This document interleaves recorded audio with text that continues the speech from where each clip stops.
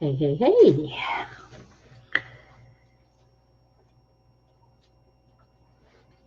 Time to do some chatting and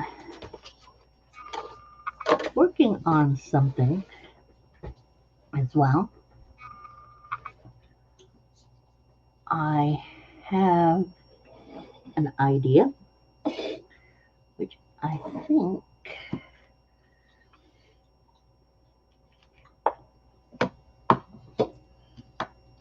will make someone happy.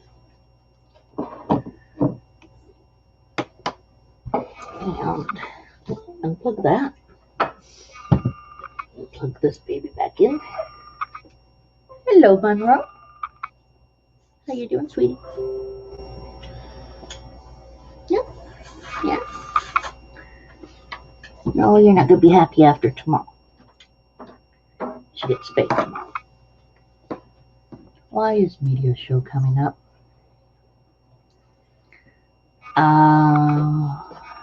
Yes.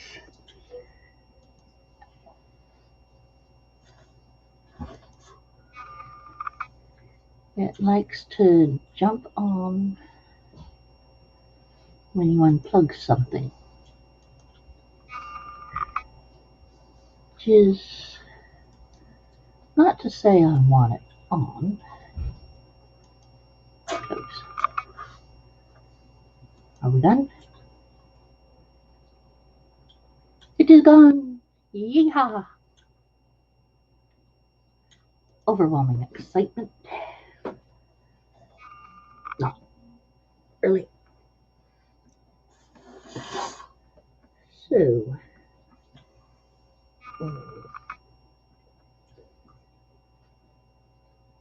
I'm not doing very well at finding the spot today.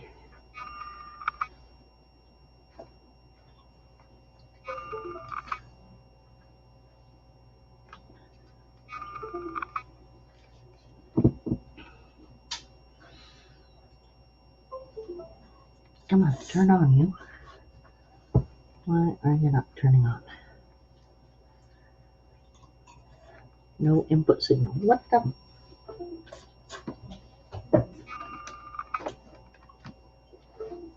Okay, what the heck is your problem? In there.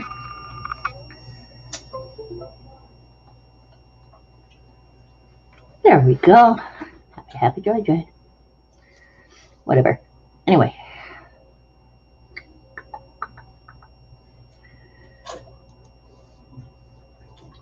I am going to be doing a project here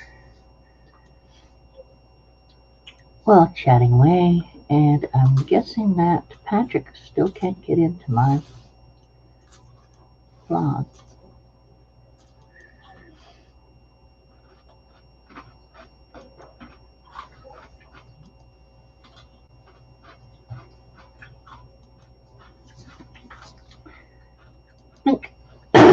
There we go. What you doing, Nora? I'm going over there. Okay. And something for my clip studio. Maybe I didn't click it nice enough. Maybe. Oh, Hostway and are they on already? Doggone it, guys.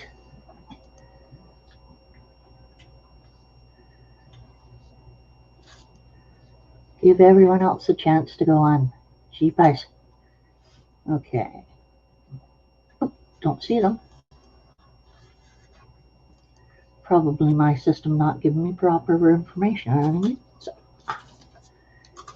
Or not my system per se, but the information that comes in to say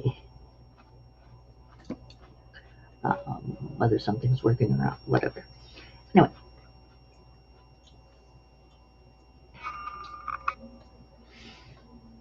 To go. Good. And I am going to give a share.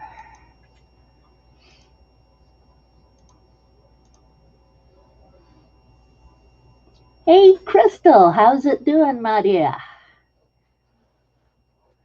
Are we happy?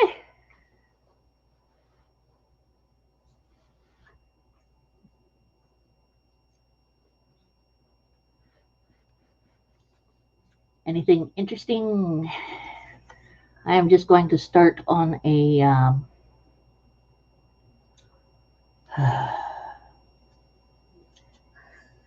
I would forget what it is.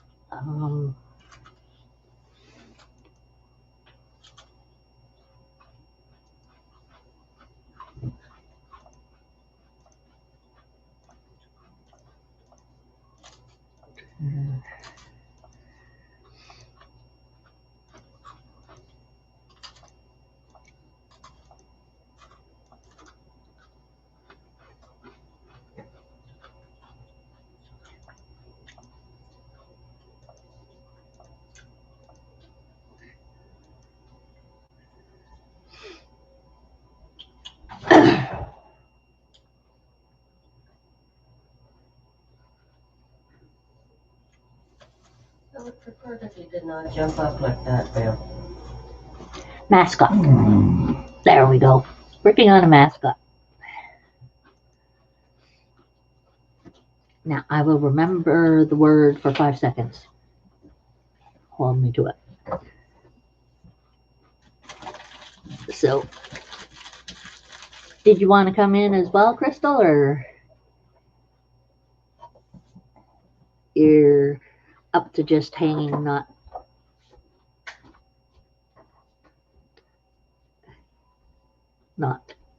coming in, which is fine.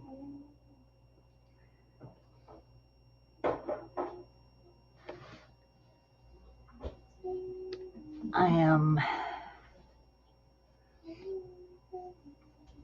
going to create the head first.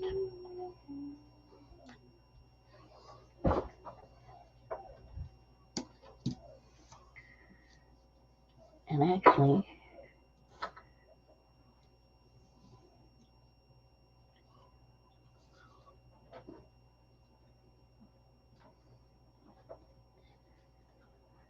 put up, stay. There, good.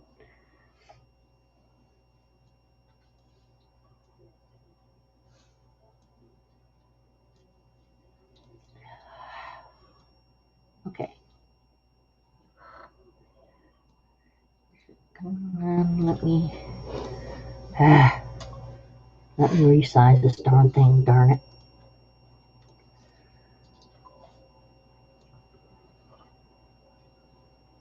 There we go.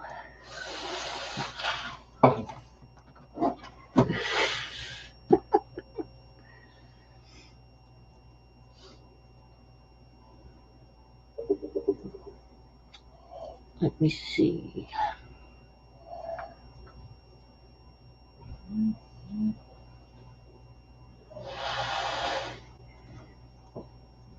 And beardies. There we go. That's what I'm looking for.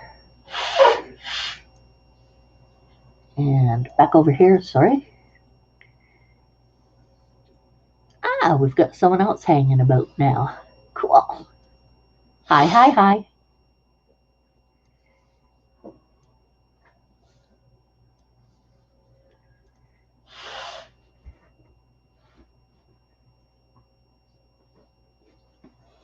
That is good.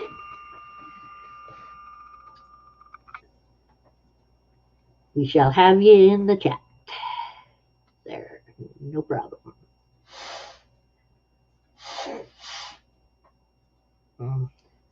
Starting already, I have it in a bad spot and have to move it. Always the way things go. There. That works.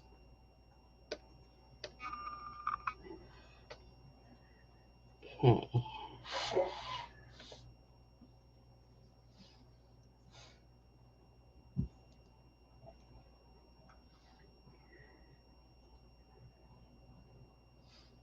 Oh, really? Okay.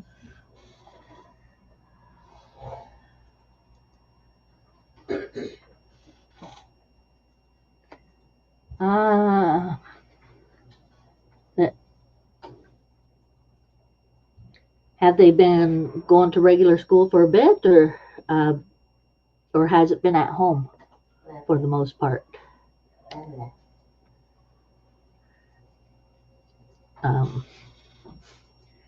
Everyone's school seems to be different from each other on what they do about that. Like part of the week at school, part of the week not at school or something. I'm not sure what they do. They confuse the crap out of everyone.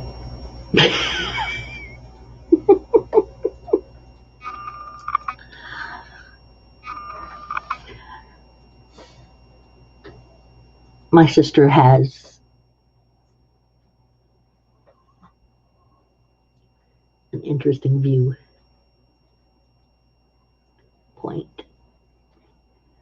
But for the most part, I have to agree that the schools seem to try to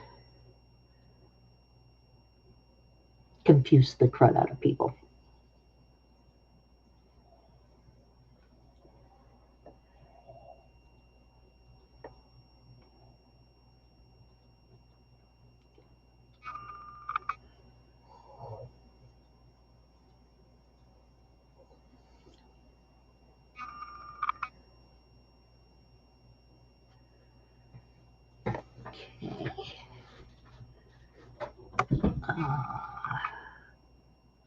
That's to the front. That's to the back.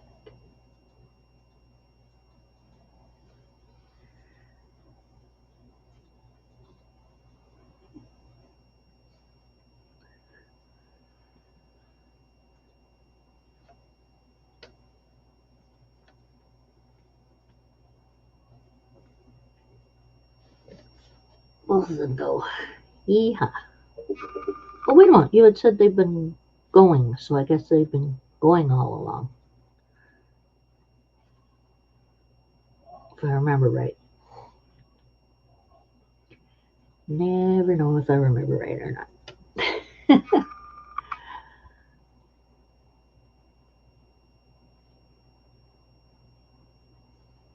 Here I'm just, like I said, trying to create a mascot.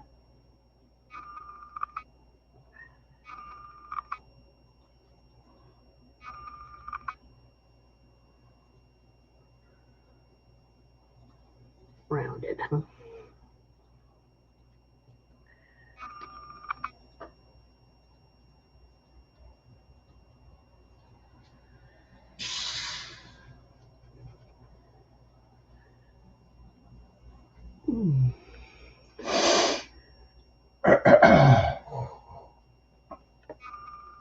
So,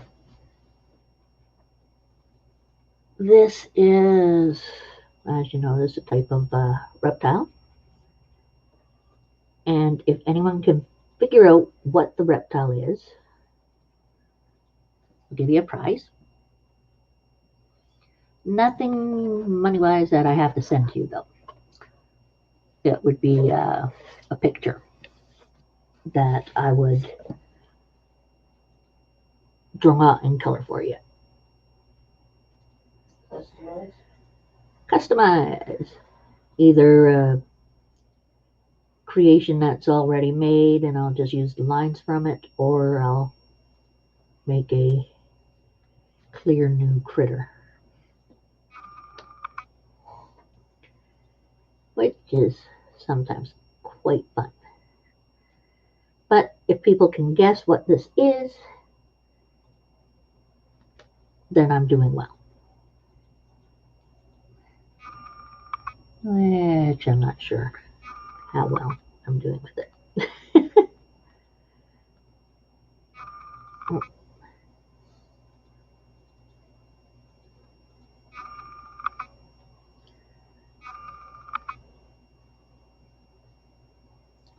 around.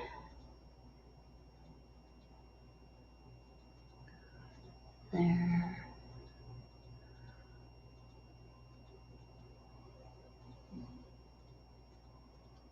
Round and around. Okay.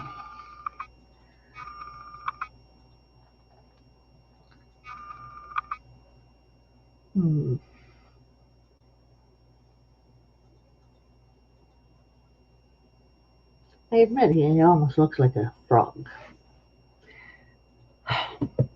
And here I'm giving out the accidental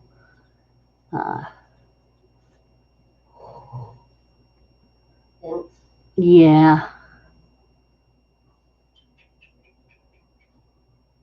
Yeah, I know. Tisk tisk, Sherry.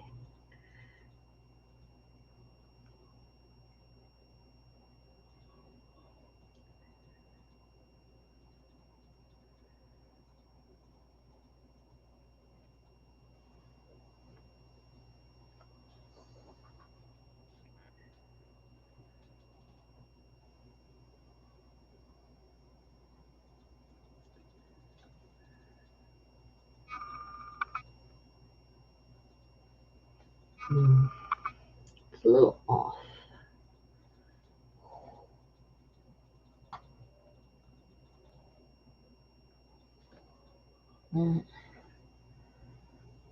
Would it be?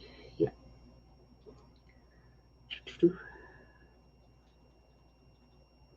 Comes up over that actually.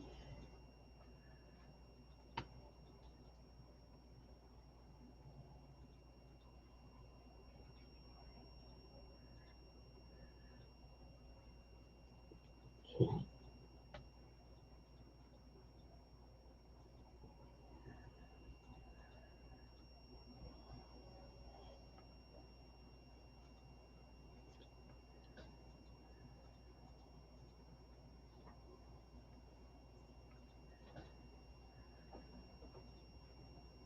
Okay. I don't have.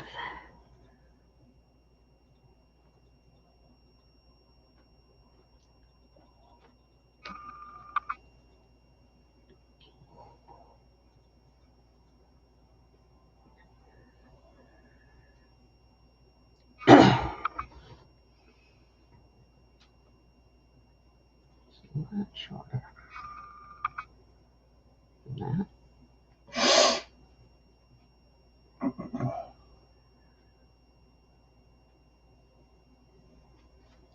Okay.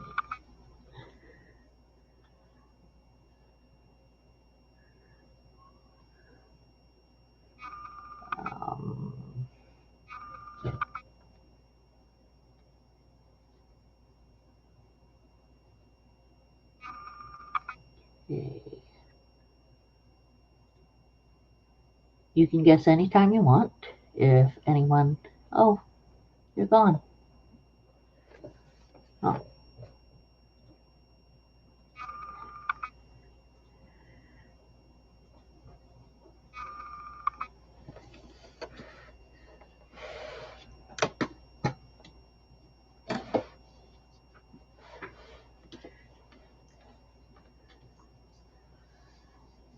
Okay, I'm going to edit this.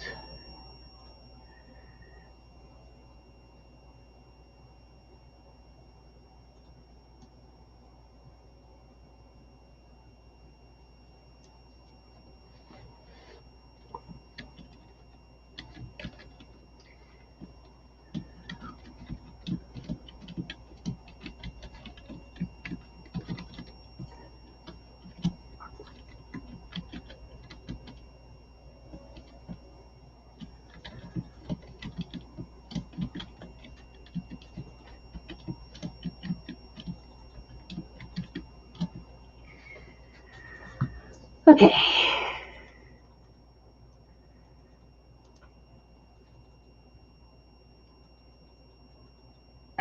Why does an error always occur on this thing?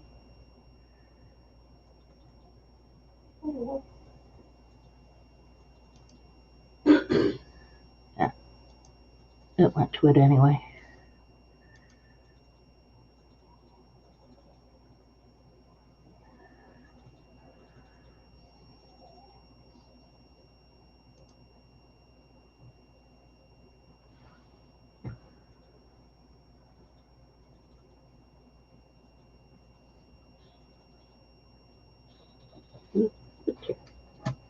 With the contest.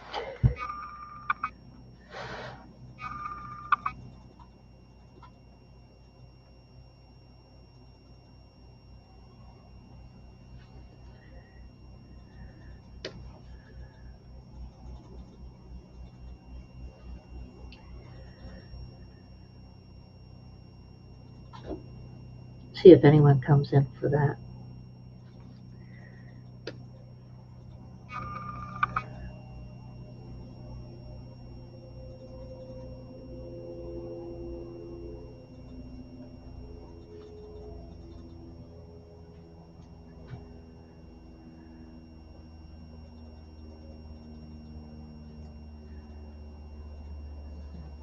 There.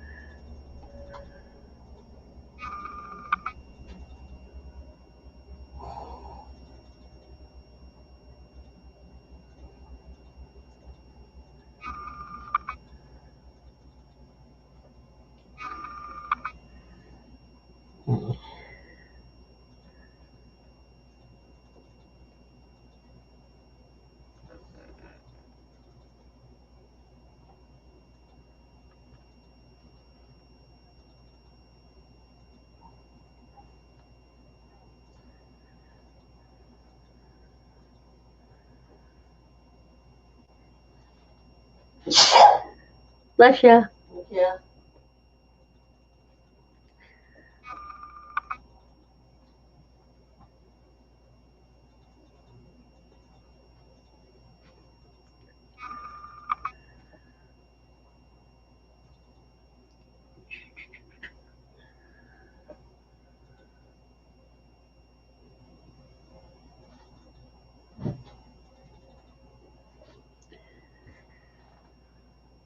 Okay.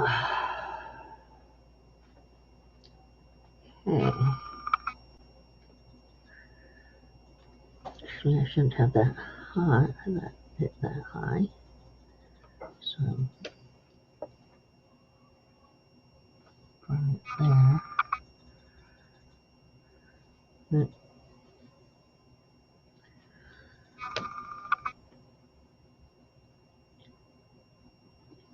A little bit of a change there.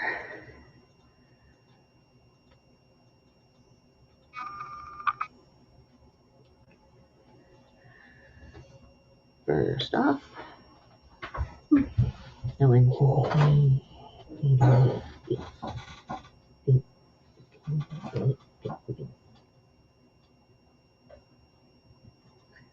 okay, good.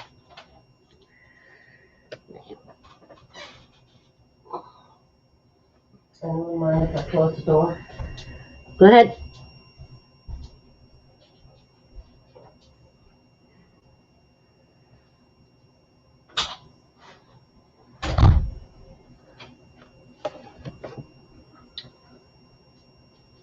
One kitten, that's two kittens. That's my Bell. Okay. John is it? And you got everything from my phone? Yep. All unplugged and everything else. Yay. Thank you. You're welcome. Thank you. You're welcome. Okay.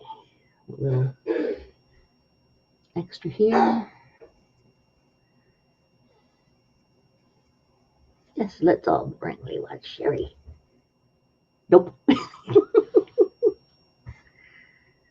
Actually, that's a little further back than it should be.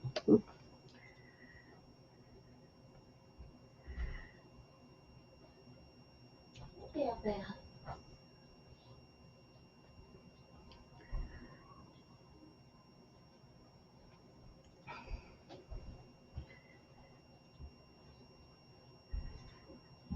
Do. Can you come with mommy to the bathroom? Hey? Can you come with mommy to the bathroom?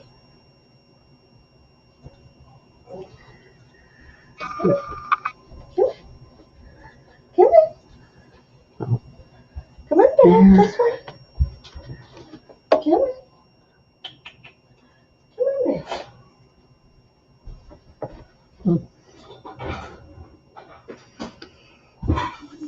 Hey.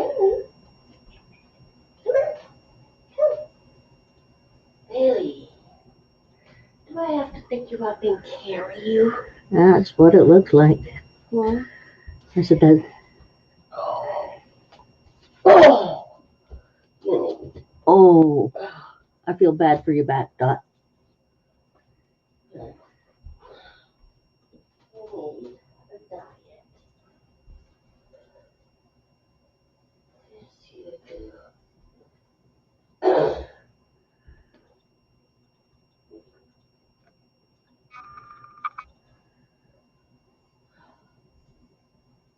Okay, over there. It's there.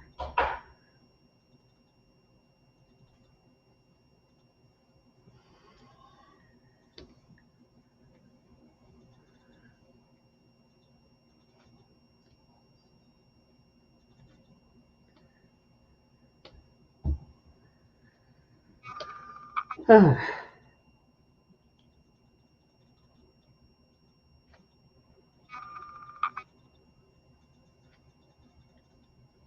So, I guess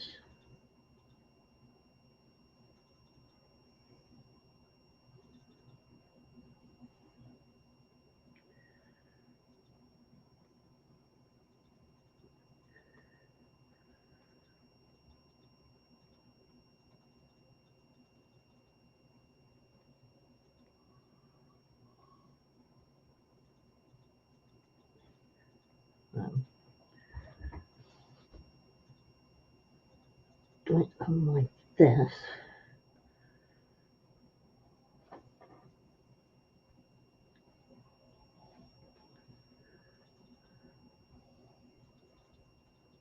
Work on the head again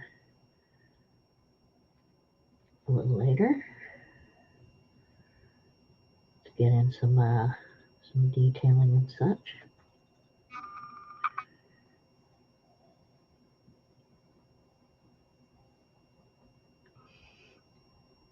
So if anyone is looking at it now,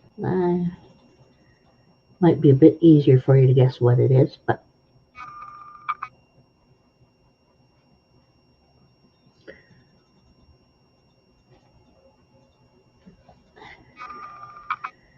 maybe not.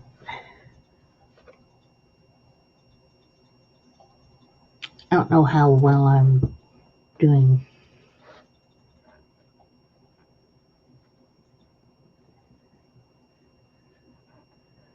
with them.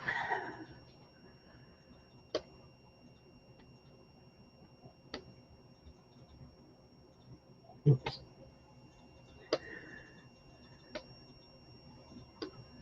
Make this bigger.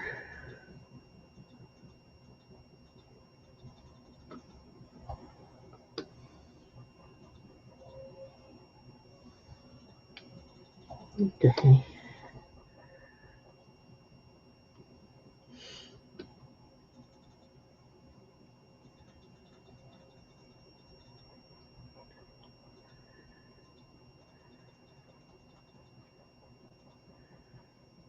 Okay.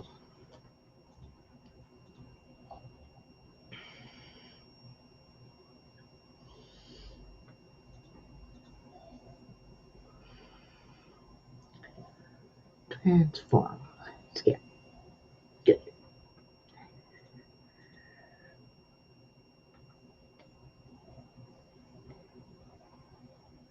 Bring over here a bit.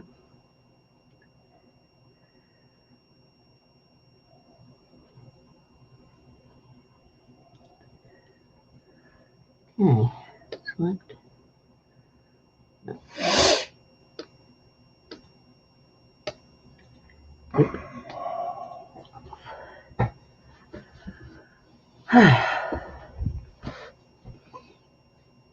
Back to my pen.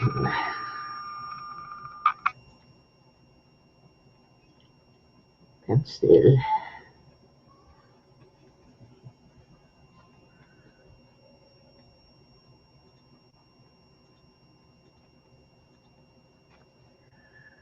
Okay.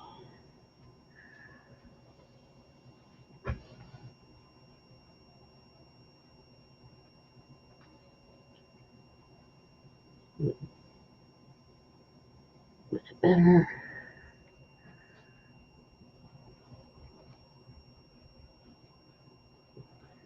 Well, whoever was in here didn't say hi. That's fine.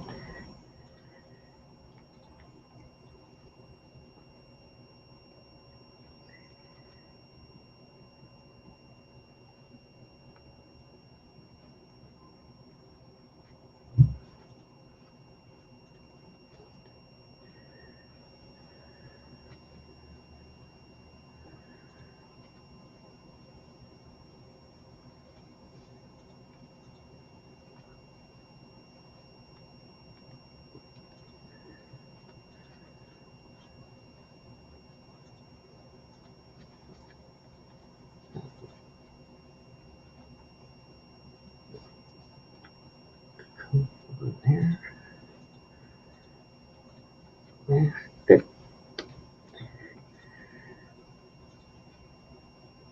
Yes, I do my stuff a little different than most other people. That's because I'm different.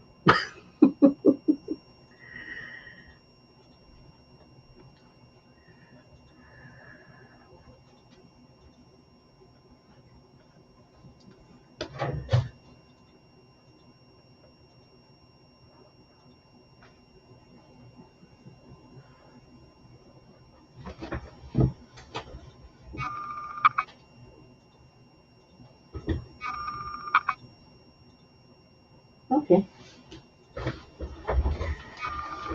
Did something. It was weird.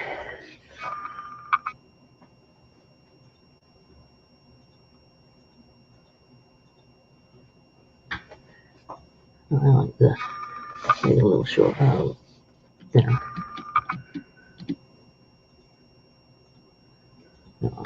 Yeah.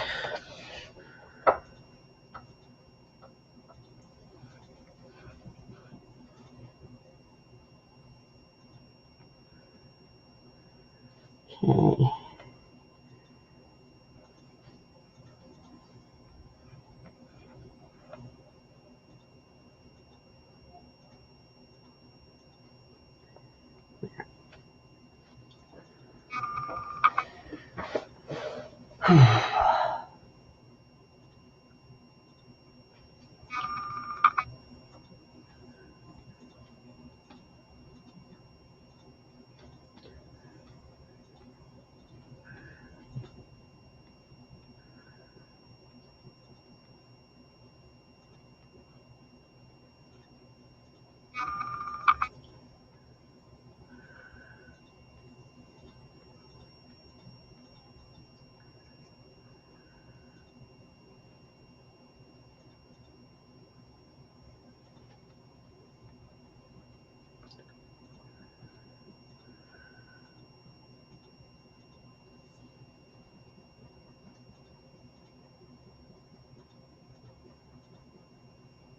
Mm.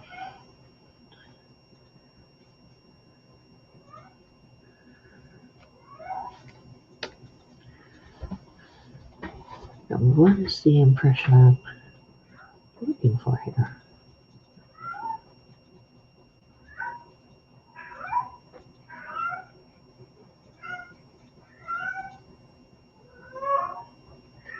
I mean, what's the idea of what this character will be like? That's a good question.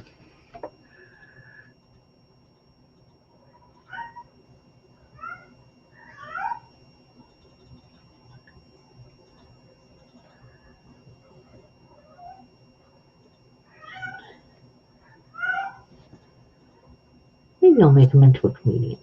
Yeah. Not my job to create the personality of the character.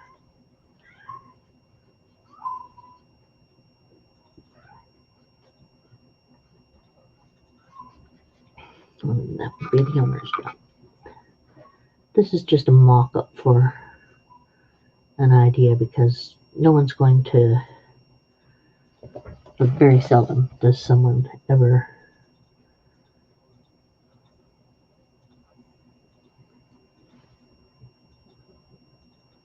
request the very first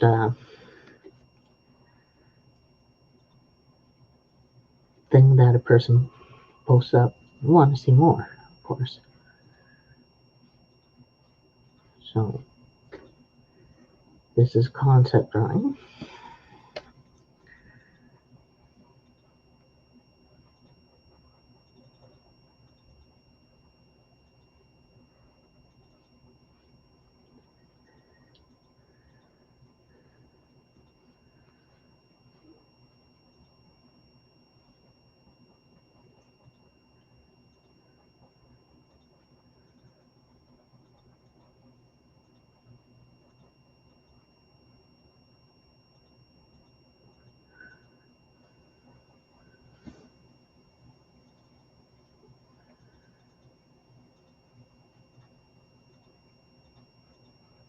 Which will have to be worked on and changed about and whatever.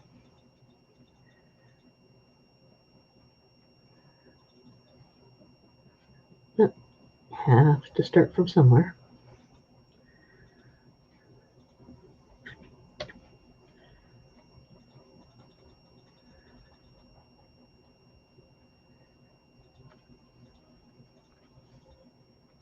And like jokes or commentaries or anything, it usually starts with just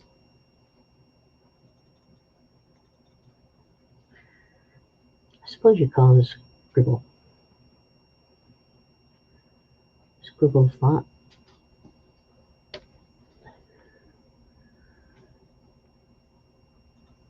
Yeah.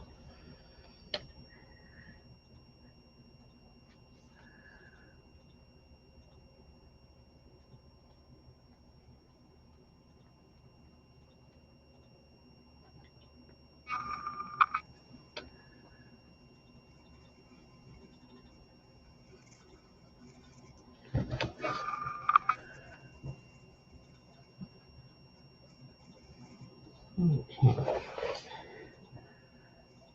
Now, the head's a little small for the body.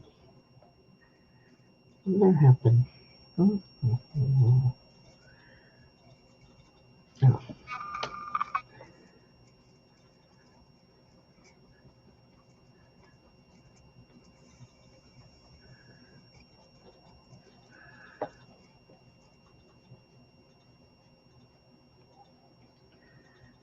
I think so. It would be better to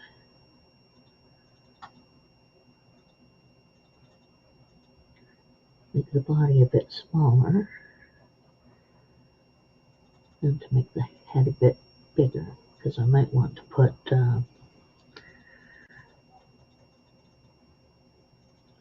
more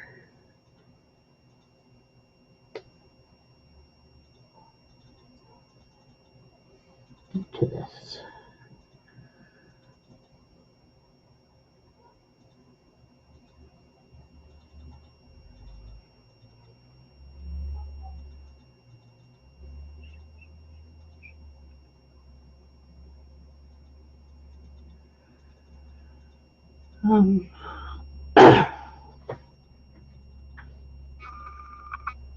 Yeah.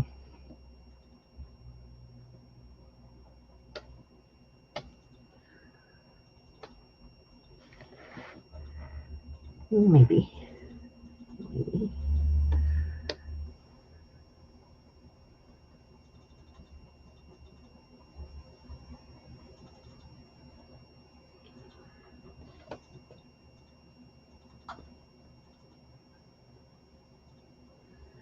Maybe.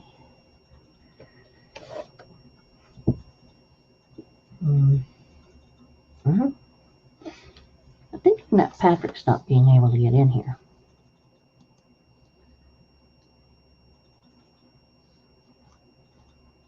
Yeah.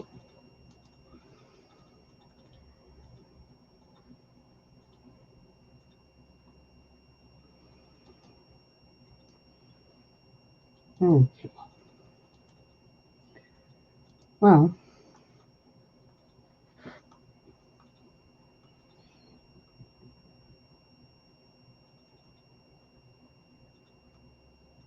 It's a cool type of character. Funky monkey, basically. Not a monkey. We're looking at reptile stuff, so that's a different thing.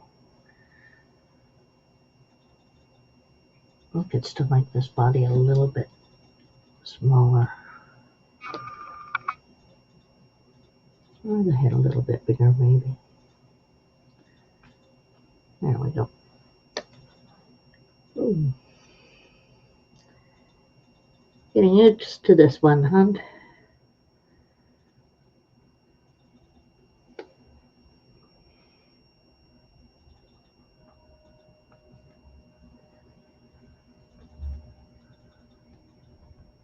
Yeah.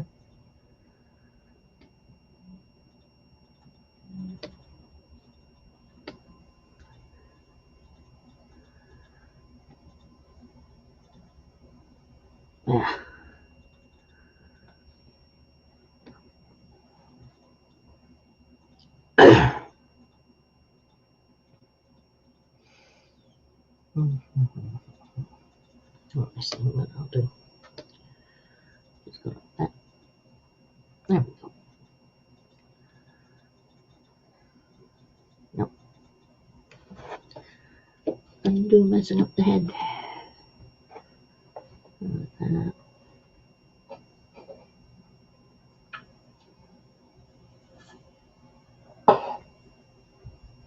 Approximately there. Good. Oop.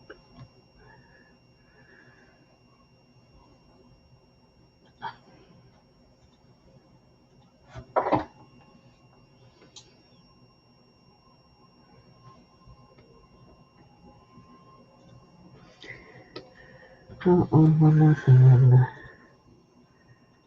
make on him right now.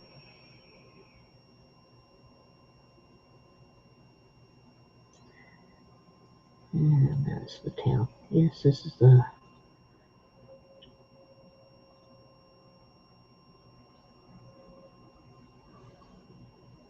double line, but I'll change that later. Right now I'm just playing with basics and messing around with the actual character style.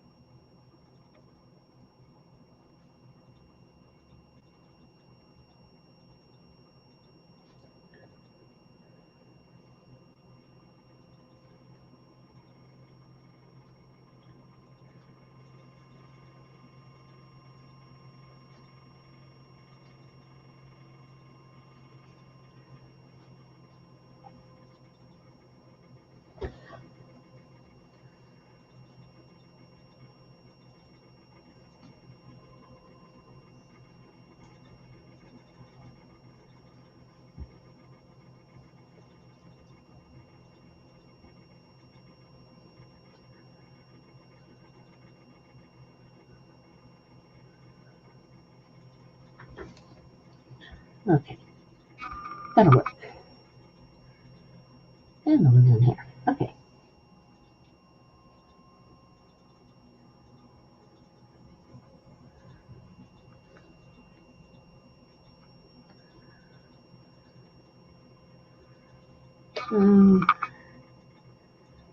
Save as.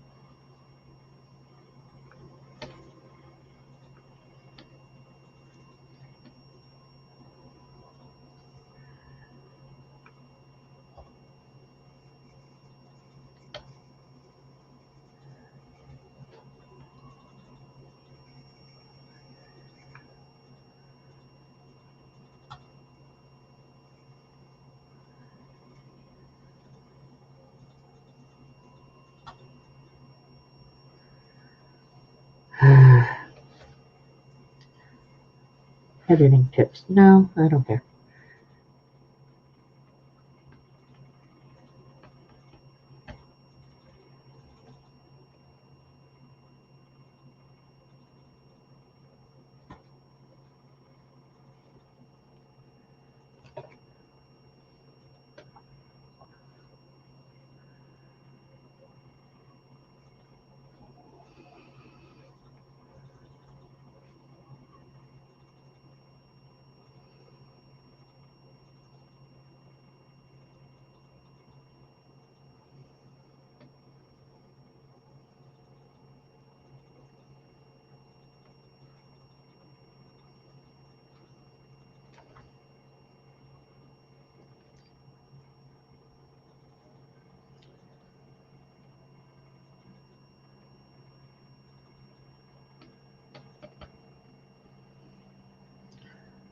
Yes, thank you.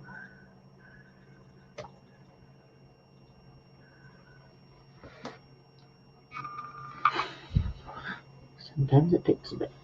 Okay. Now, let's try.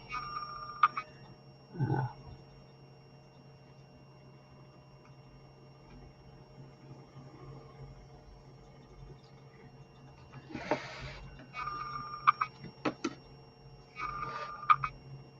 sure.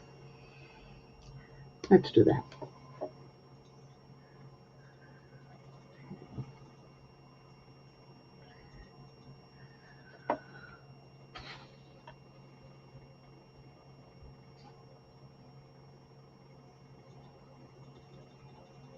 Oh.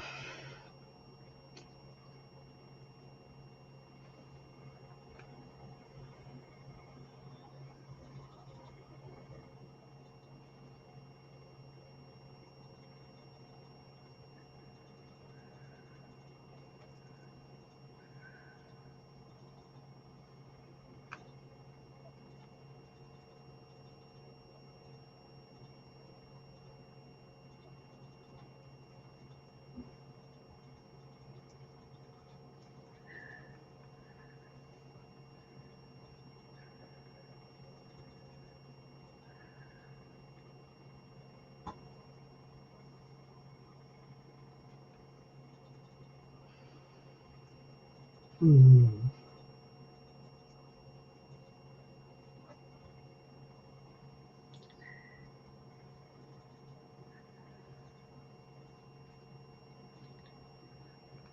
Do. Hey.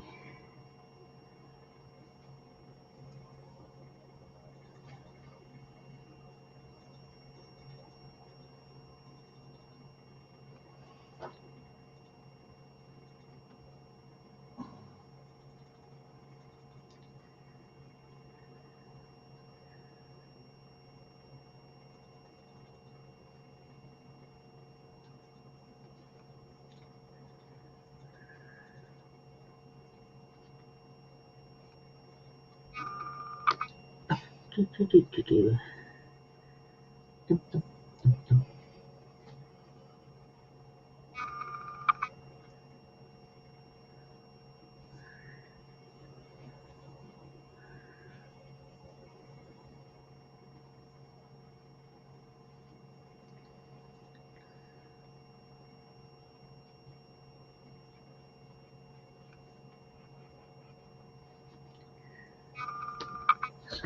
Idea.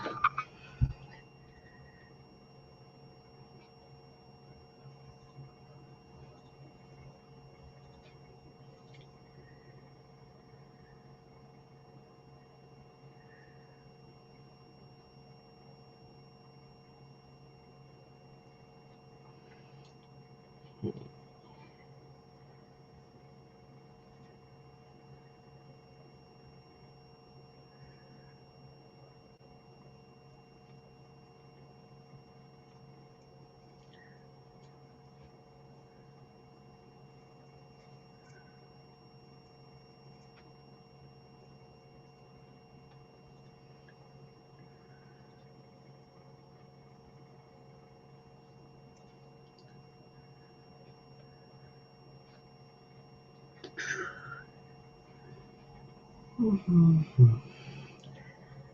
Okay, let's figure that out.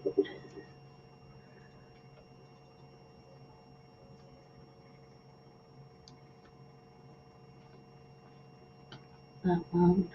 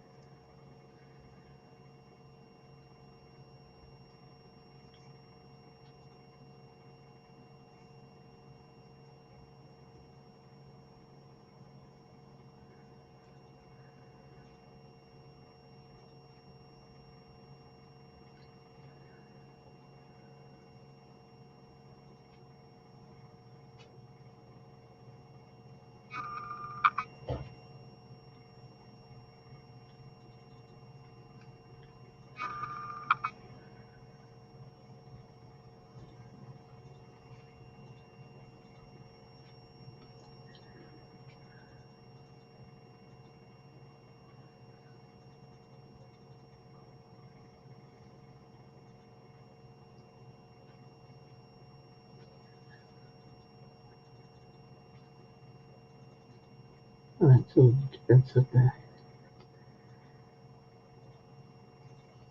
characterization here.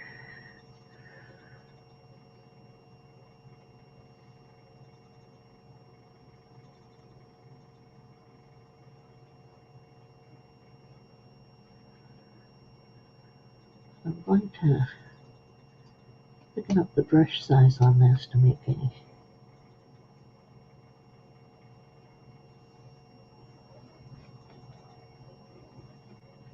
different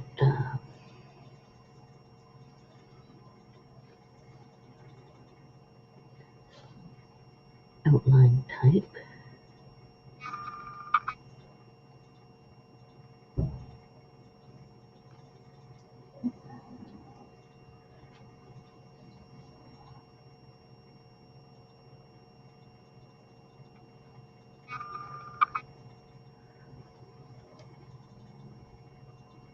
The brush stroke can make a difference too.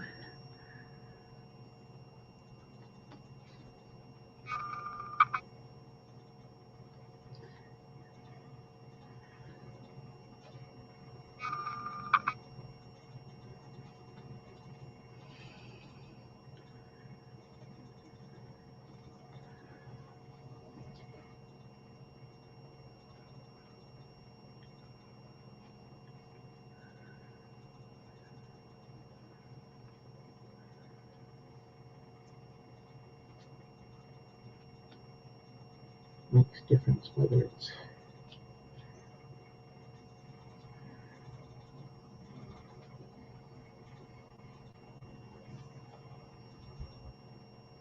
legs or tail or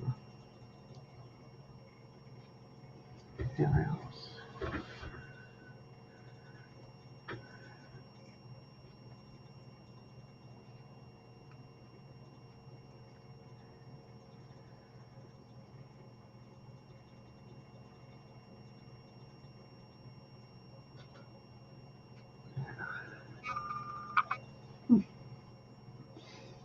been almost an hour.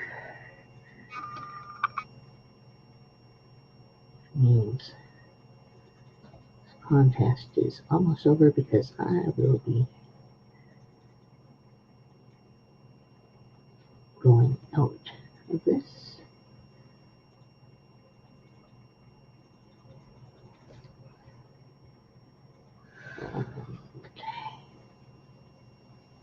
Hanging out, doing my work.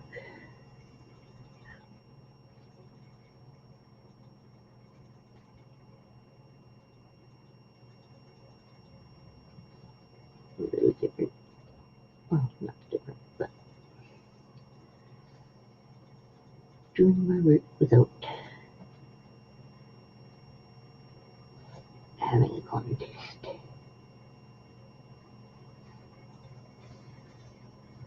Simple as it be. There's still no one.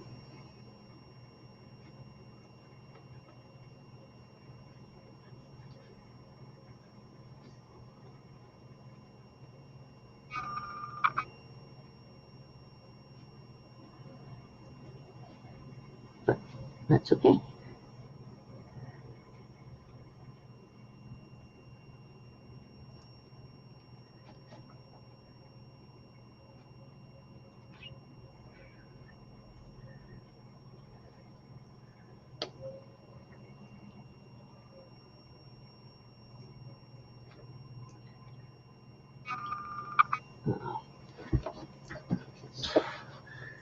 Messed that up. First, I'll take it away that I have that.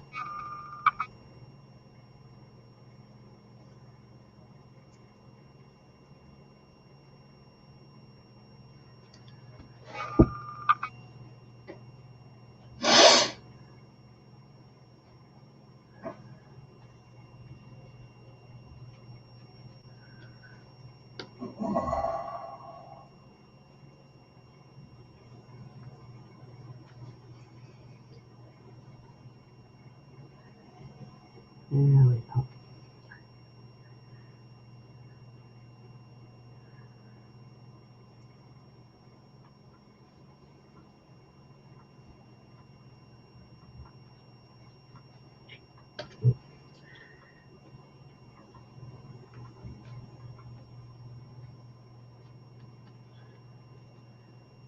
Work it out.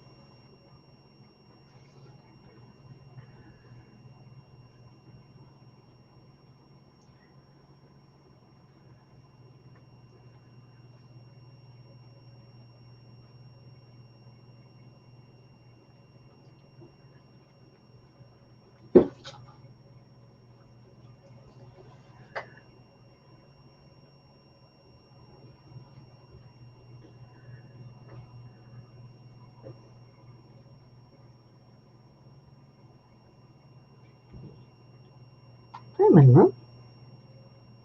Oh, Comoras. Hello.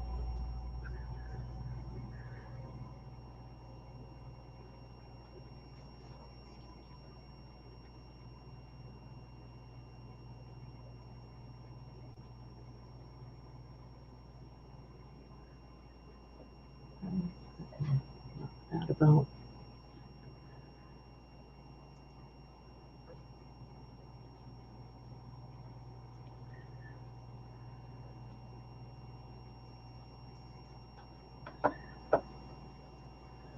Let's see. Color. Nope, don't do that. But there we go.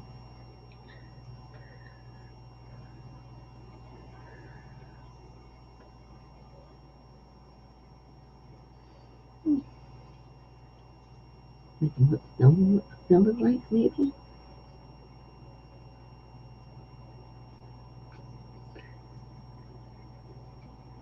Just for the heck of it.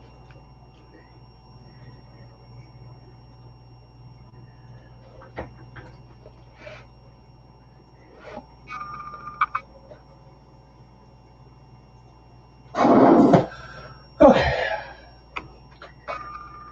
Time to get Gordon. What's this? Oh no, go and see her. Darn. I thought that one might slip past you. I was going to make a joke about it. You can't make a joke about it in the first place for me.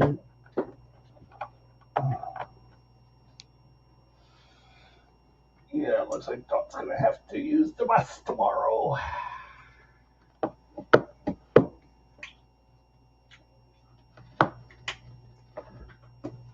Puma, what are you doing? There's nothing under there. Quick.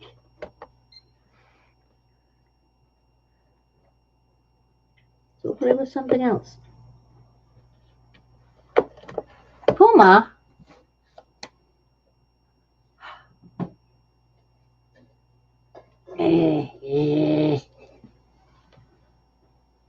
Where's our food? Yeah, that's exactly what they're bothered about. But, Mom, there's supposed to be food here. Give me the food.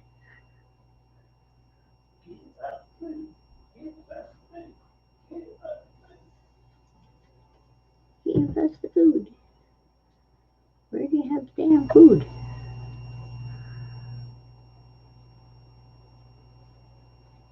Well, it's certainly not in this. No one else has either. Well, no one else has commented. So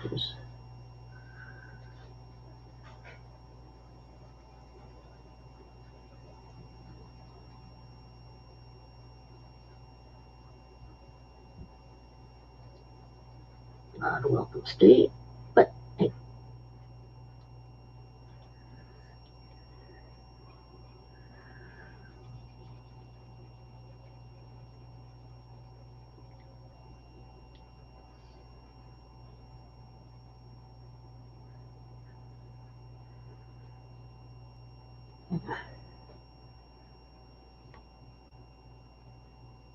Everyone I know is likely in the ball python horseway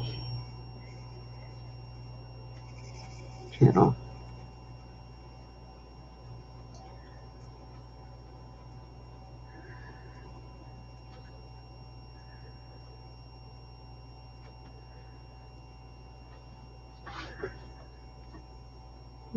So that's okay.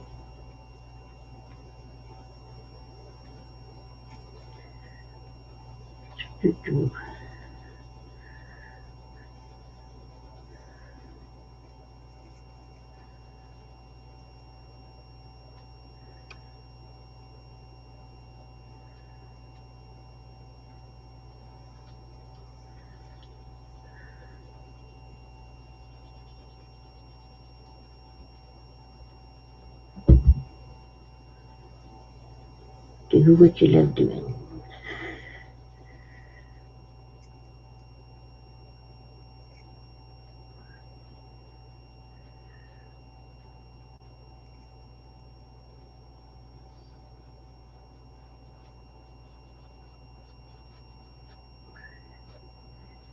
I love doing this kind of stuff. So,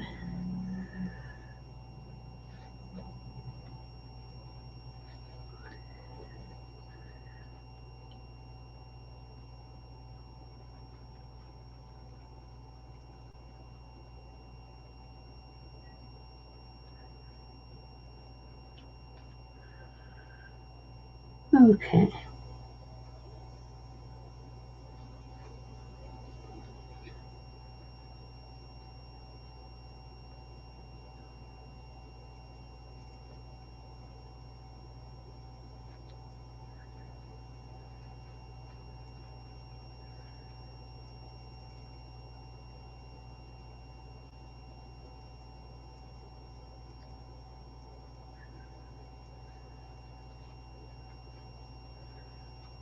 Blue.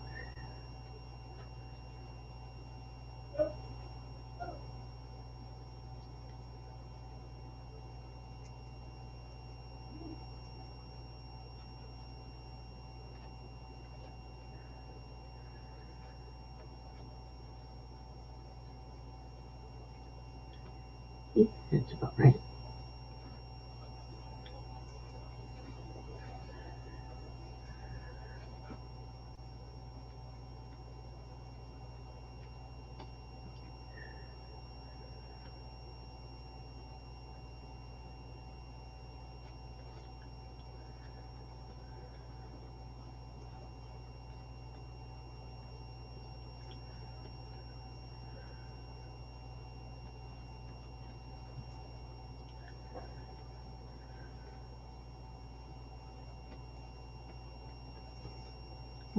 Let's put that in a much lighter category here.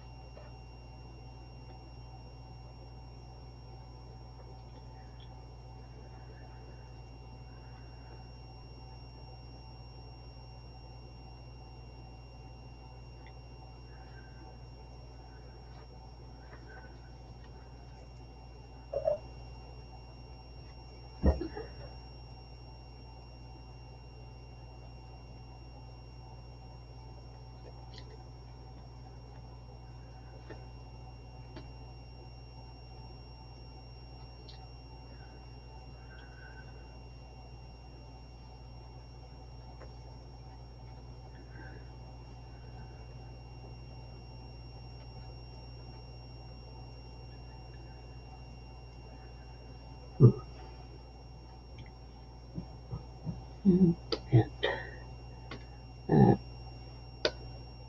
back so I can put that into there.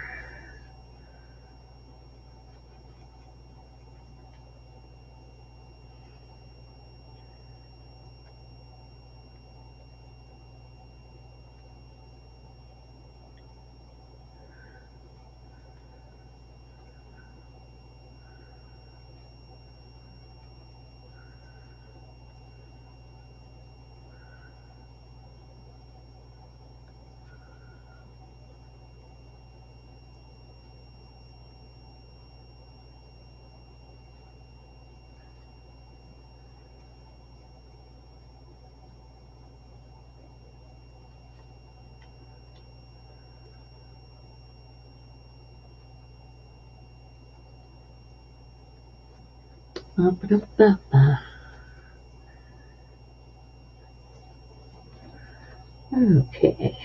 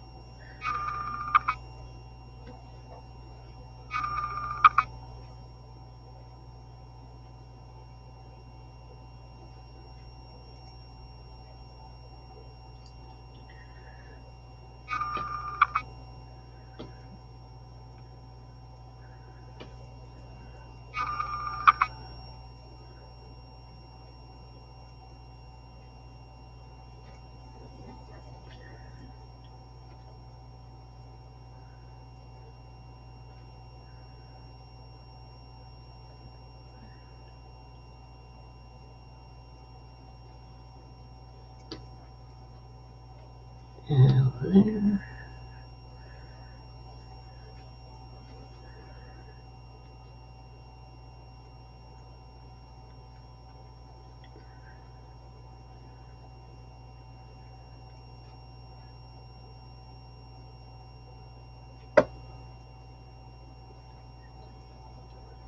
There we have the quick character sketch.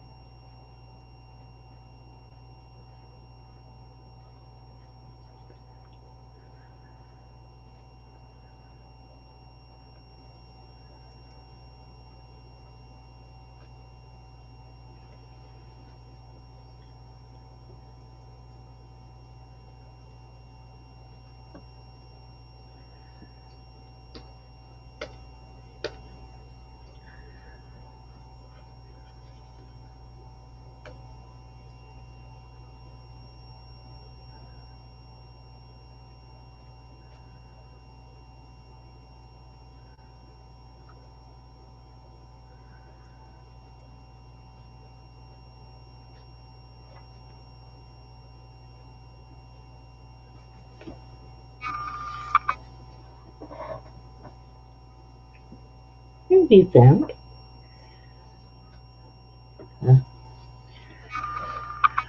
Just my two. Okay.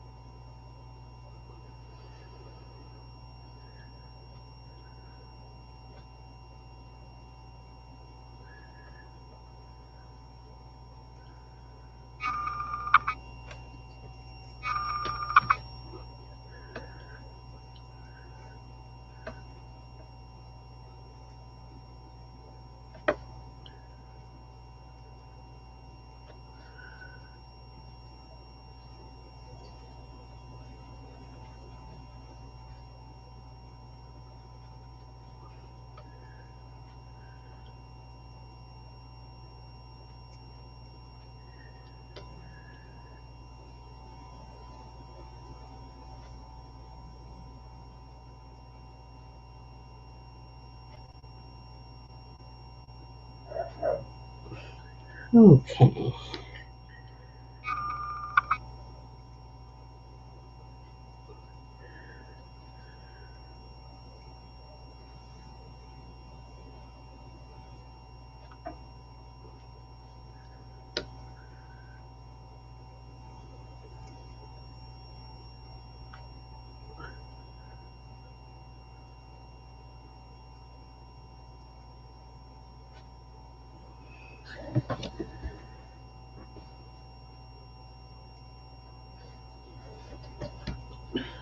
Oh, someone's here. Hello.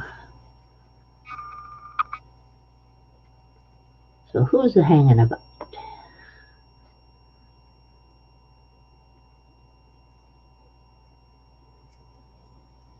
And if you're interested in the contest, then you can ask. No problem.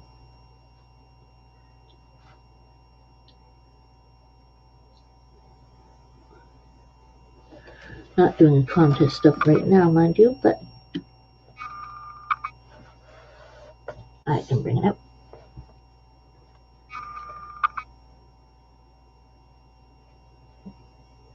So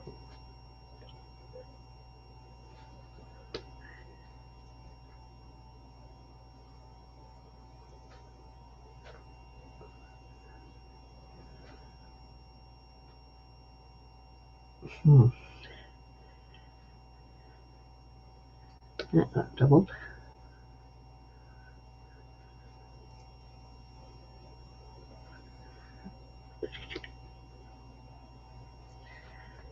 Anyway, this is just a quick mascot concept or concept for whoever.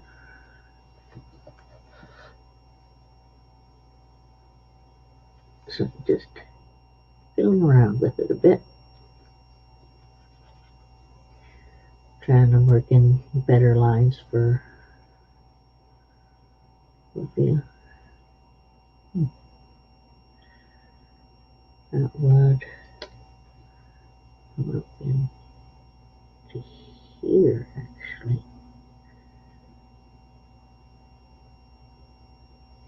Way more back there. Over.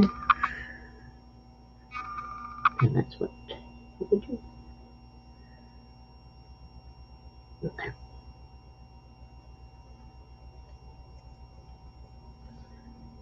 Come in here and up.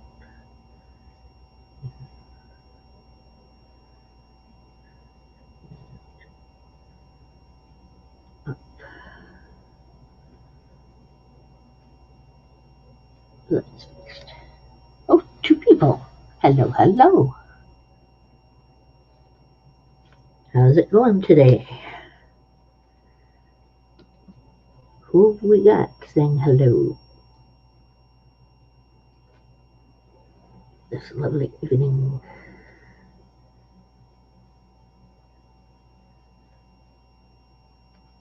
Well, I made it so I didn't have to worry about that, didn't I?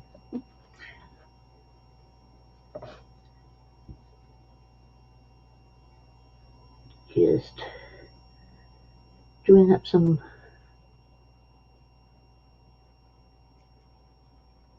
creature characters and such, and going to work on specific types right now. I'm just fiddling about. There.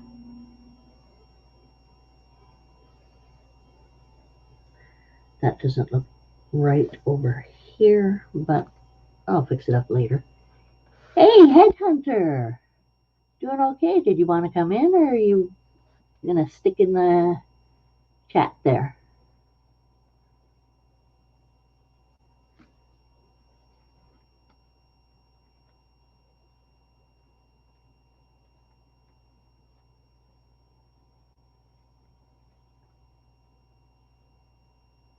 All your schooling done and everything? I'm okay. Just fiddling around. Shall do.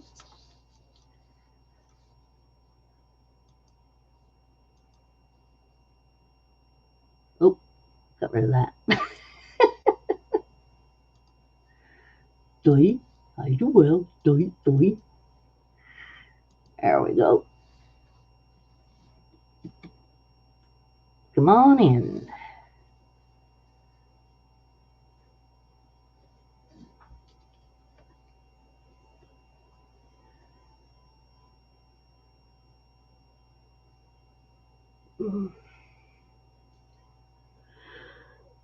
Yeah.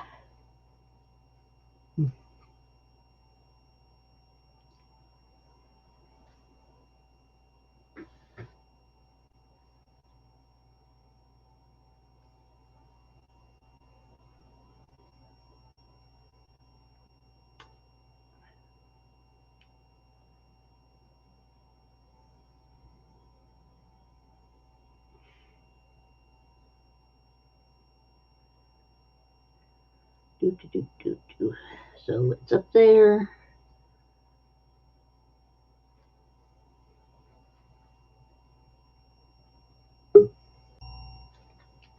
There we are. Hello, hello. What's going on? What? Oh man. Well, it's over.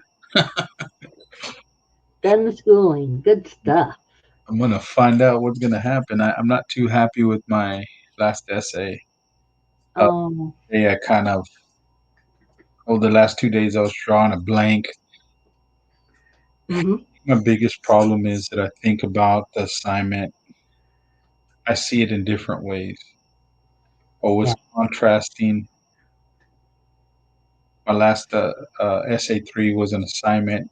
Compare and contrast two stories that you read. One was a novel that we chose Mm-hmm. from our last week, and then one that we read for at the beginning of uh, our class.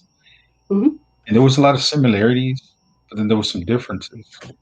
Right. But you could look at it and you could interpret it that assignment in different ways.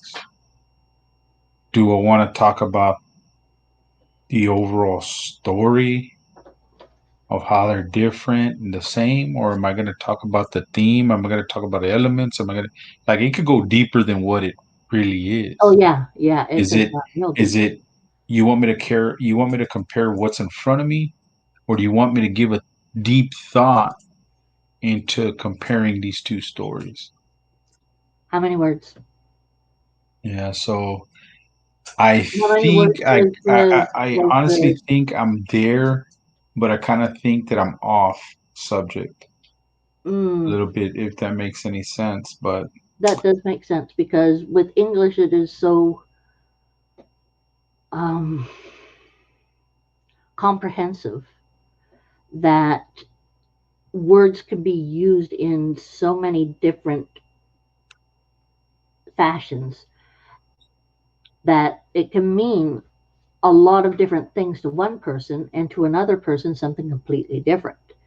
and see, and Um, I think that's what my problem is because how I studied law.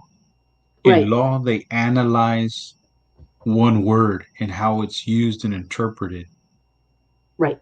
They really dissect one word and how it's used in a sentence, how it, man, it's crazy. And I'm thinking that that's what's messing with my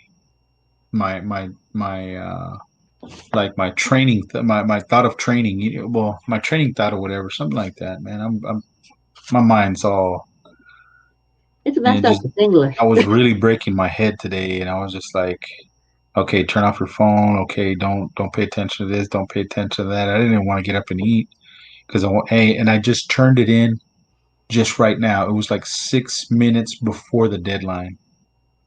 And I know I Ooh, didn't work my on my works cited. I didn't do it completely right because I didn't add the websites, but I didn't have that much time. By the time I went, I cut and pasted the websites, put it on there, went back to the what do you call it, logged in, and uploaded my file and stuff. Because it takes a while before when you hit buttons, it takes a yep. while for your computer for that window to open. And I was just like, man, don't take no chances because it's you rather get a 60 or 50 or Then a 70 or a zero. low score than nothing than a zero.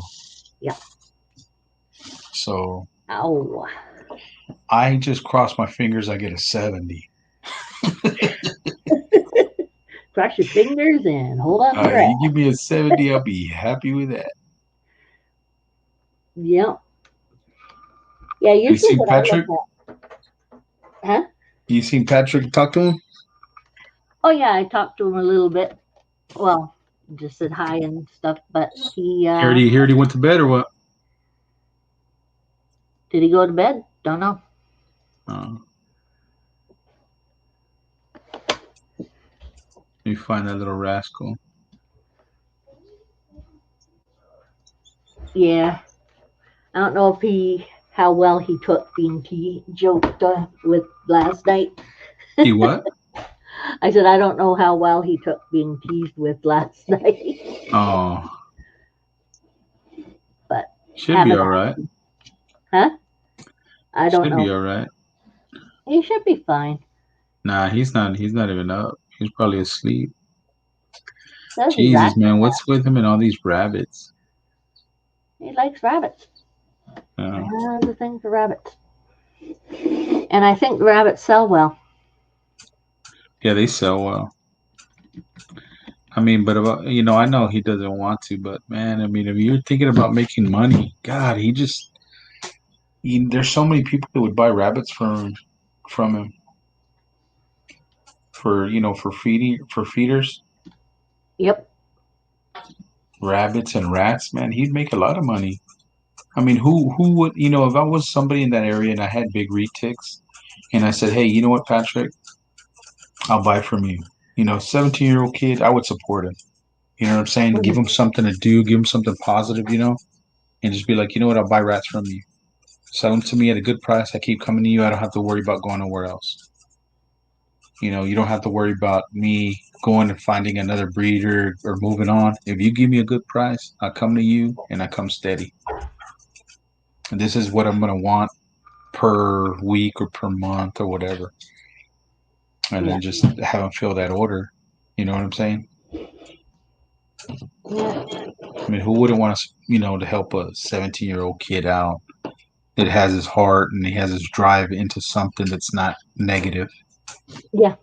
Oh, I'm a sucker for wintertime. If a kid comes to the door and it's like, "Can I do your walk and everything?" It's like, "Oh, I'm a sucker for this. I am a sucker for this." Yeah. Here, kid, what are you charging for this? Yeah. And yeah, I did. There was this one kid on this other street we're living, not far from here, where we're living now, and he came along and he'd keep on asking. In the summer he was asking, in the winter he was, in summer he was asking for cleaning up the yard, and in winter he'd be asking for shoveling snow. And I said, You're really busting your butt all the time. What keeps you going?" And he said, "Well, I want it was some kind of not a computer, but a console, and Hmm. I've been working for it myself because I want to be responsible for my own stuff." It's Yeah. like, whoa, kid, clean the yard. Yeah. Hey, just the reason I wanted to talk about the what do you call it, the talk show, I did it on what do you call it, is because you know nobody really goes to Steve's his live because he hasn't got it up and running. Um, but it's just I don't want anybody to try to steal that idea or whatever. So just kind of keep it between Understood. us. Understood. Keep it. Yeah, but I think man, I was matter of fact, I was just talking to this one guy. His name's Jace from Gen Z Reptiles, Hmm. and he knows quite a bit. He knows quite a bit about ASFs, but Okay. I was kind of telling him. I said, "Look, man," I said, "I know in your video, you said some, and I've learned some stuff from him too, you know." And I told him, I said, like, there's a way to integrate your what do you call it? I said, I've been, teaching people how to do it, and a lot of people have been having great success at it. You Yep. know, I'm one of those guys that I, when somebody tells you, "Oh man, this is the way it is. This is the way it is," and you know that there's another way. Like they say, there's more one way to skin a cat. Yep. You know, I guess the way I got trained, or I kind of got into that mood, or I got that way to test something, was because around here when I started fishing with my grandfather showed me how to fish. He showed me quite a bit. He took me to a certain point, and I did the rest myself. Right. And so many people say, "Oh man, you can't do this with that fish, or you can't do, or this fish is this. This is." Man, I went and I proved all of them wrong and had everybody's mind changed. Now Hmm. people think different. You know what I'm saying? Yep. But I come with facts. I come with what I know to be true that I've seen with my own eyes. And I know that there's a lot out there and right now it feels like there's like a rush. There's like a surge in people testing out, out those little things that are people are setting like, oh, you can't do this with a ball python, or you can't do this with a ball python, or you can't do this, and people are actually stepping up to the plate and saying, you know what, man, hey, I'm gonna show you what happened. This is proof. It happened in my facility. He has a lot of ball pythons, Yep. and I just think that by working with each other, we could further this hobby instead of keeping our minds closed, and saying, "Oh, that no, no, no. You know what? You're not supposed to do this, or you're not supposed to do this," because that's what everybody does. Yeah. And there are people who get really fed up of you can't, you can't, you can't, especially when when there's a Uh, mob mentality behind it. One person starts, then another person gets on it, and another person, and you've got yourself a pack of people telling you you can't. oh yeah, believing all the same thing, but nobody ever tested it out. Yeah, but one person says something different, and they're hopped on like a kangaroo, angry at a dog. Yeah, and that's what happened to me with the ASFs, man. But you know what? I know because I see it with my own eyes. I've worked with them. I studied my ASFs, Yeah. and I started noticing ASFs are real big on smell, very big on Hmm. smell. I noticed that that's how they communicate and interact and choose, and that makes it their nose is what makes the decisions for them. Yep. That's what I see. And so just by looking at my interaction, I just started studying them and feeling them, and I was just like, I felt like they were kind of talking to me. You know what I'm saying? Hmm. Letting me know, like, hey, you know what? Like, when I first had them, when they were little, I would put my hands, I would put my hand inside the tank, and I would let them smell me, let them get used to me, just having my hand in there. And then, another time I do the same thing until it started to become repetitious, right? So then they knew, oh, you know what? He's sticking his hand in there. He's not going to hurt us. Hmm. And then I would try to go and pet him. I'll pet him just a little bit, just to know that, hey, I'm just petting you. That's it. I just wanted to touch you. That's it. That's what I would do until it became Hmm. repetitious and they got used to it. But I only made that extra step with them when they allowed me to do it. When Yeah. they said, okay, I'm all right with it.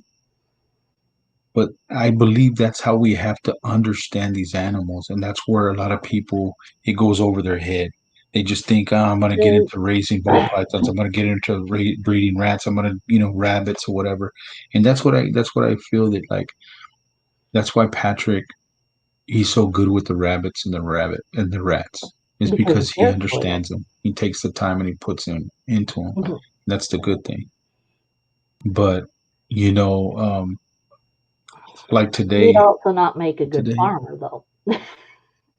I think it was yesterday. I saw a video on this guy named Robert Barlow or Barklow. He's from the UK, but he lives in like Manila or something. I can't remember where he lives. He lives in one of those little Asian countries. Okay. And this guy had like, I think, like a couple of myths, like three or four myths about ball pythons, about their, okay, how they candle them and they always look for the Yep. embryo, the little air bubble to be on top. Yep. And he goes, look, he goes, it's a myth. They don't have to be on top. The mother doesn't know exactly how she's laying them, that she's going to lay them all with the embryo. She lays them the way they are, and they're going to hatch the way they are out in the wild. People were starting to put, oh, you can't be feeding them this, or you can't be feeding them that, or you can't do this, you can't do that because they're in captivity. In the wild, like Scott Wilkerson, he bred successfully his one of his female ball pythons at 700 and something grams. People said you couldn't do it.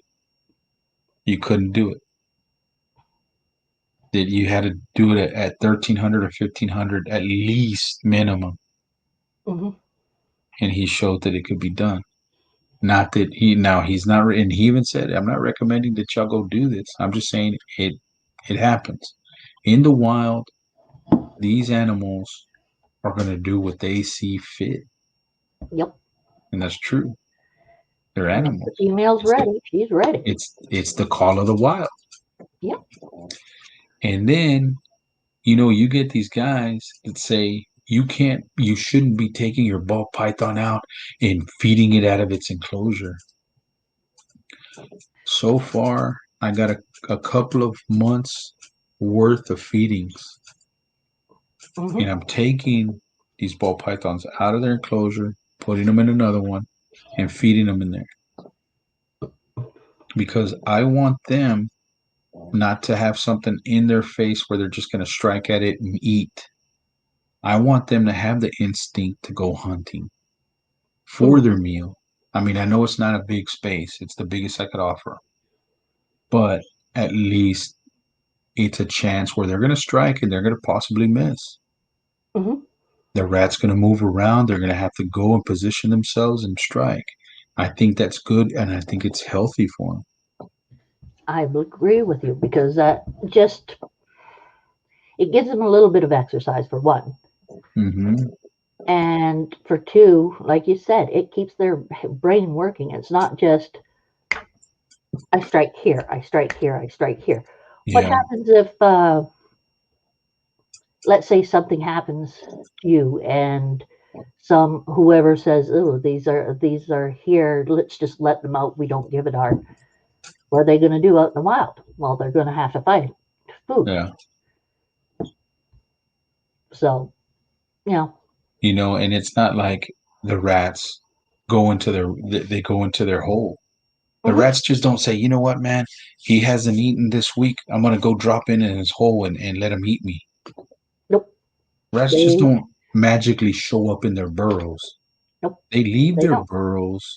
They go use the bathroom out in the wild. They don't use the bathroom in their burrows. Nope. What I've noticed with my ball pythons, when they use the bathroom in their tubs, they get to a place where they feel comfortable but away from their poop. Yep. Because I know I had talked about it last time that if a ball python gets a respiratory infection, it's most likely it's because he's been in or he's had poop in his poop or urine, too much urine inside his enclosure, and they've been left in their enclosure with that smell. It gets into the lungs. Because I'm not going to lie to you. I mean, my ball pythons, one thing I could tell you is I clean them at least twice a week. Twice a week because I want them to be clean. I don't want no respiratory infections. Another thing, too, the way I look at it is that how would you like to be sitting in poop or whatever for a while? In prison, I did it. I wasn't sitting in poop, but something happened to one of the water lines, so all the water was turned off. And I want to say like 2-3 days, and people had to go to the bathroom. Where were they going to go? In one toilet, like a Skittle can, like a porta potty. Yep. And I know what it feels like, so I don't want my snakes sitting in the same kind of filth. I want them to know that I love them, that I care for them. Even though that little clown right there, she's one of the meanest damn snakes I have. She's probably the only meanest snake I have. I still love her and I still clean up after her, no matter if she hates me. But, I observe these when I feed these ball pythons. I look at what they do, right? I don't touch them after they eat. They'll eat their rat, and then I wait till they straighten out their jaw, like they'll like hook. You know how they unhook it to let it go. Okay, well I'll let them hook it back. They'll let them adjust it, and then I start seeing them, and they're active. They're going and they're starting to wanting to come out of the tub and slither around after they eat a meal. They're showing no signs of stress. I go and I even pick them up, and inside, and they don't even like act like they're scared or anything. They let me pick them up. I show them in front of the camera that they're fine, they're active, they're moving around, shows no signs of stress. go put them back in their enclosure. And I've done it several times to 3 different ball pythons. So I could actually say that I've gotten nothing but positive responses from all 3 of them. And you documented it as well. hmm And then the thing about it is that I have my African softwares in here, and I know they smell them. I know they do. They should have a more aggressive feeding habit as when I open up the tub, but they don't. For the fact that they don't associate every time I open that tub with eating. Mm-hmm. And that's when your ball python will get more aggressive and it'll be hard to socialize. Because if that's where you're feeding them, all That's they're where you think they're expecting going to is, you put know the what? bone. Oh, he's opening it up. He's throwing me a rat. So I'm going to be ready next time. That's why you see a lot of these guys have those snake hooks, and they're opening them up with a snake hook because they know that that snake is ready to eat. But see, those snakes also too smell them warming up the more. If it's even frozen thawed, they smell They that will rat. smell They it. smell they warming it up that rat.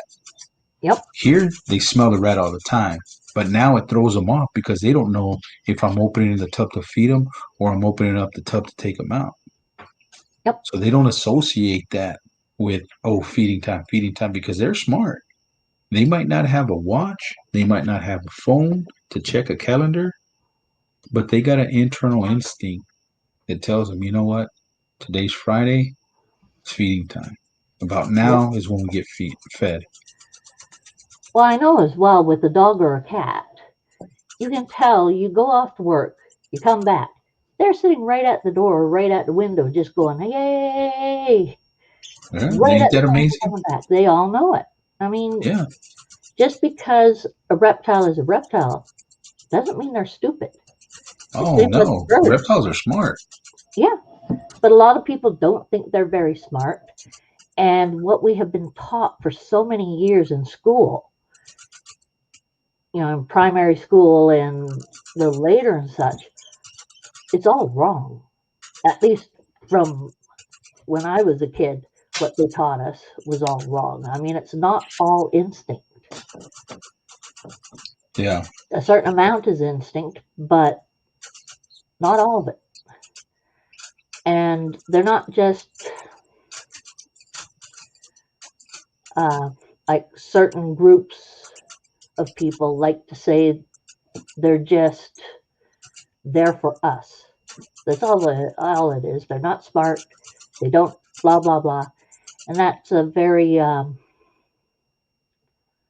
rural concept uh, because they don't want to think of the animals as having.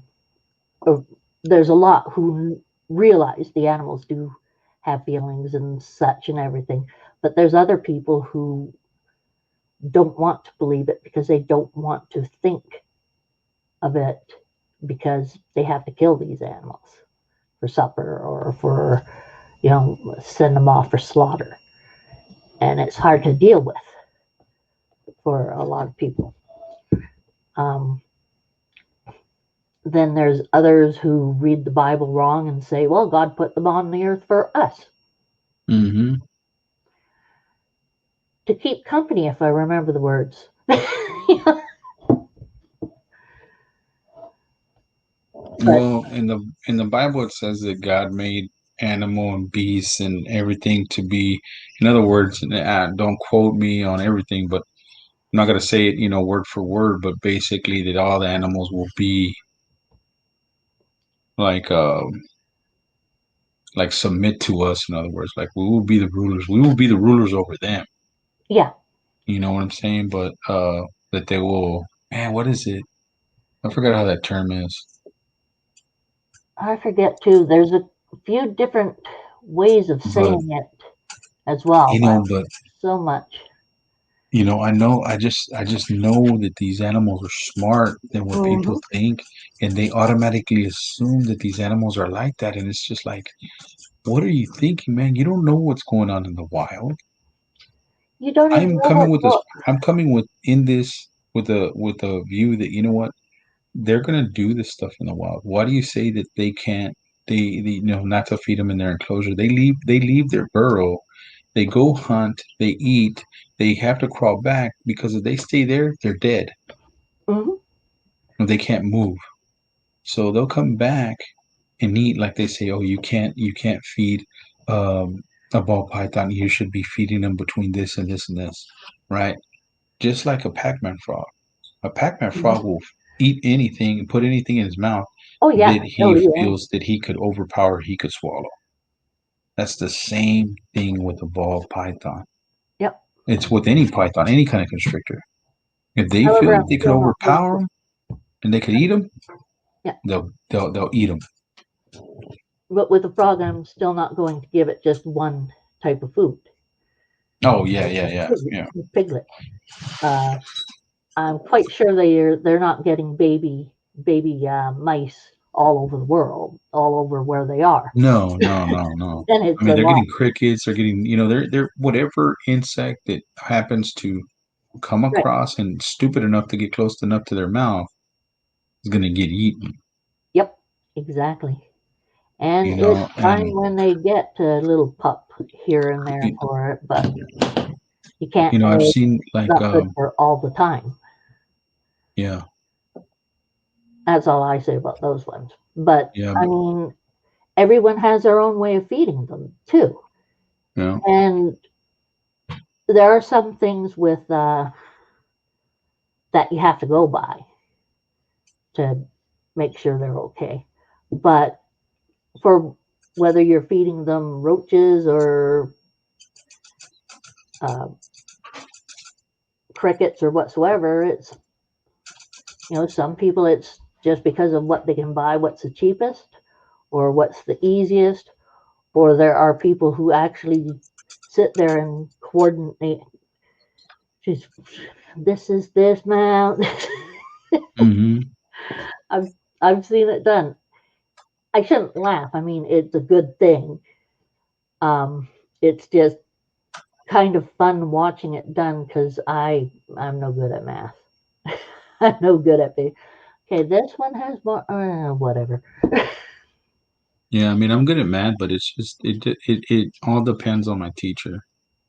Um, and So I have to be able to see what I'm doing and work the problem myself. yeah, Usually, I think that's one of the reasons that I could have probably done better in these classes, but everything's reading and you're automatically assuming that this is what they're asking of you, and they're it not. You know what I'm saying? I like would to like see examples. I like to see, okay, what your training of thought is, how you're looking at it, so I could get a mindset and get a better idea. Okay, you know what? This is what they're asking of me, instead of sometimes me just assuming it. I think with especially English teachers. I mean, there's some really good English teachers there, but sometimes they seem to forget that there are different connotations to the words, to the way they're put together and the way they are presented to a person, Hmm even though they are English teachers. But I think that's just because they're working so hard. They just when they put it together, they don't seem to consider or realize that there's a lot of connotations to what they've um, set up. I've used that against teachers at times. Sorry. Yeah. You know what? Let me go get a tea real quick, man. I'm getting in my mouth. I'm getting a little parched. Hold on.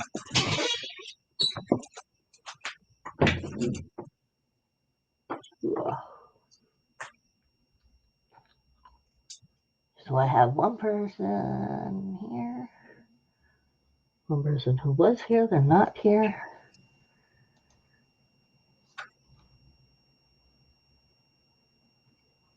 And Patrick's not talking to me. Hmm.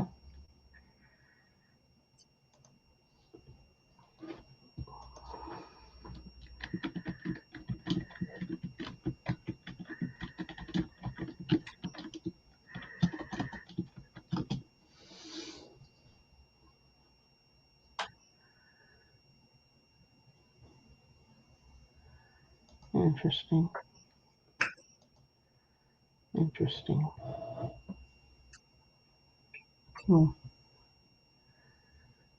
Yeah, I think Kiddo's peeved off.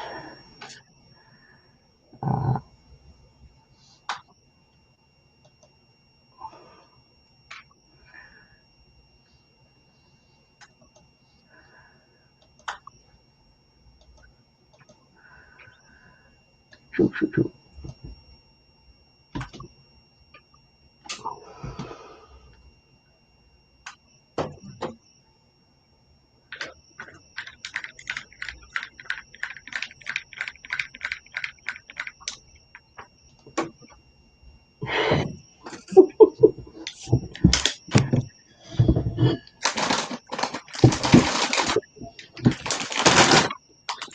Oh man, well at least I know tomorrow I don't have to worry about no more work. Tomorrow you got what? Be my vacation. When do you start back on the next ones? What was that? When do you start back on the next classes? I think in the first of next month. Oh well, you Better got some enjoy time these to hang. days. So what you really wanted was a mascot? Okay. Mm-hmm. I started fiddling with some stuff before you came on. Let's see if I can.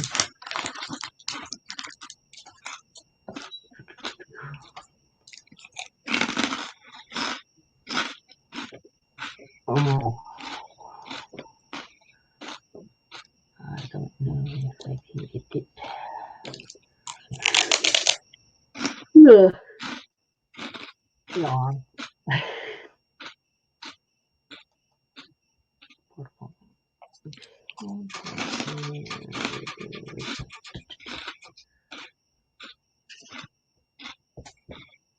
Why is it showing C drive? Oh, there's C. Ha ha ha! Thought you were getting completely messed me up. Yeah. This one is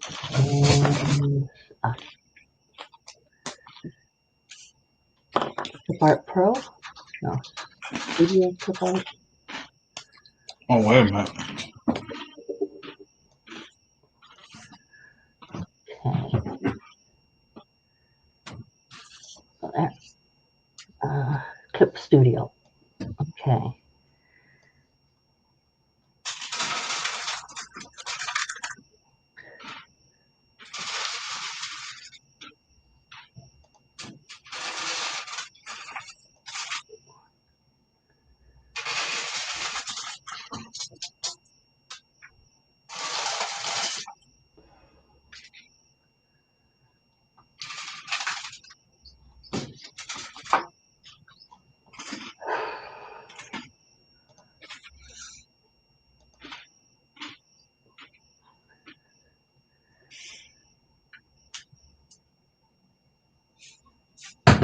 Done. At first you can't succeed. Try a different method.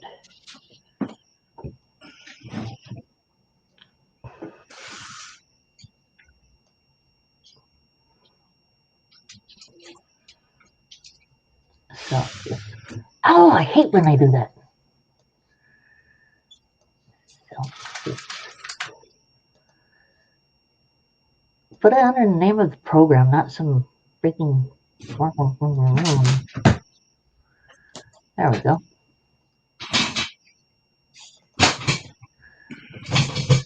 Thanks, plug in resources. Nope. How many people you got in the chat? 0.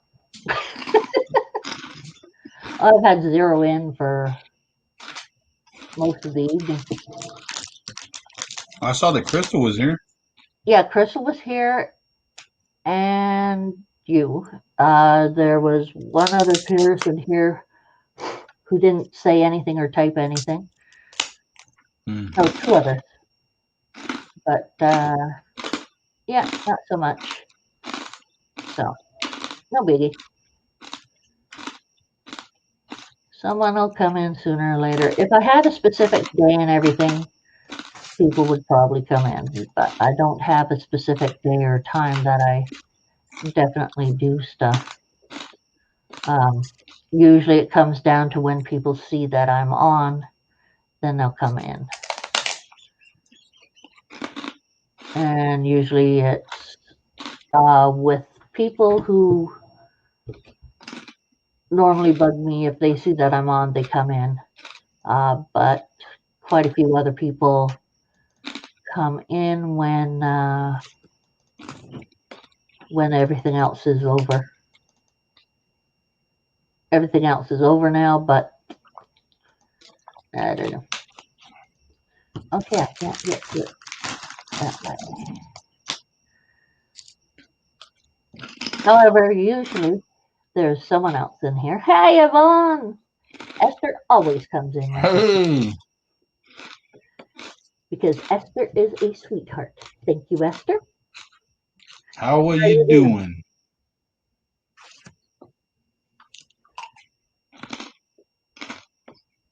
A couple of programs I'd like to show, but they don't. Should ask her to come on.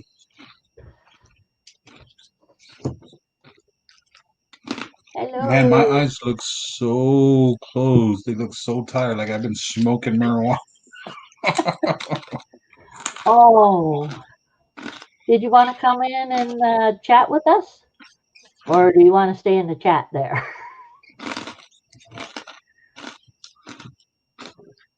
We can put it on that we don't see you. You can talk, though.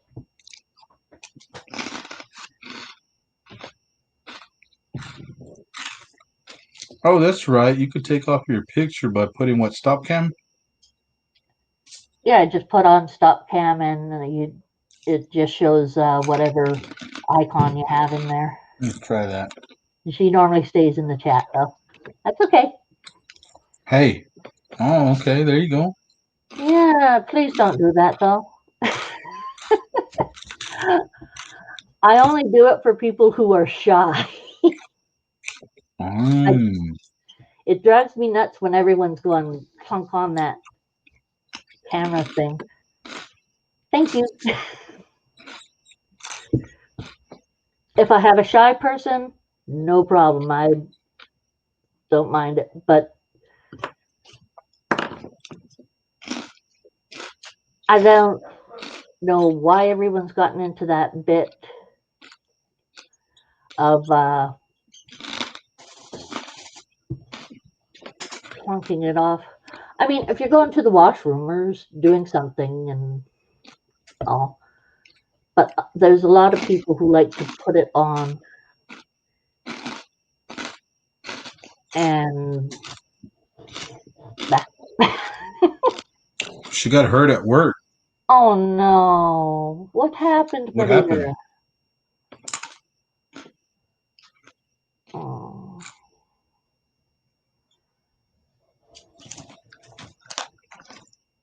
Have to say, I'm glad you got that snake. At least that's a good thing. But now you got hurt. Ow.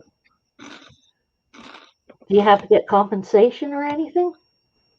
Workman's comp? Or do you guys have workman's comp? Yep. Okay. I thought it was a North American type thing, not just one country part or the other. Ouch, ouch, ouch. Wonder what happened. I don't know. She'll tell us in a second, though. I had to tease my friend Kurt one time. I can't help but tease Kurt. It's a requirement. Who, Kurt? My friend Kurt, we always tease Kurt because it's a requirement. I've decided this. Racing a machine and a girl pushed a reset button and the bars. Oh my Oh god! my God. How bad? I hope you're okay. Yeah. Jeez. While you're typing. somehow.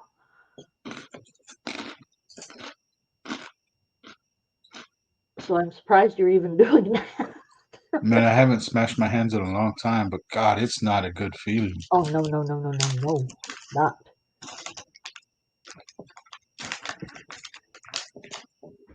I only tease this one friend because he deserves it.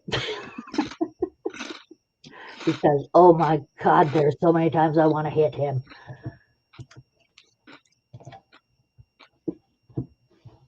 He says some of the worst things.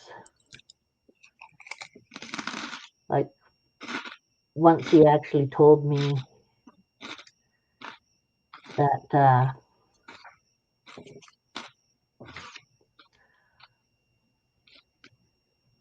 he'd gone, oh, thank goodness. Oh man. Swollen and hurting, not fun. It's not going to be fun tonight, I tell you. Sorry. But, tell you a funny story.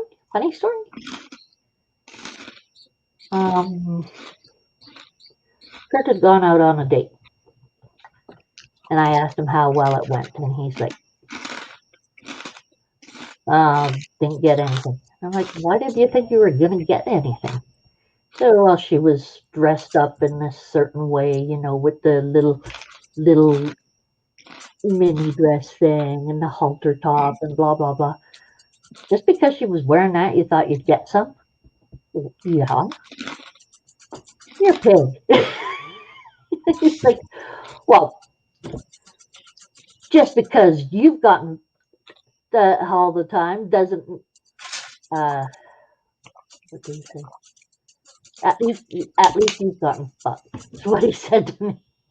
And I'm like, whoa. You don't go to that shit with me, dude.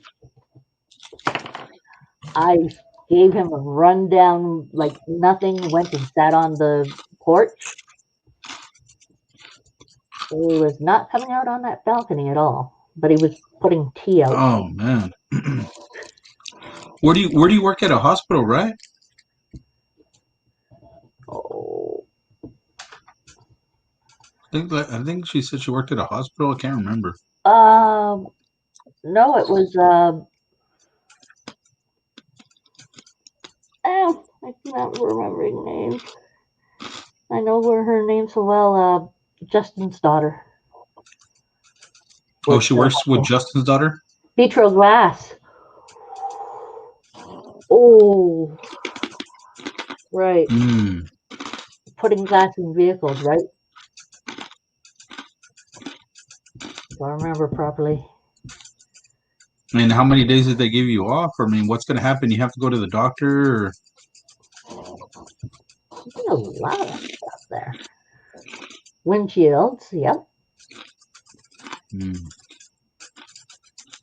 So you probably get off work to go to doctors and then doctor note on stuff, then have them fill out paperwork and more paperwork and more paperwork. God, I love that stuff. I'll give her a couple of days off till she heals up. Yeah. You're coming and sign paperwork. Not to be meticulous, by the way. Oh.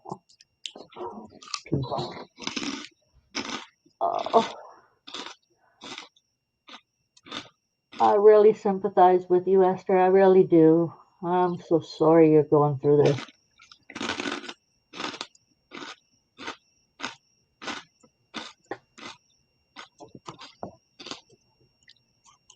What are you drinking on? What you got this time? Huh? What are you crunching on?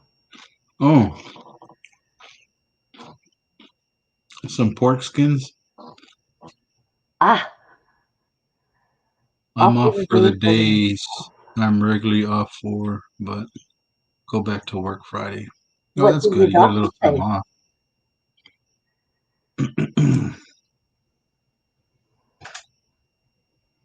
No.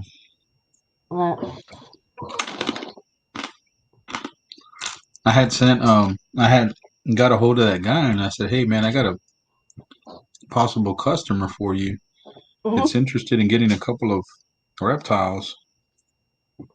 I need the prices on these." And I think he went up on the prices a little bit because Uh, he put didn't go to the doctor. the Savannah monitors he had told me they were $25, Uh-huh.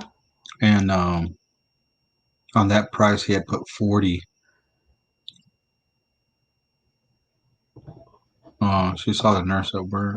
Don't go to the doctor. She saw the nurse at work. So your boss told you not to go to the regular doctor, huh? Mm-mm-mm-mm. Well, go to the doctor so you can get those Yeah. papers done up for workman's comp. Well, Otherwise, plus you to don't make get sure that workman's comp, nothing's and they're broke, going to screw you no over. fractures or. Yeah, something could be broken in there. I mean, a nurse at work is not going to know that, or it doesn't feel like there's anything. Hmm.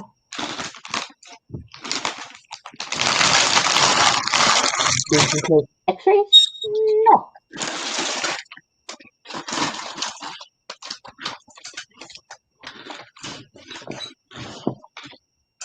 Like when I broke my leg a few years back. No one was able to really tell because I wasn't screaming. A lot of people would be really, even hopping on one leg, they'd be, if they get worse. I said, Mm. I that's what's mean, I happening. think that would be. I mean, ain't that protocol like when you get hurt like that, especially her hands got, smashed. I think Wouldn't that be Wouldn't you think that the first thing would be is, you know what, go see a doctor. Let's take her to doctor. Let's take care of her. That's what a responsible company would do instead of just seeing the nurse there and saying, well, if it gets worse, go to the doctor. Like that should be your first priority, as an employer, is that your employee got hurt at work. Clearly wasn't her fault. Let's take care of her. Let's get her the treatment she needs just to make sure everything's okay. Yeah. documentation. See, but the thing about it is, either way, it's going to be about money. Either way you look at it, either you try to be responsible and take them now, or something gets infected, the bone. I mean, you never know what could happen. There's another thing with that. If you don't go right away to get your get checked by the doctor, then they also can say, well, she wasn't in pain enough to go to the doctor at first. Oh yeah, then try to put it back on her. Yep, Yeah, I know the tricks. it's a good point. Yeah. I know quite a few of the little tricks. They did a trick on my dad, and they said they put him on it for until they thought that he was going to not be alive. So they ripped him off over 20, 30 years of compensation because they said he should be on it until he was dead. That's what it said. And yeah, they screwed him over by that, and he contacted them. They said, "Oh, we thought you died of this time." Hmm. Oh man. No, no, no, no, no, no, no, no, no, no, no. So, yeah, they try tricks. Yeah. Well, I mean, then she's fine at least. It wasn't True nothing enough. major. True enough. I'm sorry, Esther. It's just I am rather Just care for her. positively positively negative when it comes to certain things, and one of them is anything to do with companies, and where they think that there might be a workman's compensation on it, or for them having to pay out. Soon as anything like that happens, I don't trust them. And I care for you. I want you to be healthy and everything. I can understand not wanting to go to the doctor either, but to me, I'm sorry, I just go to the doctor because I don't trust people. Yeah. And I don't trust my hands the way I feel with them, because, well, fibromyalgia BS's your mind in a lot of different ways. So I just don't trust the fingers to tell me the right information, except for ouch. Yeah.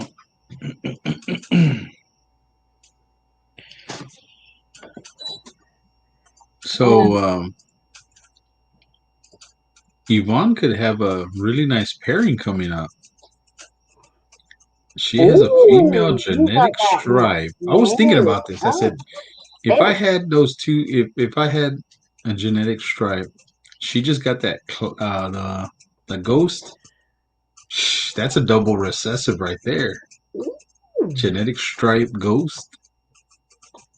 wow, you could almost pair anything with that. Man, I mean, well, the interesting thing is that they'll have genetic stripe. Ghost is Oh, just kind of is it a awesome. male or female? It's a She has male. a male ghost and a female genetic stripe. But I think there might be something with that genetic stripe. It might have something else in it. She just doesn't know. I think that's what she had told me last time. She Ooh. didn't know. Yeah, or I think she believed that it might have had leopard or something. Oh, wow. It's some pretty neat little babas. Yeah, that would be a good pairing, man. You could take that wherever. Mm-hmm. Like I was looking. I think I was telling you. I was looking at that there. I hadn't seen a pinstripe genetic stripe.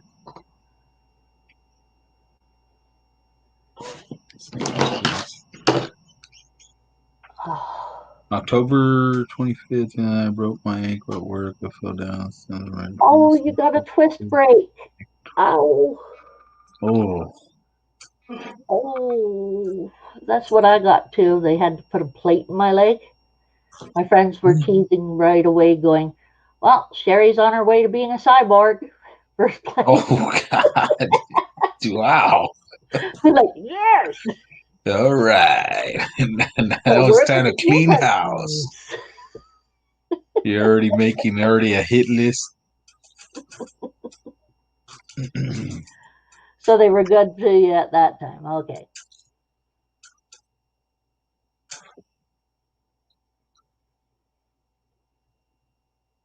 You already know your workplace is good, then that's fine. Pretty much. Oh, Wow. frick, I will have lost last night's. Damn. Oh well.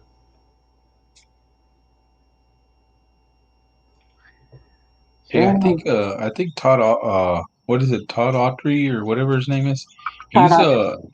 yeah, he's a late night guy, right? Yeah. He likes to stay up at night. Well, he goes out herping at night.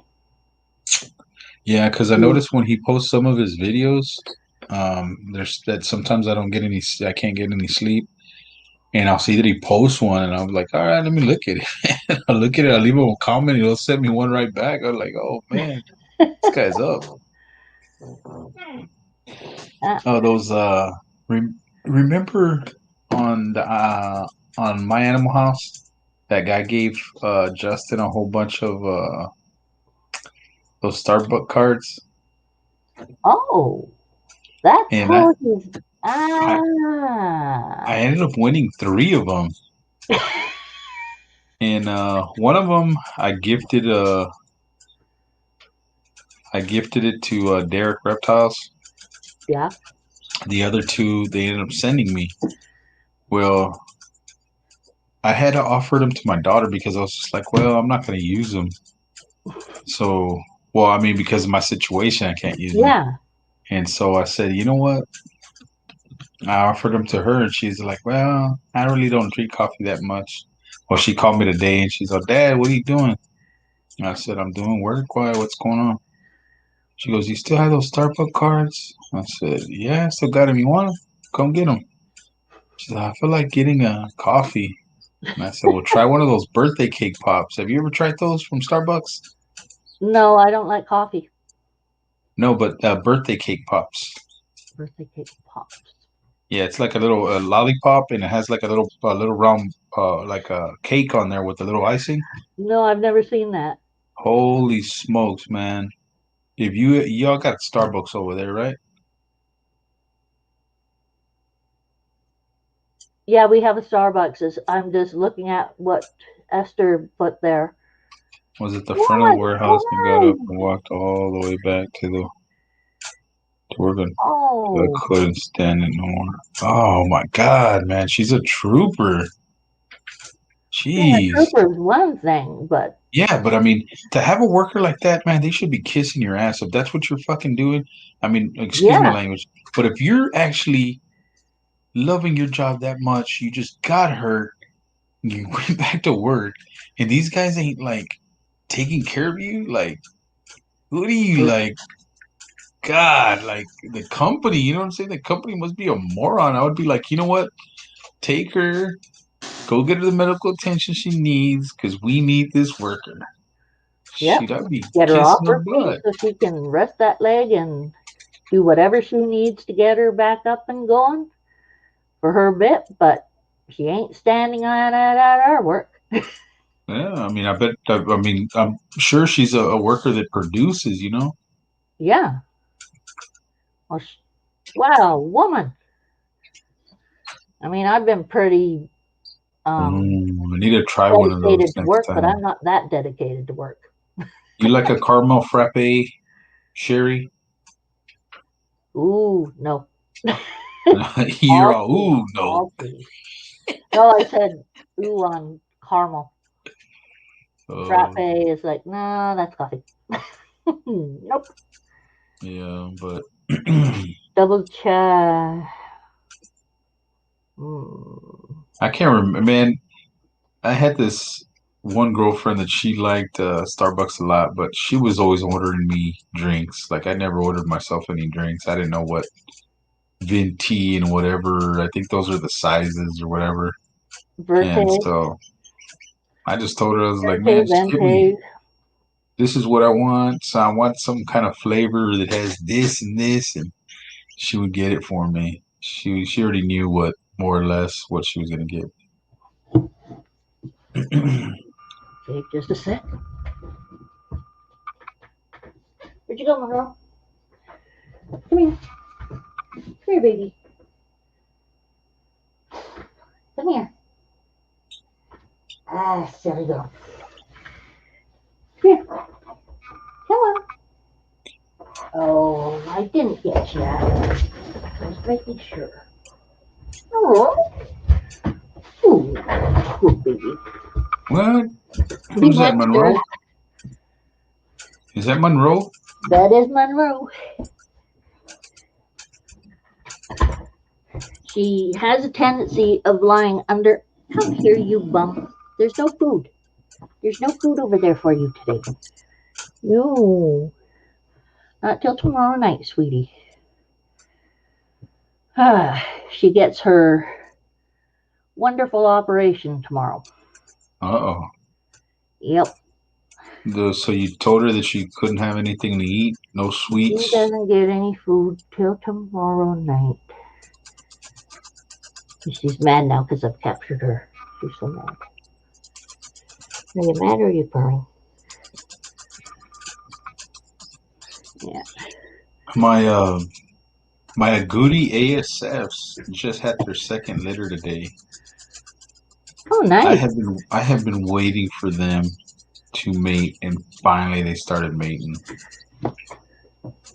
Now the only ones I need to mate are my cinnamons, and they're taking forever. If that boy in there, he man, He's that's a the only lazy boy. thing. Well, I called him Vicente, oh, like Vinny, Mm-hmm. and man, I'd hate to feed those three off, man. I really would. I would really hate it because I raised them up since they were little. But if they If ain't they're gonna not produce, producing, yeah, they ain't producing, man. God, yeah. why they have to do that to me? Maybe I need to play a little romantic music at night for them or something. Some rum shaker, zoom, zoom, zoom, and a boom, boom. Yep.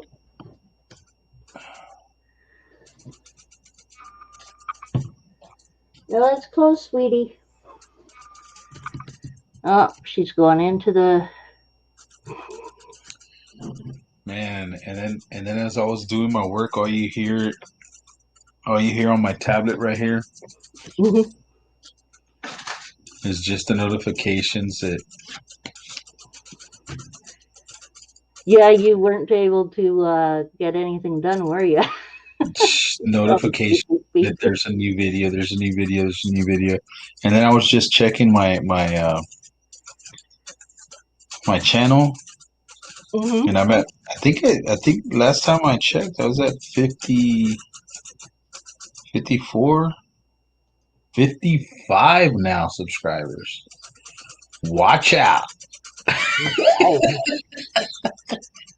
No, Patrick's not talking to anyone. I'm at the 55 subscriber mark.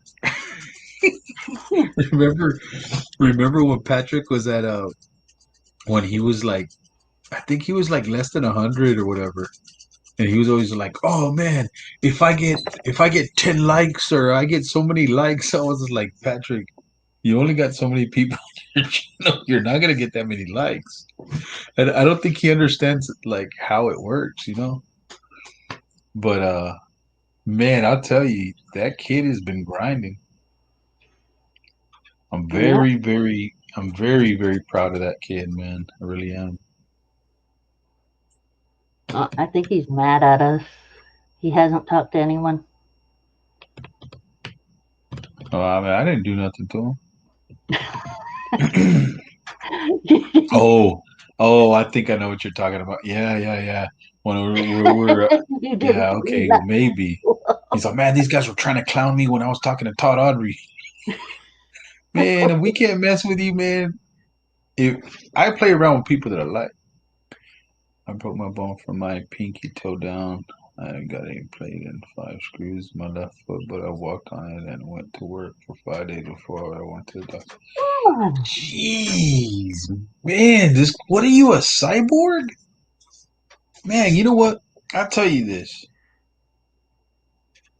Make a business just so you could hire her. Man, I'll tell you this, man. One thing about Mexicans is they're workers. They are workers. They don't complain about their pay. They Mhm. work and they work and they work from sun up to sundown. They're not afraid of work. But No, geez, man. I mean, you but got to be reasonable here, man. She I was born had and screws in her raised. foot, right? She said, yeah, left foot. She walked, and then she worked 5 days before. God, Before going to man, the doctors. I this was girl. literally born and raised in a tax office, and I know what hard work means. You said you were raised in Only a tax sugar office. cane woman. You said you were raised in a tax office, Yeah, and you're not good at math. You said. yeah,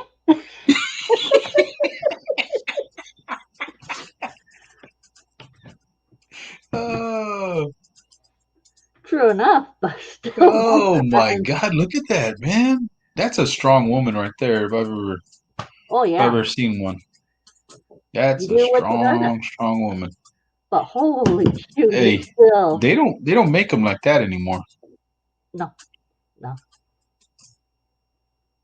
Oop. Shit, I know me and my brothers were a handful for my mom. With 3 boys. Man, we would be in Sears, we'd be knocking over clothes racks, those big round ones. Mhm. Man, we be getting into everything, man. My mom, she would say, you know what, man, when we get home, I'm gonna spank y'all. And she would. And we'd be Mm-hmm. like, man, it ain't nothing to us. And Oh, shoot, she would tell my dad when he get home, all right, man, we're getting another spanking. Oh crap. Man, we better start crying when mom spanks us. We better make it seem like it's bad. oh. But geez, man. I know we were a handful, but you know the funny thing about it is that like my mom would always tell us like, you know what? When y'all are dads and y'all have kids, your kids are gonna pay you back tenfold of what you put me through. Yep, that's always what they're told. Hey, my Did they? kids my kids come over or I tell my mom like, you know what? My mom knows my kids. Hmm. And she says, and I said, man, I told my mom, I was like, hey, you sure ate your words, didn't you? She said, what do you mean? I said, didn't you say that my kids were gonna make you pay you back tenfold? I said, my kids are good, man. They don't give me no problems at all. None. I'm gonna be mean here, Angel, but if you ain't home, it don't count. It don't count.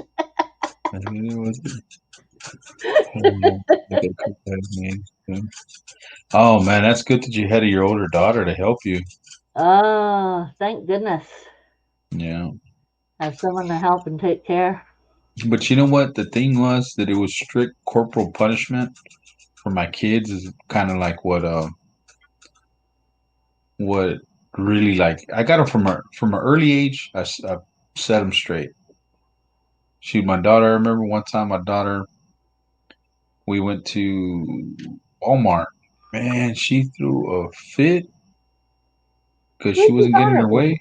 Esther?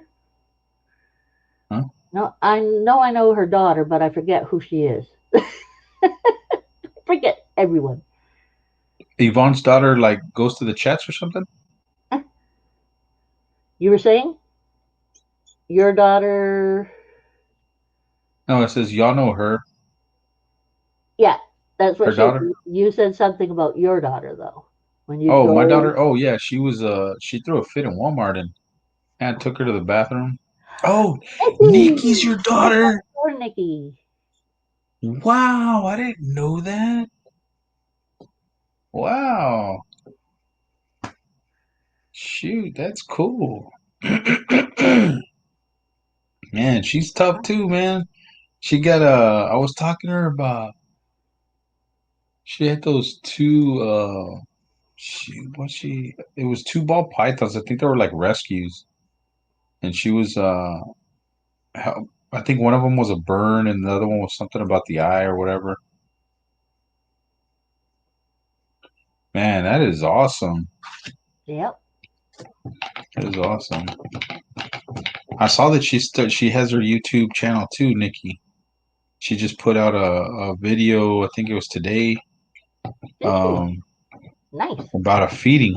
It was a feeding. It's pretty good the way she did it. Not bad. Yeah, I have to put out a couple things. Man, that's awesome. Man, I didn't know that. That what a nice surprise.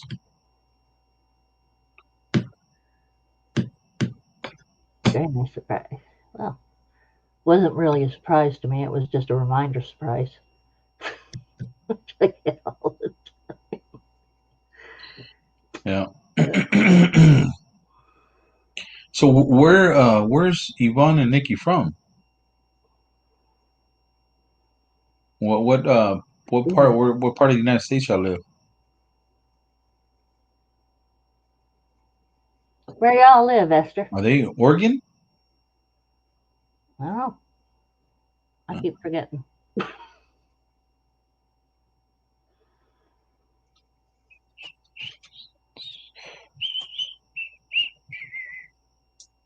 Yeah, my father started his tax business in 1966, in April or May of 1966.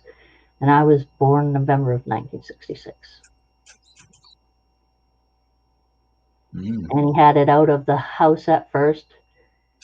And then once we got enough money, we moved into another building, had a apartment house upstairs, and he had an addition put onto the building to make it big enough to for downstairs to be full business for the office. So we lived upstairs from the office. She is originally from Winston-Salem, North Carolina. Salem. Wow. Wait, is that the same place that they had the Salem witch trials? Probably. Dobson. Let me see. I have something I'm going to terrorize poor.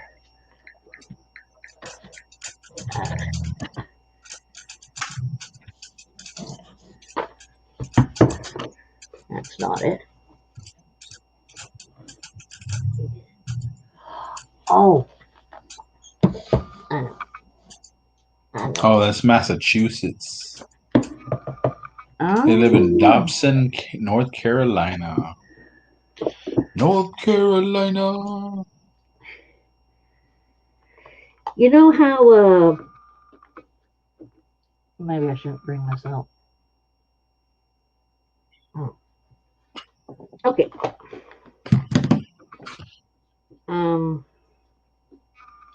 If you don't like these, you can tell me right away, but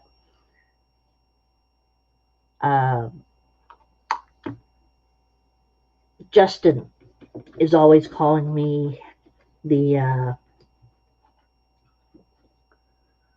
bandit?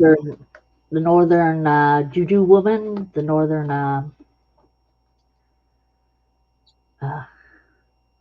The White Walker? no, he calls me a white what are they called again?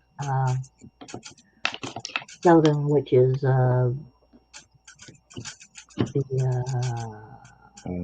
Druids, warlocks? no, not druids or warlocks. Calls me dang. Dang. One of the letters he said too.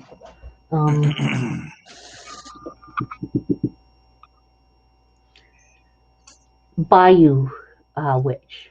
The ones in the bayou. Voodoo?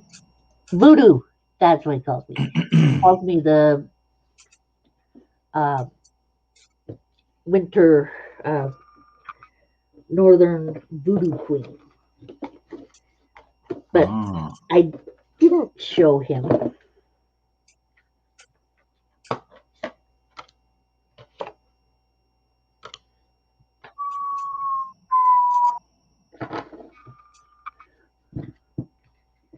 All the stuff I have.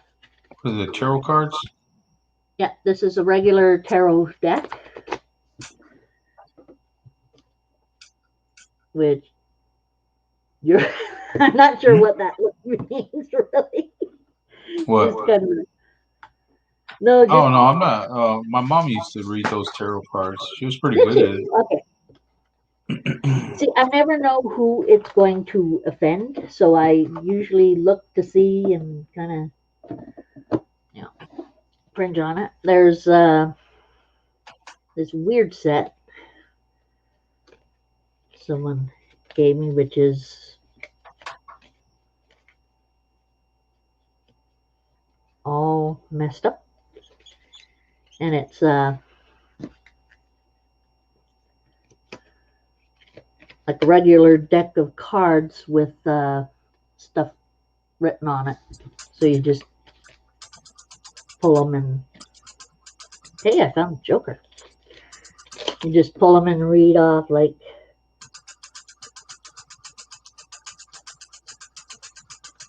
the heart signifies great joy when near, blah, blah. so it's kind of a weird one. Never played with this one. But the one I love, I have another one that's about animals. It's an animal one, but I don't know how to use it. Never played with it either. However, I do have, and this is my favorite deck, even though it's difficult to work with. And that is because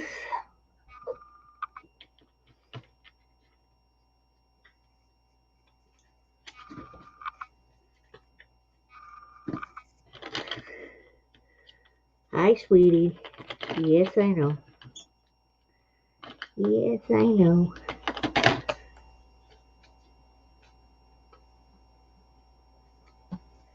It literally fits in your hand. Wow. This is a full tarot deck. God.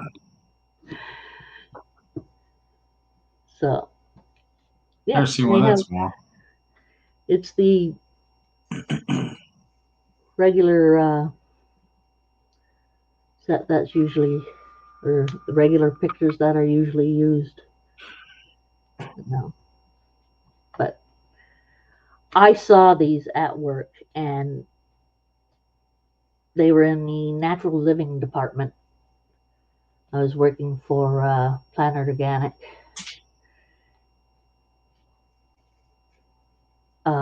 which would say nothing to you. It was an organics grocery store. Uh-huh. And they had these little boxes of these. I'm looking at them going, oh, I gotta get these. So I got one for myself, got a couple for friends. Because they're just so cute. Never figured on getting those. But kept on going back downstairs for stuff that I wanted, and finally the one that's just, I can't. I have to get them. Yeah, that means tomorrow I could sleep in. Yeah, that's a nice thing, isn't it? Oh, You're just drink me done. some chamomile tea. It's gonna relax me and knock me out. Ooh, chamomile. Yeah. We have chamomile here. What is this little note for? It says, oh, okay. That's cool. It's just the way you put the cards down. So I think Patrick is gonna eat 5 dubia roaches next. I'd rather that he did that than ate a little pinky. Oh, that's right. It's either or, right? Yeah, either or. Oh, However, there's enough people who will tell him, go ahead and eat the pinky. jeez. And I'm way too much like a mom in the fact that I don't want to see you go to the hospital. You know? Yeah. I mean, fine, if he wants to eat it, fine, that's his business and everything, but I still I don't don't know why. want to I see him think go to the hospital. So, I'm a, go ahead.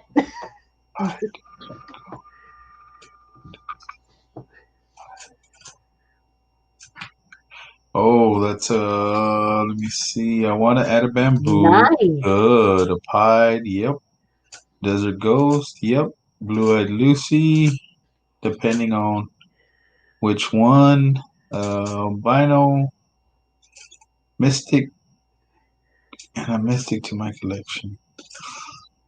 Albinos, they're okay. If I was gonna go albino, I would probably go with like a lavender. They hold the more value. Mystic, it has its purposes in some, uh, but I guess it just depends because I've seen a mystic. A mystic blackhead clown.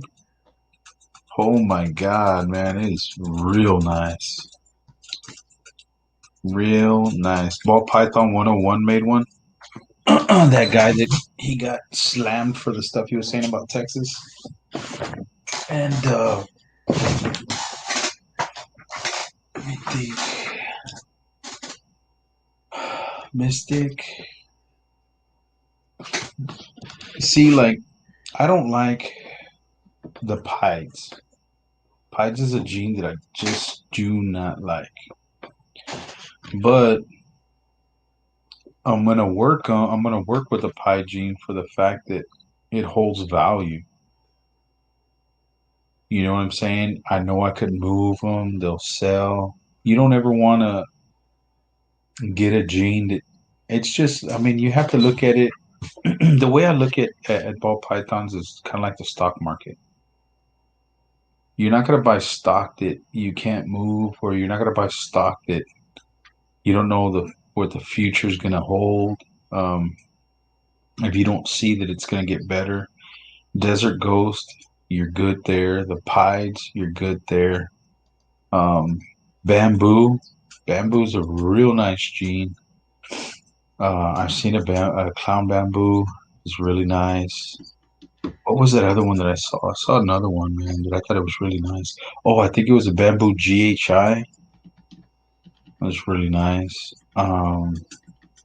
You have to have a plan of where you plan to take the gene. What are you gonna do? I mean, where do you see your first pairing? Where do you see it going? Where do you want to start working into? What are you gonna your base morphs gonna be like? You have to have like some I call them platform snakes. Everybody mystic and a pie to see what they could make. Yep. I mean, and see, that's a good idea. See, right there, that's a good idea because you're getting a gene that really doesn't have that much value, but you're putting it to a pie that has value. So you're adding value to the mystic. Is there a lot of pied mystics out there? To be honest with you, I haven't even heard a lot of people doing those. And if it comes out to be, something nice or, you know, and you can move them, man, you're good.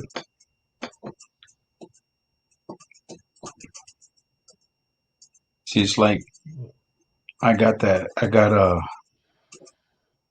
that clown, visual clown, 100% head pie.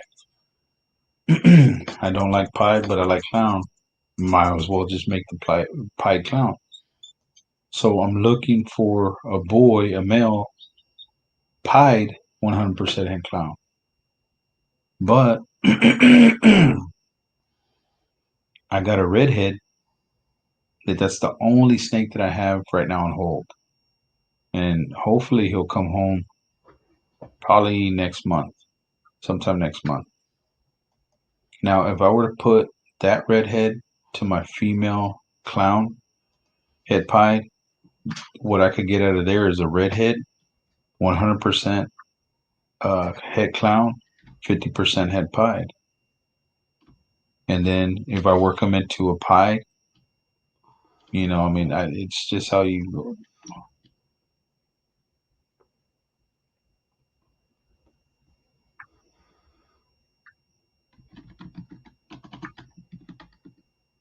Well, see, the bamboo, if you cross a bamboo with a bamboo, it comes out an all white snake. So if you cross it with like something else, it's gonna make. I think the bamboo's is a black eyed, ain't it? There's a blue eyed Lucy, and I think there's a black eye. Can't remember. I try to stay away from those all white snakes because when you mix them, you're gonna possibly get an all white snake and you don't know what's in there because it's gonna come out all white. You would have to grow it up and then prove it out, and before you sell it and stuff like that. So I just make sure that the snakes that I get, um, that I'm not gonna cross like spot nose, yellow belly, whatever, and then get something like a blackhead, yellow belly, something what else, with another gene, and then cross those two. They both have yellow belly. You're gonna get what, an ivory?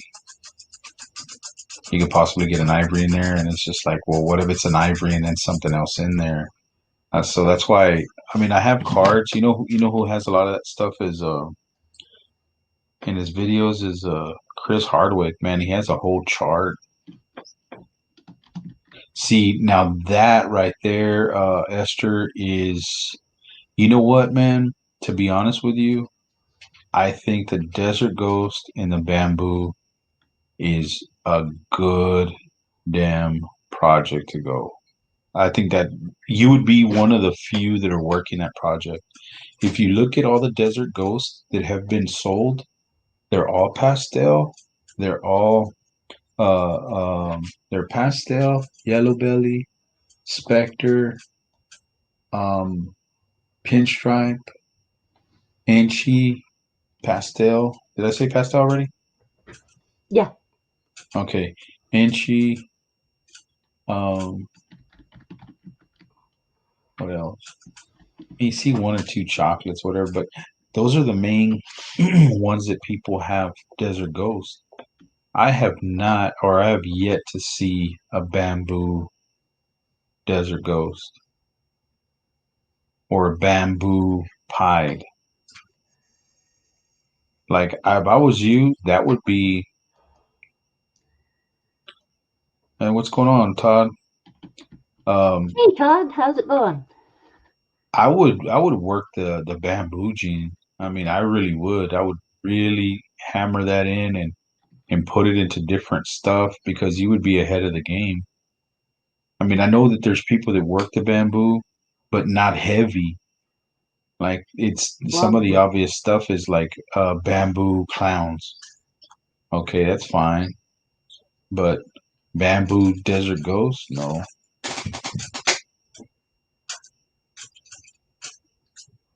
nothing Going new. good. Still raining there?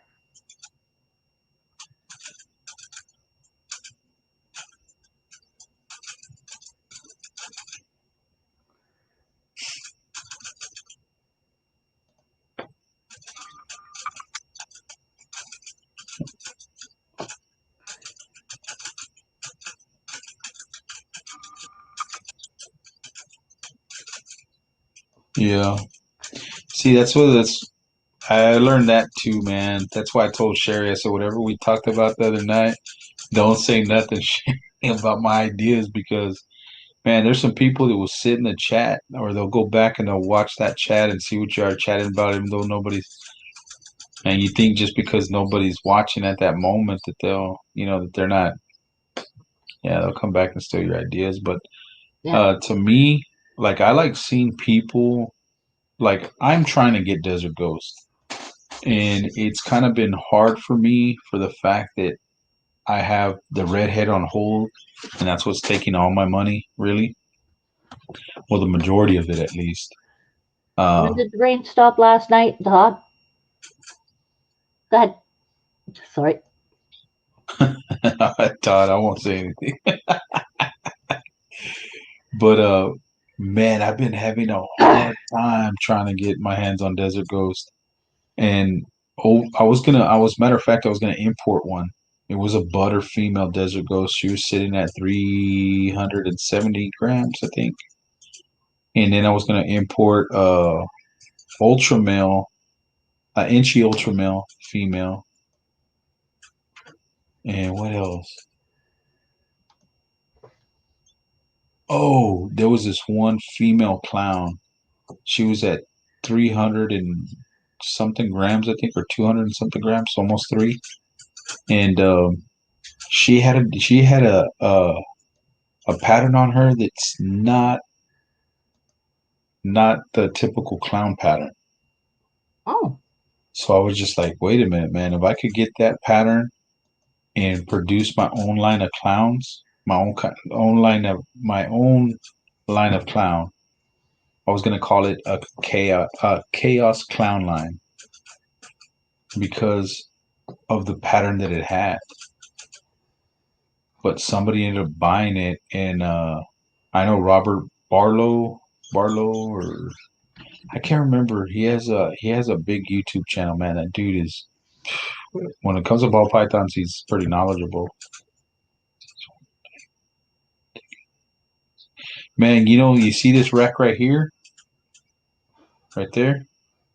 That's a Vision tub rack. You know how much I bought that rack for? I bought that rack for $150. $150. And you know who, if you're pretty, like, if you're good at carpentry work or whatever, build your own. Easy. Um, but if I were to go somewhere and I were to buy, I would either go with Animal Plastics because they got some real reasonable prices and the quantity they're going to give you for that price. I know I looked at Sea Serpents, I looked at all these other ones, but Animal Plastics was probably the best. Now they'll sell you everything and you have to put it together, but that's all right with me. I can put it together. Now you got another. There's one here in Texas. It's called Lone Star Reptile Racks.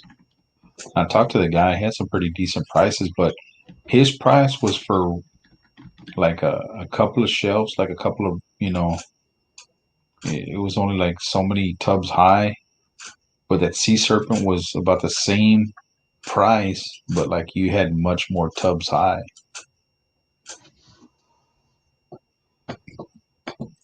But this one right here, it's like those first three are big tubs, and then the ones under that are like the little juvenile tubs.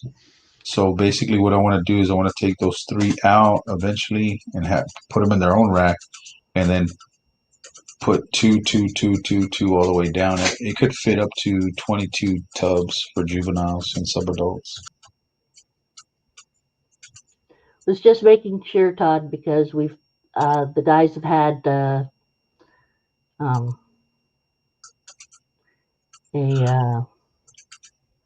person who's been pretending to be other people, and I didn't see you as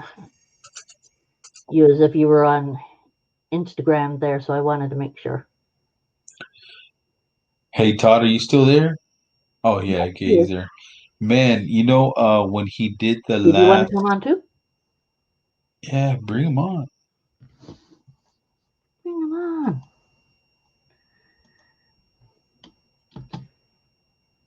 If you like, you come in. Did he No see one what he wants said? to He goes, impersonate me either. yeah, nobody wants to impersonate.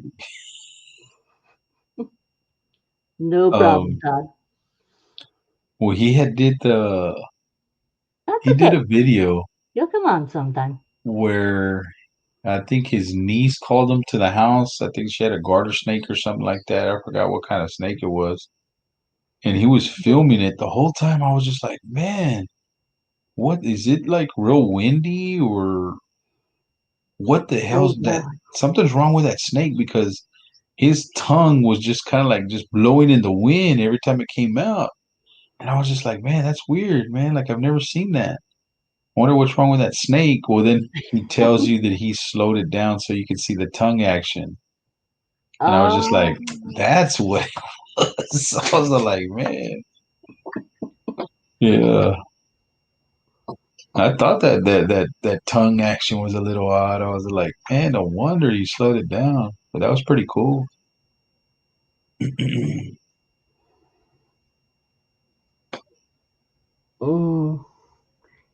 Windy spring. Well, where's Todd? Where are you from, Todd? It's Oklahoma?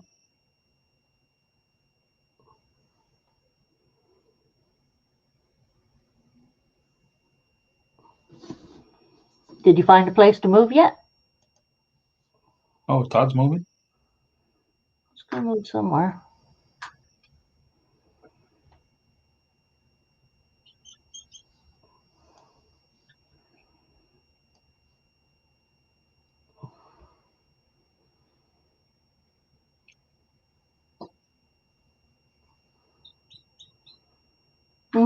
There you go.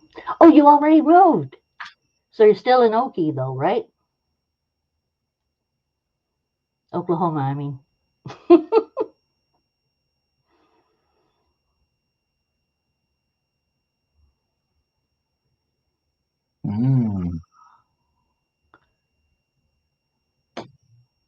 That's cool. Good. A lot of good herping places out there.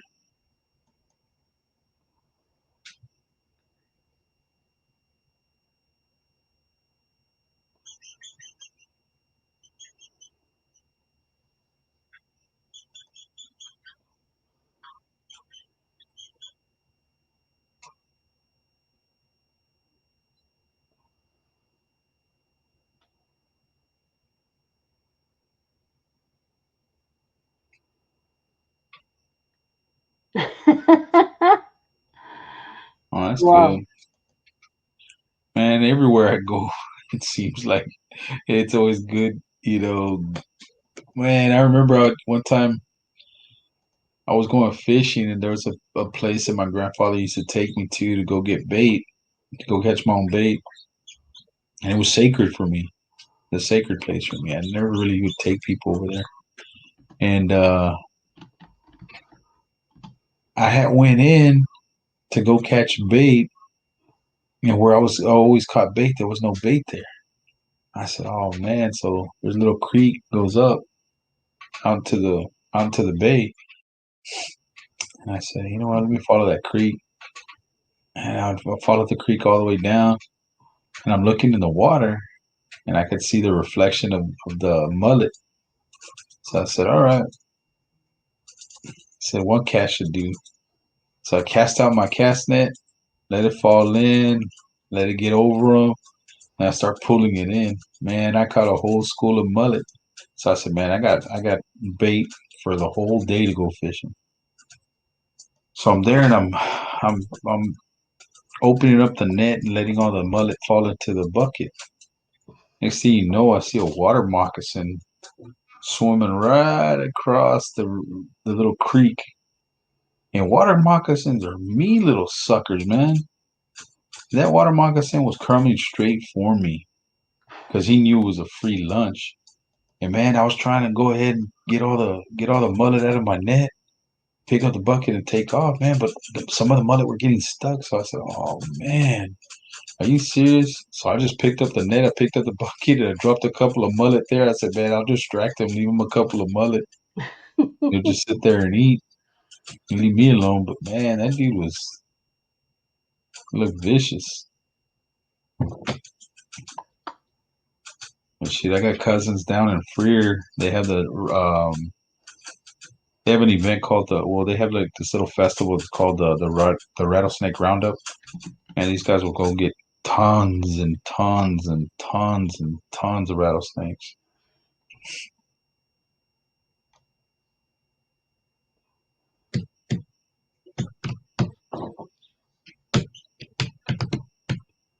It didn't work. Oh, it worked. Yep, Sorry. Freer, Texas. I am so brain. Hi. There he is. Oh, okay, I saw him now. Now Yeah, I understand what you're saying.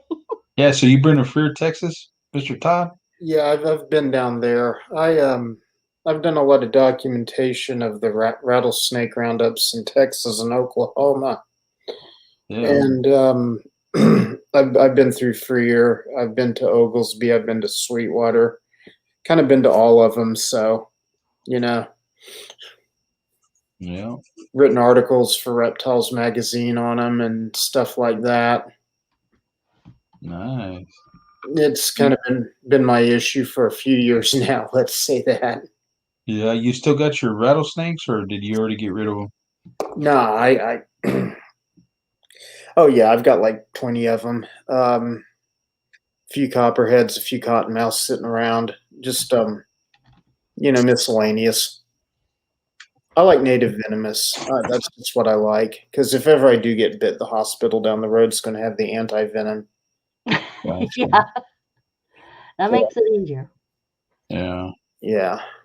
Like I know outside the university over there in Kingsville, they got a place where I guess they milk the snakes and stuff like that, and they supply all the I guess anti venom for state of Texas. I guess I don't know.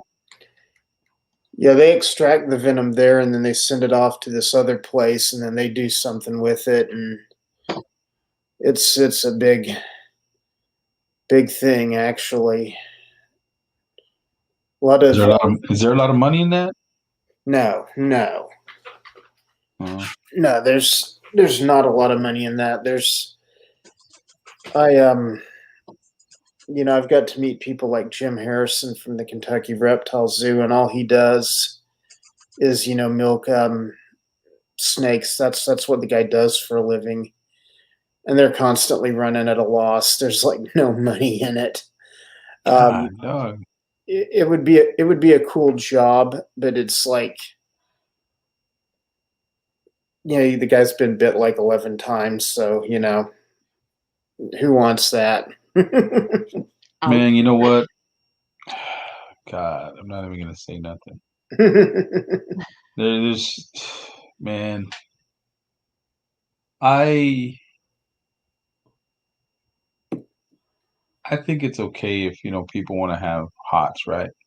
Right. But with hots and with any kind of animal, it doesn't matter if it's hot or not. You got to be responsible. You have to, it's not a show to try to wow people. Right. You know, it's for, yeah, you could show people, so they can enjoy them. You could educate them and stuff like that. But man, there's some people that just like, man, I was just watching them, and they're over here handling these snakes, doing stupid stuff, almost gonna get bit. Or they've been bit, a couple of times. It's like I got a buddy in Big Lake, Big Springs, Texas. Okay. Shannon, damn, what's his last name? I got my ASF rats from him. And Okay. this guy's had cobras. He's had all different kinds of venomous, whatever. He has a Gila monster or a bearded monster. I can't remember which one he has. Okay. But he ended up losing, I think, like a finger or two from snake bites. Yeah, it can And happen. finally he just said, you know what, man, it's not worth it. I'm only going to keep these and I'm going to get rid of those. The problem with exotic hots is it costs a lot of money to acquire your own anti-venom or even to join an anti-venom pool.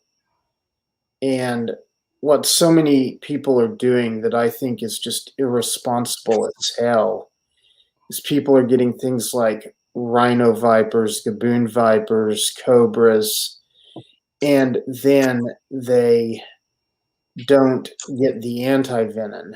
Well, that's part and parcel of responsible venomous ownership. Because what happens to a lot of people, and I've known a lot of people who have had exotic venomous bites, is they get bit by a cobra, or they don't have the anti-venom. Well, then to save this person's life, they have to go rob it from a zoo or have it flown in, and the price gets astronomical. A lot of times the people don't pay their bills, and then that's just another strike on the reptile keeping community when that happens. Oh, yeah. Because, I mean, then zoos, are reluctant to encourage people to keep anything. A lot of them are anyway. But, it's kind of like people don't look at the whole scope of what you need. Like when you're keeping exotic venomous, you need like a facility with the standard 3 layers of protection that the AZA recommends. That's the same kind of thing I would do if I was going to get into it. And now that I'm older, I can actually afford to do all that stuff right. I'm like, I don't want to mess with it. I'd just rather mess with native hots. So I keep some western diamondback rattlesnakes, a few copperheads, an occasional cottonmouth. I keep some bull snakes and things like that aren't venomous, but that's kind of a rarity. Yeah. You know, and I enjoy live feedings. Don't get me wrong. I just don't like the live feedings. Like when you have these guys, and it doesn't matter if it's hot or it's ball pythons or other kind of constrictors or colubrids or whatever. When you have an owner that's there, like glorifying it and putting a bad light on it, like saying like, yeah, man, you fucking dumbass, or you got that fucking rat got it, and like, and you could hear him in the video doing that. It's just like, man, I kind of want to slap him because it's like, you know what? It's guys like you that are giving guys like us a bad image in the public light.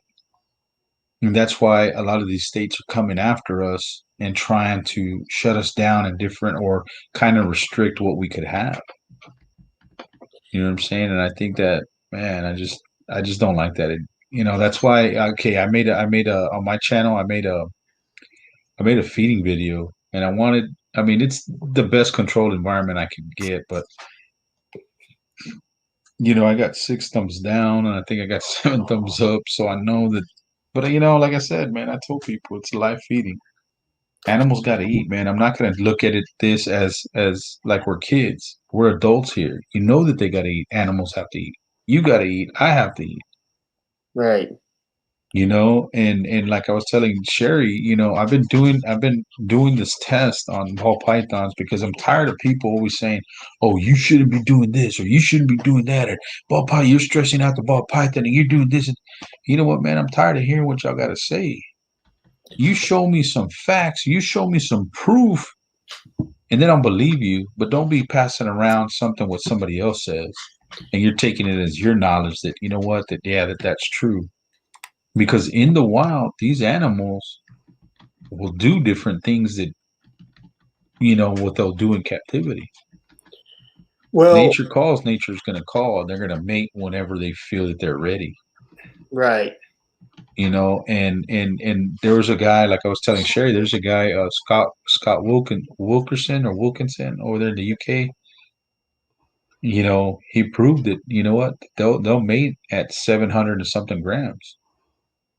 And he even said, "Look, man, she laid 5 healthy eggs, has no problem, went back on eating and everything." And Patrick, get out of the stream, please.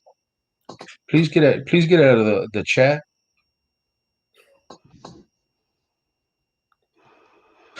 Is this like a joke, or do you two really hate each other?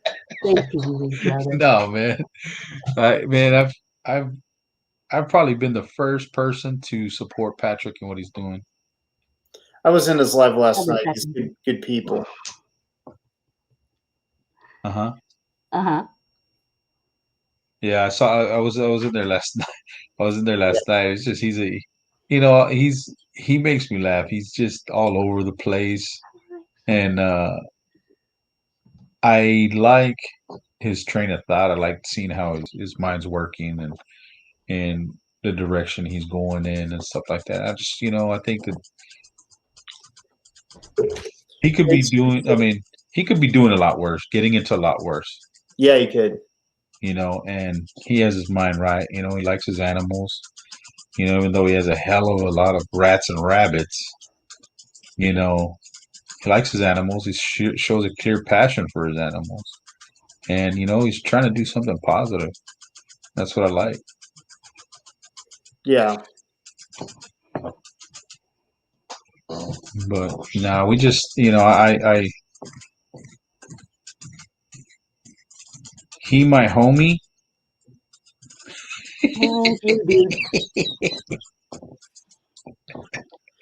Oh, dude. We play around. Like he'll call me or whatever. We'll talk on the phone, chat. He'll kind of tell me his ideas and stuff, and I mean, I just try to encourage him.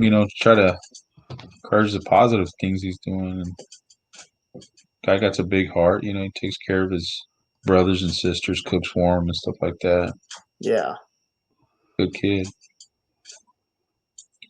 But so that guy Scott, he made that he showed that proof that they can mate at a much earlier age than what people are setting on ball pythons, right? So I've been doing a study, and what I've my study is the effects on feeding a ball python out of its enclosure. Does it really stress them out? And it doesn't. So far, all my tests that I've fed, I'm right now. My test is with 3 ball pythons.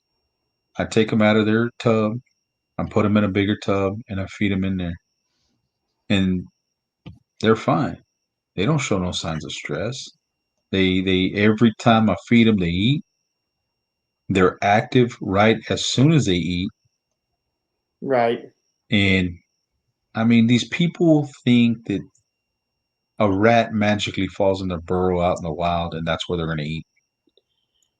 Well, you know,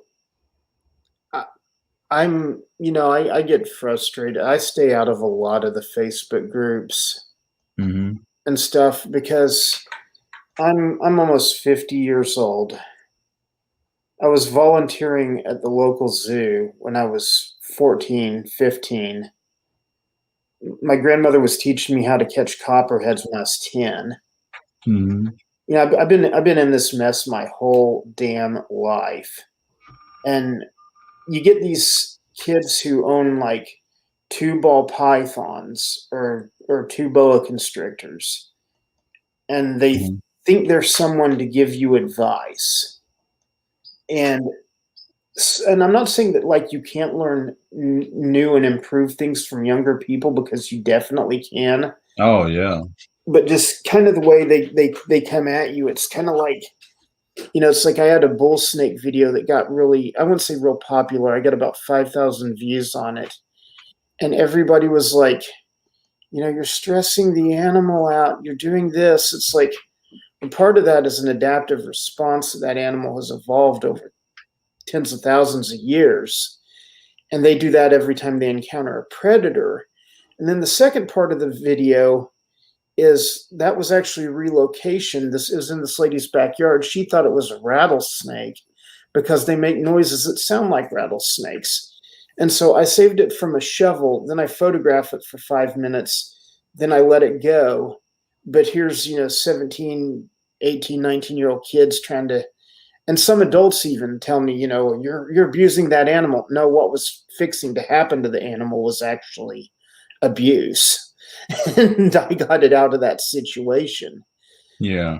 But there's just too many internet experts running around. I think I'm, Yeah. I'm with you. Feed ball pythons outside the enclosure and see what happens. If it Well, works, see, this is another thing that I've noticed too is that my ASFs are in the same room that my ball pythons are in. So of course I know they smell them. right? I know they pick them up. I know they pick up their scent. But the thing about it is that they, what I've noticed with other breeders that have big collections, if they feed them frozen thawed or they feed them live, and they feed them in their enclosure, in their tub, I've noticed that they become more aggressive. And I've seen more and more people have snake hooks, and they use a snake hook to open up the bin Mm-hmm. because that snake is ready to strike. Right. So it's becoming more and more aggressive because it's knowing, every time that guy's going to open up every time my tub opens up, that's what they're expecting is food. So they're identifying that, you know what, hey, the tub's opening up, you know what, I'm ready to go. I'm hungry. Right. But when I move my snakes out of their enclosure, I put them in a bigger tub so they could also, I mean, I know it's not like hunting out in the wild, but at least it's a bigger tub where they're going to have to move around to strike their prey. It's not going to just be right in their face where they could hit it easily because I want them to go after their prey, you know. But I noticed that they're not aggressive. I could open up my tub, reach my hand in there, grab them, take them out. They're not ready to strike. Right. But I see that in the way that these other guys are feeding their ball pythons. So people say, "Oh, you shouldn't feed Taking them a at." look at it. I think it's a great idea. For them to figure it out. I think it's a great idea because they won't be as aggressive. I generally I generally feed most of my animals in their enclosures because it's generally a lot easier, and the way my setup is, it's generally a lot safer. Hmm. What I don't want to do is I don't want to take something like a copperhead or something, Oh yeah, yeah. Well, that's understandable. right, and lower a mouse in and take a feeding response bite, that is triggered by the smell. So what I have to do, like with certain croats I keep, what I've noticed is like a food dominance kind of establishes itself, and like I'll have two, black-tailed rattlesnakes in the same enclosure that like I caught in the West Texas area, and what one snake will eat both rodents, the other one won't get any.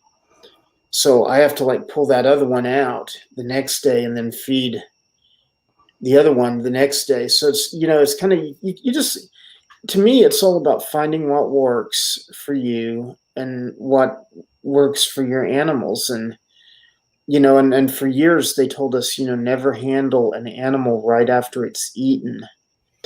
And I kind of adhere to that myself. I kind of, try not to mess with them for a couple of days after they've eaten. But I've got a friend who was a reptile keeper at a local zoo, and he literally, with his boas, now once again, he's not working with venomous, he's working with boas and pythons. He will take them, feed them in a different container, and then he'll just scoop them up after they've got it down and just throw them back in the regular container.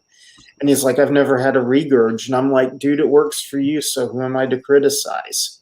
Yeah, that's never happened with me either.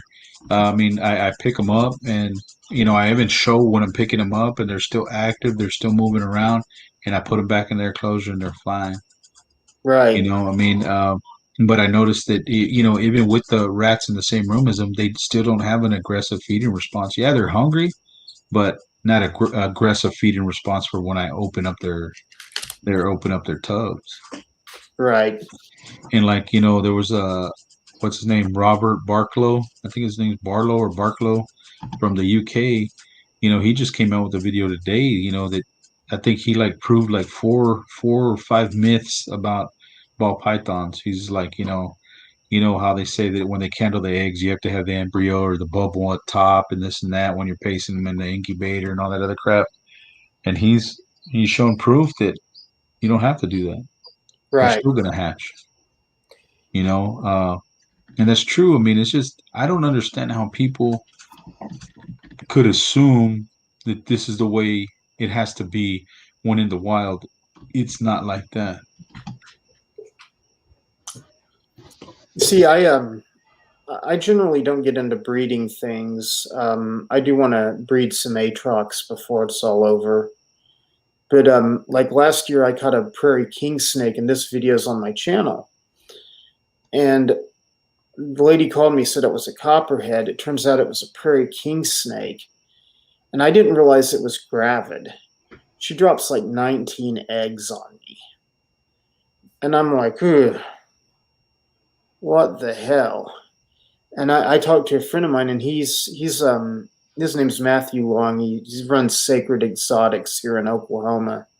He's a good dude with some good animals. If you're into ball pythons and boas, stuff like that.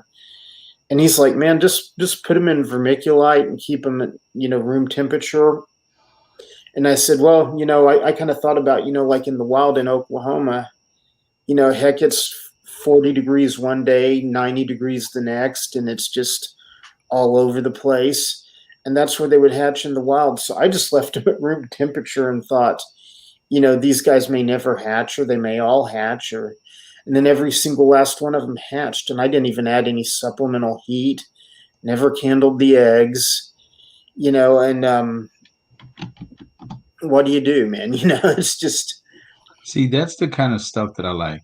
Mm-hmm. I like like what's the name said, facts are facts.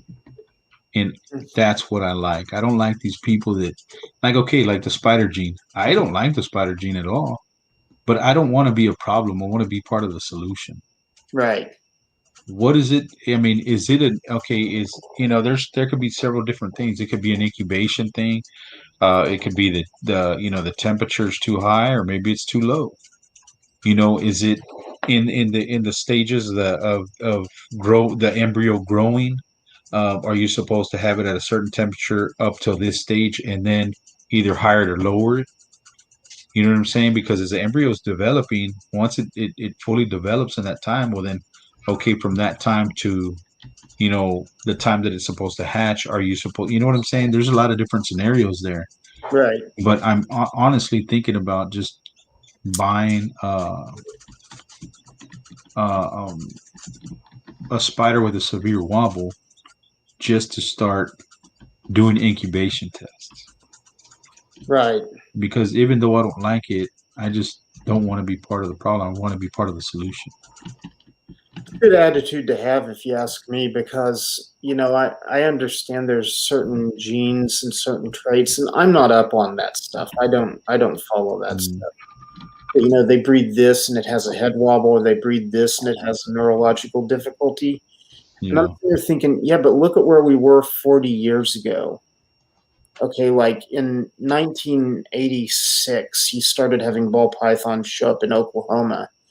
They were all wild caught imports. They were all diseased as hell. You paid $150 for one. And if you're lucky, it lived 6 weeks. I mean, look at how far we've come with ball pythons alone. And I like ball pythons, but would I own one? No.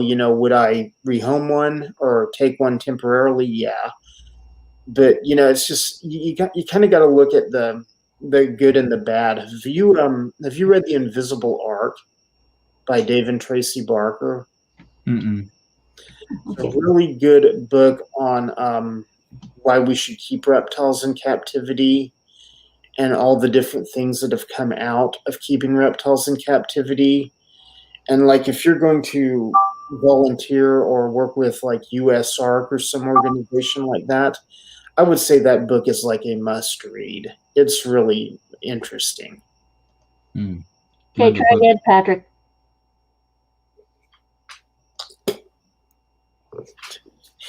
Todd, he is a big bully head.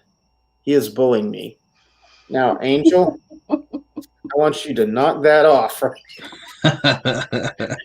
bully heading me. Shoot, I'm trying to help this dude up his game on his channel. I bought this little Pac-Man frog just to take care of some of the little ASFs that don't make it the pinkies. Right. It's not going to be a staple diet. It's just every once in a while. But the guy I bought him from has several different. He has helmeted iguanas, spiny tail iguanas.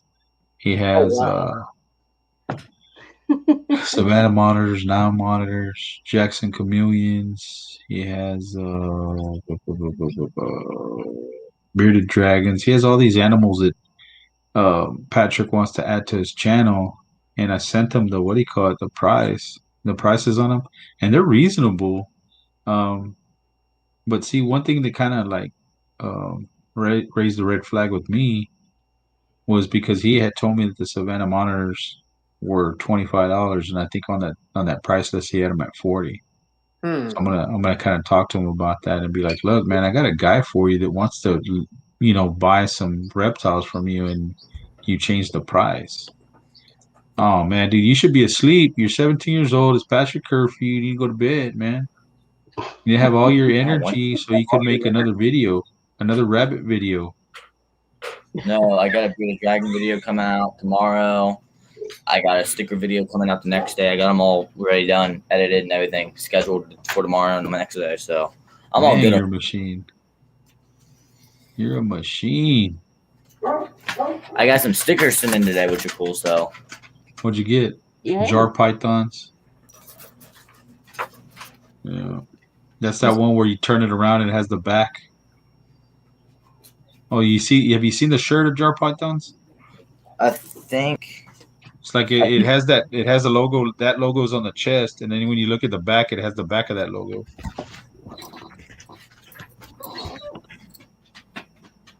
There you go, man. Your wall's growing. These are the new ones I got right here. And this big one right here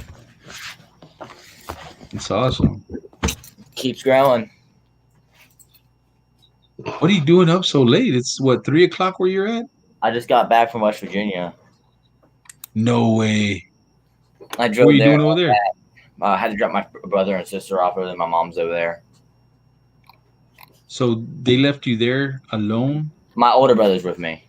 Oh, okay, good. Hey, did you see that list that I sent you of the, what do you call it? Yeah. Yeah, I thought it was pretty reasonable. The only thing is, I kind of want to tell them like, is that, hey, you told me that the Savannah monitors are $25, and then on that price list you have them at 40. Like, you could lose a possible customer that's gonna buy one, two. I think there was like what, one, two, three, four, five. There was like 5 or 6 of them that you wanted to buy, huh? Yeah, That if I you. bought, I wonder if he'd give me like a package here if I bought them all. Oh hell That's yeah, man! another. I would, dude. I would definitely recommend you buy them as a package deal. Yeah, for sure. I mean, I because you got the. had to step in my game up in the community for sure. But I mean, it's so funny that those were all the animals you said that you wanted. You said you wanted a Jackson's chameleon. You said you Yeah, wanted a female bearded dragon. Well, now the Savannah monitor, they're too little to tell. yeah. I want at least a decent so I can tell if it's a female because I want to breed. But if he has a couple of them, I mean, you could tell because of the I could buy head them. size and stuff like that. I could buy them. Give you one as a gift. Oh, I'm gonna buy one and do it as a giveaway. And buy me a couple of them. Buy like 3 or 4 of them. Keep them as babies. Once they get a little bit bigger, if I find out a couple of them are males, and then there's like 2 females, I'll keep the 2 females and sell the other males to Yeah, other people, or give one as a giveaway or something. yeah, because they're not gonna lose what you. They're not gonna lose the value of what you paid I for. might be getting me a tegu, another to get tegu tomorrow, a red tegu Really, for $85. man, that's a steal. See if I can get a picture up of it. I find a picture of it.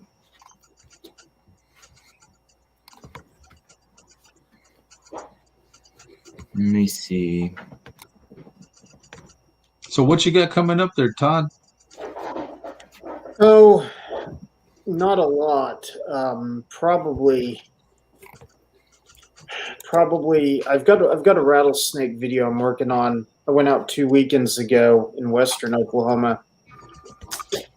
Scored a ton of croats. I kept one of them. That's my most recent short, that red western diamondback. It's kind of similar to the one that Matt from Olympus Reptiles has.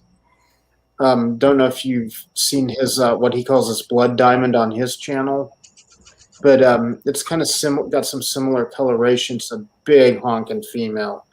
It's a pain to deal with too. She hates everything. But I got some video of like that herping adventure, and probably something else will pop up here before long. But I'm kind of working on that. That's kind of the project I have for the moment, and I'm kind of waiting until tomorrow because like I'm on my dad's old computer. My main Mac went down when we moved, and like I may have to do like a factory reinstall on it to get it to go, and that's fine if I do. But this is my dad's Mac that I'm on right now, and it's like not been updated in 12 months. He passed away last year, so. Oh, okay. Sorry. Sorry about that. And so it's like I'm sitting there, like, do I really want to start breaking down video and propping it in and editing it and cutting it up in iMovie if tomorrow my IT guy gets by here and, fixes my old computer, Yeah. so. But I don't know. I'll squeeze out a video of something soon. I'm sure. I'm on a roll and I'm growing. I just hit 1,000 subs Yeah. couple months back, and kind of wishing I'd have just started doing feeding videos and stuff. It seems like it'd be a lot easier. Well, see, that's what I noticed. It is, the people with the feeding videos grow a lot faster. Well, a concern of mine is I see these people. I'm not going to drop names. Yeah. but they're getting venomous animals for the purpose of doing live feeding videos, and they're having great growth. Yep. I But know who you're talking about. I, You don't even have to say. I already know. I see people who really don't have a lot of venomous training, and then they make mistakes in their videos, and I'm like, Ooh, my wait. God, you didn't just do that. And yeah, they did that. And then they put it on YouTube. Yeah. And I'm sitting there like, Well, I'll tell you, there's some guys that I was saying earlier that I was watching them and they're handling over here, exotic venomous, yeah. and I just saw so much stupid stuff, and I was just like, oh my God, like, what are you smoking?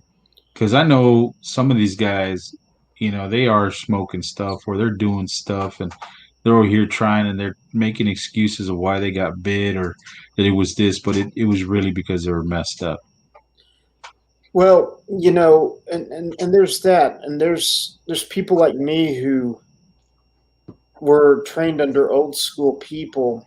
And it's like Uh-huh. we had a bad winter, and we had a bad, I wouldn't say we had a bad winter. We had a big snowstorm in Oklahoma this spring or this winter, and we don't Hmm. get a lot of snow here. We're kind of the area where we don't get a lot of snow, and I had a snake that it had shed, it had taken a crap in its tank, and we had like 12 inches of snow on the ground, which shuts down the city of Tulsa. Hmm. It's like it's a major disaster when that happens because we're not equipped to deal with it. And people, I was telling someone that I wanted to get some video of this one snake, but I want to get the shed out of his tank and all this stuff, and they're like, just pull it out. It's like, you don't understand. I'm not going to open a venomous cage when ambulances are going to, take 30, 40 minutes longer to get to you should something happen. There's just like this whole different mindset Hmm. of safety. Now, do I have to be that careful? No, but I choose to be that careful. And that's why, knock on wood, 40 some years of working with venomous and never been bitten. Now, do those that protection, like I see, like some people have that glove, they have like a glove. Does, do those work? To my knowledge, no, not on larger snakes. They would work for things like coral snakes or small copperheads, but I wouldn't trust one with a good sized rattlesnake. Oh, okay. Now maybe there's one out there that I haven't seen, but I still don't think I would risk it. You You know, know, I had I had some people telling me like, hey man, you're buying some pretty expensive ball pythons. Why don't you get yourself a couple of uh, some hots? And I was just like, man, to me, I've worked as an industrial electrician, and I respect electricity, especially at 480 volts on up, right? and that's the way I see a hot. Yeah. It's for do I need to mess with it? No, but if I have to mess with it, I'm going to do it the best possible way. But to me, it's not worth it or worth the life of somebody that might be living in the house with me if for by chance that hot gets loose, because it could happen. Well, you got to look at that. You got to look at, do you have extra insurance? Do you have, liability insurance? There's a lot that goes into exotic hot keeping that Yeah. people don't think about. And, you know, me, there's nothing out there I haven't messed with. I've Hmm. I've put green mambas in pillowcases before. I wouldn't do that today. I would do that 15, 20 years ago. I'm not as fast as I used to be, so I know my limitations. Yeah. So it's like that's not nothing I'm going to mess with today. If I can't do it with a shift box and do it like in a 100% safe environment, I'm out. Yeah. So, and I really think that a lot of people, equate their sub count or their view count with how good they're doing with some venomous things. And it's kind of like I've made myself available to some of them and said, hey, there's a safer way to do this. What you did in this video at 2 minutes in. And Hmm. they're kind of like, oh, thanks. And then I kind of get the feeling that they blew me off. And I'm like, well, okay, it's your loss and your hospital bill. But more importantly, it's the future of keeping. Hmm. Because how all this stuff works, I don't know if you watched The Tiger King Mm-mm. on Netflix. Yes. Yes. Okay, this last year in Oklahoma, they started talking about exotic animal bills because they felt that the Tiger King cast the state of Oklahoma in a really bad light. And so something like that, can turn into a hailstorm of, controversy, people, wanting to make laws against keeping, exotic animals, and what they regulate as an exotic. You know, I know a guy who was a ball python breeder in Muskogee, Oklahoma, and Muskogee actually outlawed ball pythons. They listed them as a dangerous exotic, What? Wow. and he moved 2 Uh-huh. towns over so he could be legal. He literally moved like 10 miles further from his work so he could be legal. But here's the caveat. With an Oklahoma hunting and fishing license, and you're in the town of Muskogee, if you want to keep a box of 15 rattlesnakes in your garage because you're a rattlesnake hunter and you're turning them in for a rattlesnake hunt, you can legally do so, but you can't keep a ball python. Oh man. Are you? Oh, That's God. ridiculous. So That is something. I Oh think a lot man. of people need to step back and say, hey, the younger kids getting into it today, they're the future of this. Yep. Mhm. And a lot of stuff there's a lot of, anti-captivity bills on politicians' desks as we speak. Yeah. And it's just, it's kind of up to you. It's not up to me. I'm not going to start a ball python or a crested gecko project or anything like that anytime soon, or probably the rest of my life. It's, you got to look at these younger kids and say, hey, a lot of these people who've been keeping 20, 30 years been around and seen some things. Maybe you should listen to them. And once again, if you don't want to, you don't have to. But also don't go crying or go throwing up a GoFundMe when you get tagged Mm-hmm. by your Gaboon Viper that you shouldn't have owned in the first place. See, to me, I think, they should, if you're going to be a responsible pet keeper, and I don't believe that outlawing or doing, I'm sure that there's compromises that okay, in Florida because of their climates and stuff like that, man, a lot of animals could thrive over there. Right. You're in Texas or you're in one of the colder, like up north or whatever. Why are you gonna ban an animal that won't survive in the cold? Well, I've worked in government Uh-huh. for 15, 20 years. I recently retired. And what I've seen nationwide is the state of Illinois will do this. They'll say, let's look at outlawing people owning bears. And then a politician or legislator over in Ohio goes, you know what? That's a good bill. Nobody should be owning bears, or at least I think nobody should be owning bears. And then they've got the bill. They just copy and paste the text on their own letterhead, change a few lines, and submit it as their own draft.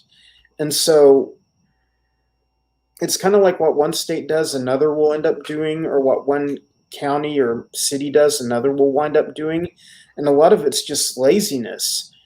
They're trying to do things to say, hey, here, I'm productive. I came up with this. I came up with that. And, it's really kind of sad, but it's kind of just how things work. So we have to be smarter than that. Yeah. Back when all the exotic bans were taking place in Ohio, when that farm in Zanesville had all those incidents, that guy, I don't know what happened, but they said the guy let his tigers loose, and the police had to shoot a bunch of them. Oh wow. Yep. And I had a buddy up there who was actually involved with USARC at the time. This is 15 years ago or something. And he was like telling me that, people were bringing their pet alligators to city council meetings and stuff. And he's like, don't do that, And he was someone who understood, how the government works and how things are viewed. And so, I think there's a real kind of knowledge gap, or at least I see one, because I see a lot of people my age that won't even get on Facebook, won't even join a reptile group, and honestly would have a lot to offer. But they're just like, I don't need some kid, telling me, how to breed green tree pythons when I was doing it before he was alive. And that's a valid point. Or before his parents were alive. Right. Well, see, there's another way you could look at that too, is because sometimes there's people that are more observant than other people. Right. And you could teach a monkey one job and he'll get good at it and do it constantly and be all right, But you get another guy to come in that's looking at it in a different light and seeing the interact. Because like there's a lot of people that were breeding ASFs way before me. Right. But I'll tell you this: there's something out. The what I've shared with the ASF world is now it's taking root, and it's something that I started. And you could ask Sherry here.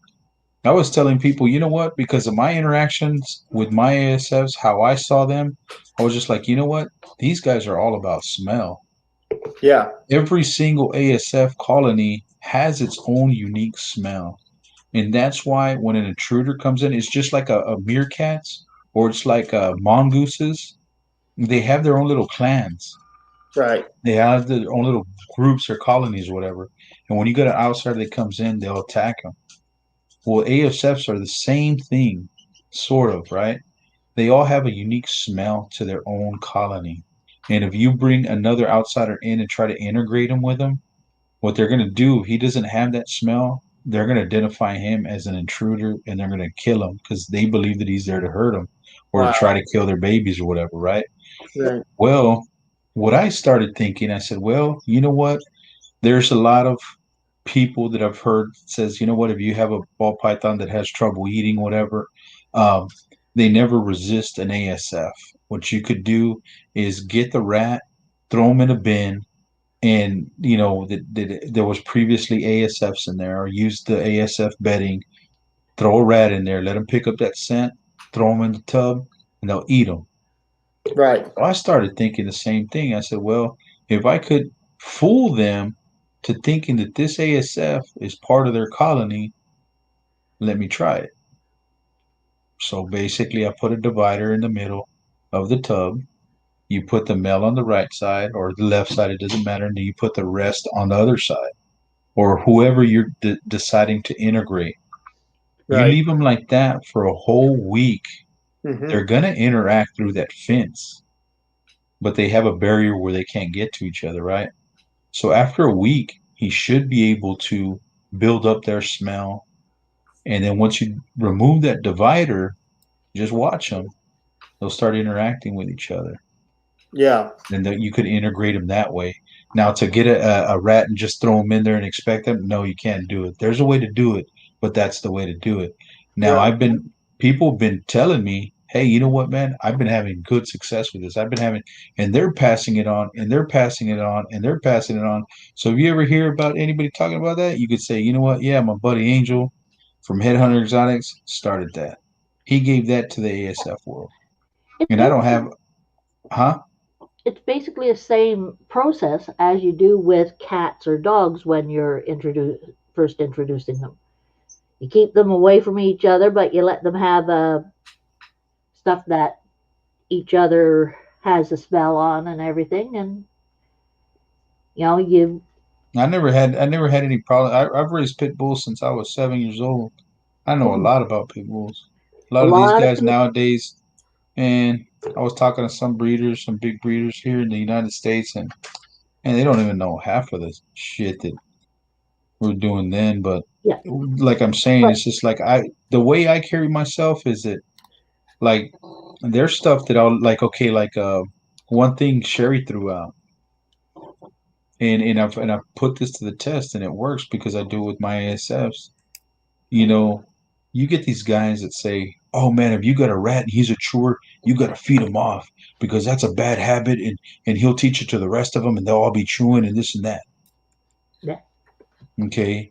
Well, I was thinking, I said, well, you know what, man, I don't have anything to chew, and we were doing this conversation, me, Sherry, and I forgot who else. And Sherry was saying, well, you know what, you got to get him something to gnaw on, this and that, and so I yeah, started researching a lot of that stuff, right? Because how their teeth grow. So basically, you come to the thinking of that.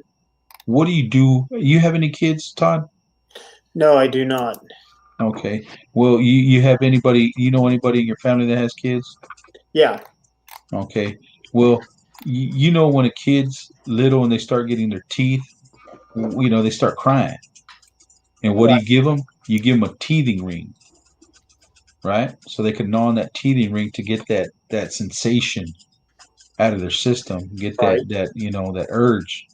Well, that's the same thing with rats. So except what I did their teeth keep is, on growing. yeah. So what I did is I went out and I found they had these stones, but I decided to get a pumice stone, like Yeah, the ones that people use for feet, because it has a whole bunch of good minerals for the ASFs. And I put them in the bins, and I don't have a problem with them at all. And Right. I've been pushing that information out to other people, and they've been trying it with some success. And I mean, like I just don't close my mind to anybody because there's things that I don't know about, like that I've learned from Patrick. Yeah. Oh, I didn't even know Cold Blood was in the chat room. oh yeah. He said, Hey, "Okay, good when did night, you come y'all. I in gotta there? go now. Later." Man, I didn't even notice that. I didn't even notice that either. I feel bad. That's at 111 that he came in. It's Oh, the first that's time I see a comment from him. Wow. wow. I feel bad, man. I'm sorry about that, Cold Blood.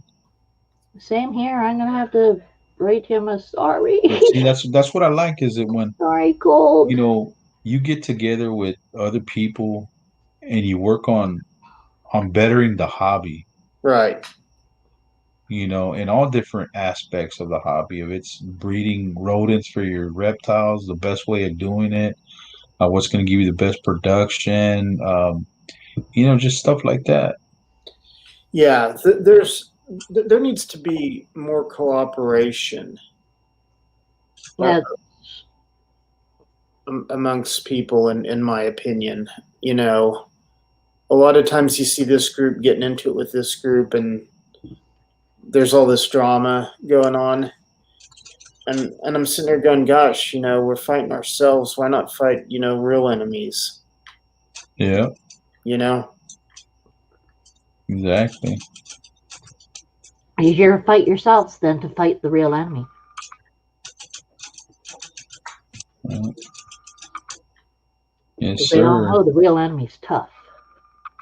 Yeah. But you're usually a night owl, Mr. Todd? Yeah. I've had bad insomnia for a couple of years, and started when I was back when my dad first got sick. I was having to take care of him a lot, and so I'm usually up till at least 2 or 3 in the morning. So I'm usually more the night owl. But I also you know have to sometimes I'll have a time where I have to be up at like 8, 7 or 8 in the morning for some reason. So I usually don't sleep on nights like this, but I just kind of, I wouldn't say got messed up, but my dad had a lot of problems when he was sick, and I had to run him to the hospital a lot and do a lot for him, and it just kind of that's what pushed me into an early retirement. So but yeah, I'm usually up at nights. Now let me ask you. I mean, because I don't know. There's some things that I don't know, but I want to buy a king snake, right? I added a Pac-Man frog as part of my cleanup crew for small items that I can't. I just don't want to throw them away. I'd rather just feed them to an animal and stuff like that. And I was thinking about getting a king snake. Now, what is the biggest species of king snake?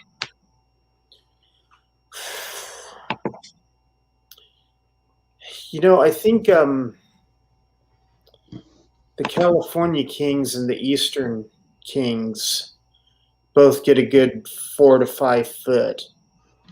If you go to Desert Wolf's channel, I don't know if you know him. No, I've heard of him. But he has a huge California king. This thing's like, I think, 4 or 5 foot long. It's massive. And usually those guys seem to be the bigger ones. The speckleds and the prairies are not as big, but they can get a pretty good size. But, I've had a Mexican black king snake, and they're supposed to get pretty big. But the one I've had, I've fed him pretty regularly, and I've had him for like almost 10 years now.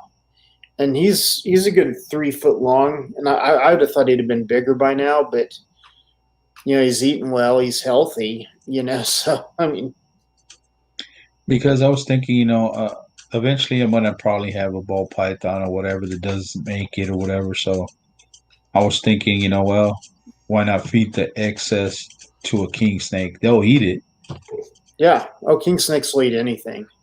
So I was thinking, what's a pretty good size for maybe hatchlings? Hatchlings are tiny. They're the size of like my pinky finger. They're tiny. But like juveniles and hatchlings and stuff like that. Yeah, they're pretty small, but they get a lot bigger. For the king snakes, though, is what you're saying. No, but what I'm saying is the for when I feed a hatchling ball python, that doesn't make it to a king snake. Oh, that's what I want a king snake for, just for that purpose. Oh yeah, no, you could do that with a king snake. Yeah, a hatchling ball python to a king snake, totally doable. Yeah. See, that's what I was thinking, but I didn't know what would be a nice, like, what's one of the nicer ones that's a pretty good size that would be able to do that work. I'd go for a California king. I mean, California king. They're pretty common. They won't put you out an arm and a leg. Right now, Mexican black king snake babies are going for like $250, $300. Yeah, people have gotten really. Oh, well, that's not a lot at all, man. You know how much, man, for that female clown head pied, man, I paid over $1,500 for her. Well, I'll say this: when I got that Mexican black king snake, they were like going for $40, $50 a piece. Wow! And I think California kings are still kind of in that neighborhood, $50, $60 for a good captive bred hatchling, and it all kind of depends on how much you want to spend or how much you want to do and stuff like that. And it's but you can definitely, there's morph king snakes out there, but I don't know that I would get a high feeder in morph to be cleanup crew.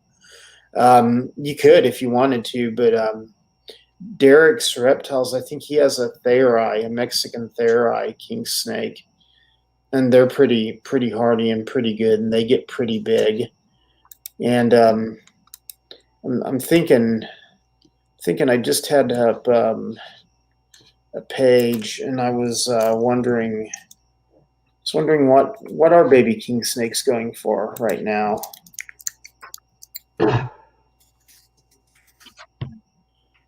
So let's see, like a like a just a basic California king snake is $100. I mean,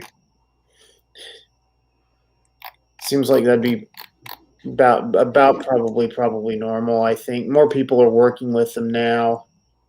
There's a time when a lot of people were working with them and there wasn't a high demand for them. I mean, I also want something that's eye catching, something I could enjoy looking at. You know what I'm saying? Not just to be eating whatever, because I know it's not going to be all the time that he's going to be eating a ball python, but it's going to be a treat every once in a while that one doesn't make it, or you know what I'm saying? You get the umbilical cord to wrap around them, strangle them, or whatever. And I just wanted something nice. Let me see. I would go with the California King. California King. That's See, they got this. They got the scientific names here. Yeah. Mexican black, a speckled, a South Florida, a Ruthven's, Prairie, Nuevo Leon, San Luis Potosí, Gary Bandit, Florida. Oh, here's the Eastern. Yeah, I had an Eastern. They're pretty cool. There's a California. Yeah, there's 3 of them here for $250. Eastern. Females. Yeah, that's what these look like right there. Oh, there's a nice Cali. Wow. That one does look nice. I like his head print. Shoot, those California king snakes, are they big enough? Are those are Eastern? Are they big enough to eat a rattlesnake? Oh yeah. They probably wouldn't eat an adult rattlesnake, but they'll eat smaller ones. Hey, are indigos snakes? Are they able to? Can you buy those as pets? There's one species you can, I think, but they're hard as hell to come by, if I remember correctly. I want to say it is the Texas indigo, or maybe that's one that's protected. I know the eastern indigos are protected, and you have to have all kinds of permits to get one. But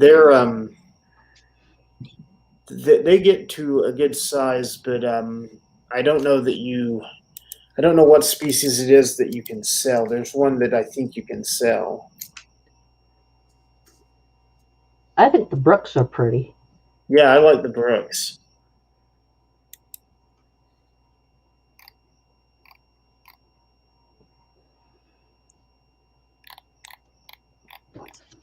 The mountain almost looks poisonous. Oh, here's an Eastern. Yeah, that's pretty classic Eastern.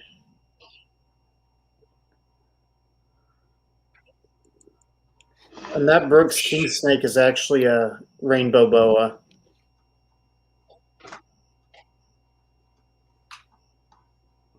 Go back down. Right there. They had some Eastern indigos. They're selling like for $3,000, $2,000. A yellowtail Caribo, $850. The Caribos are, I think, the same family as the indigos. Shoot, there's this one yellowtail Caribo here. They have for $1,300. It's a male.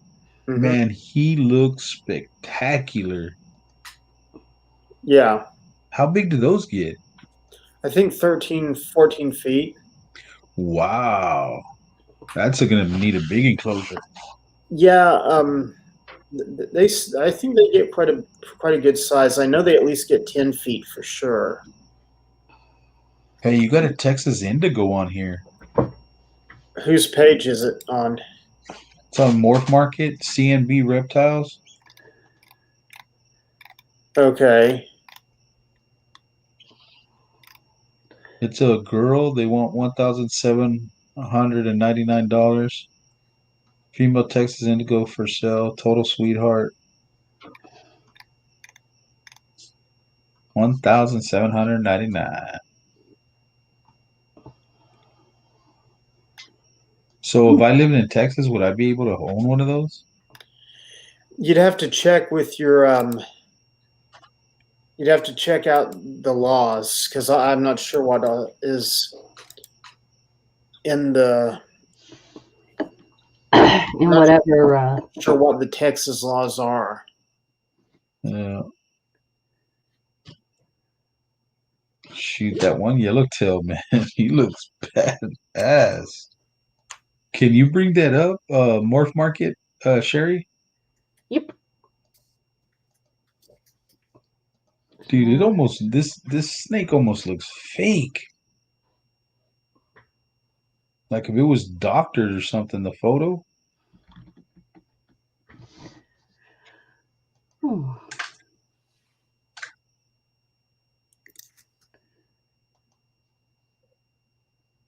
He has a unicolored Karibo, Okay. Texas Indigo. And there is Yellowtail Karibo LTC. Okay.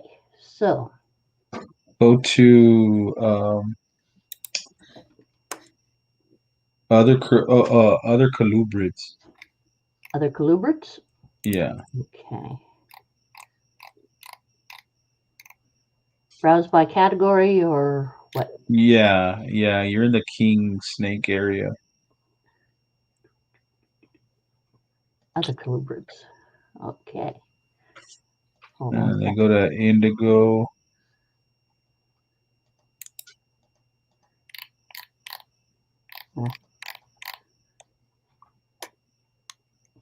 Indigo snakes. See that top left one? Look how yellow that tail is. Yellowtail Crebo. Is that fake or that's exactly the way they are? That's real. Yeah, And then the one that's what they look like. God, that's beautiful. Are they aggressive? Do you know a lot about them? I think they can be a little lively. I'll say that much. That's one that I have not owned. I've had friends that have owned them, and they said that they're kind of a handful. Really? Mm-hmm. Oh. I mean, they're not venomous, right? No.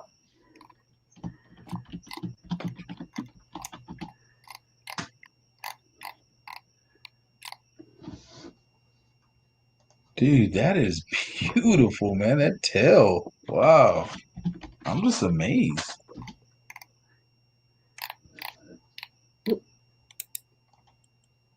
I'll have to get one of those down the way. I want one of those.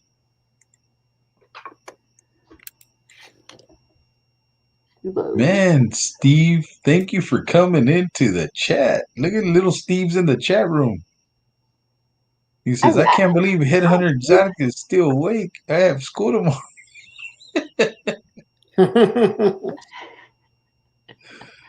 Yeah, this is the latest I ever stayed up, man. But I was just like, I finished my last paper for school, and I said, man, you know what? I don't have to worry about that till the first. Well, guys, I'm going to have to bail out of here anyway pretty quick, so. Yeah, I was going to do the same thing, man. It's okay. But, man, Todd, it was really nice talking to you, man. I like talking to somebody that, knows a lot that I don't. Well, likewise, I like talking to people who are into things that I'm not into because, man, I pick up some knowledge every time. So Yeah, and I think that's the only thing. I mean, that I love trading knowledge like that, man, because it's just only betters everybody, man. Betters a hobby, and you pass knowledge on or whatever that's worked for you. And I have a buddy that's doing the same thing, and he's having the same problem. Well, and you can pass that knowledge on to him. yeah, definitely. But yeah, I'm hearing my dog scratching at the door, so I got to go let him out. All righty. I'm going to jump off here. You guys have a good night, and it's nice. You too, man. You take care, brother. Thanks, Good Todd. night. You take care. Oh man, that was good. Todd's a great guy. Yeah. I like him. I like watching his videos because they're always different. You're always seeing something new. It's never nothing the same. You know, he does the salamanders, turtles, all different kinds of snakes. Well, he is smart. So is you. Yeah, I just want to learn. Was that? I just like to learn. Learning. Yeah. Learning's good. But yeah, I'm gonna get off here too myself. I'm gonna give me some shut eye. It's 2:30 in the morning, Yep. so I need I'll to get show some you the sleep. picture later when I've got a couple of them done. A couple of Okay, different. yeah. Do that. Just take your time. It's no rush. Yeah.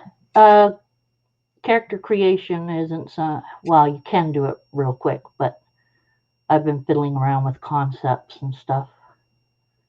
Sweet. Sherry, thank you for having me on. I am gonna get some sleep, guys. Whoever's in the chat, if you're still there, thanks for coming to the chat. I will see y'all guys later today. Probably. So y'all take care, man. Have a good night. See ya. Sleep well.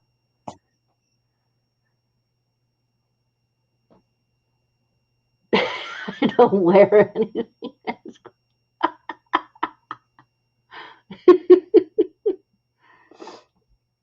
Oh, you're lucky. Oh, shout outs, which I've done in my thing, and down here I'm going to put more shout outs in my information there.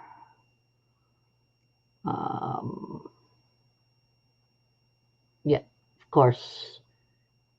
Steve is a shout out. Headhunter Xotics, Todd Autry, Patrick's Reptiles and Pets. We have Crystal's Plants and Pets, Pets and Plants and Pets. I forget. Crystal's Pets and Plants, right? Yvonne loves pythons, of course. Red came in. Cold-blooded monsters. I have to write a sorry to, because he came in. I didn't even notice. He might still be in here, actually.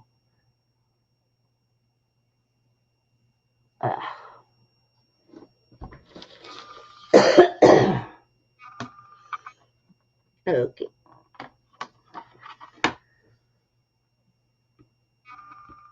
Sorry. Too cold-blooded.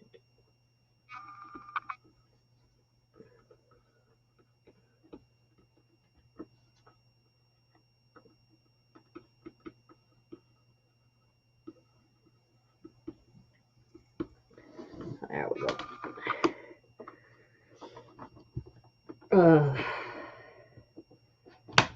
I should have actually been sleeping, but if I go to sleep now, I'm just going to have trouble in the morning. And, oh, it's 1:30. That's it? Only 1:30? Wow. Okay, I can't use that excuse for... Still have time, so I can go... Plunk. Plunk. Okay.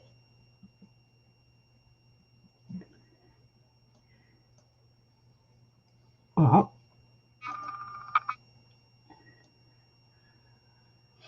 I'm going to go on to Elder Scrolls for a few. You're up to watching that, Steve?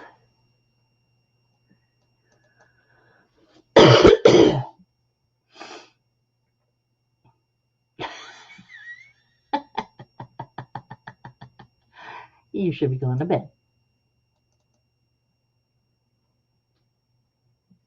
Is that what I'm supposed to be saying? I'm a bad person.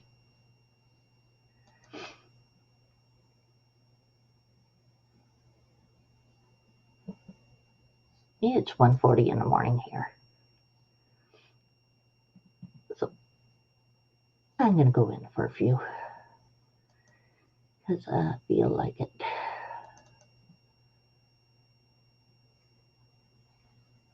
I need a little something to keep my brain a bit active. We bring Monroe in the morning for her spay, and that gets me a little.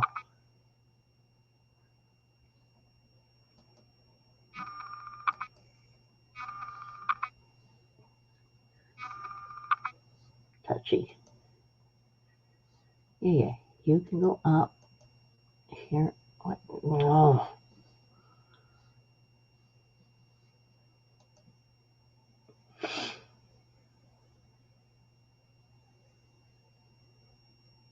Oh, well, I knew the Yearsville Sanctuary, but what's this?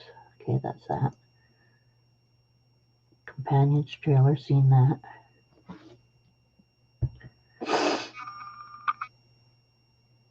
A new Blackwoods trailer.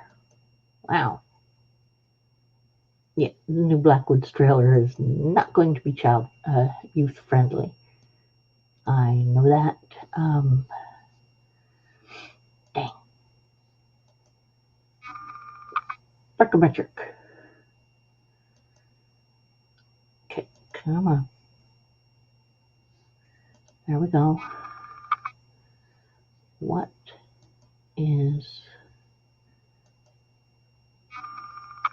that what's doing it? No.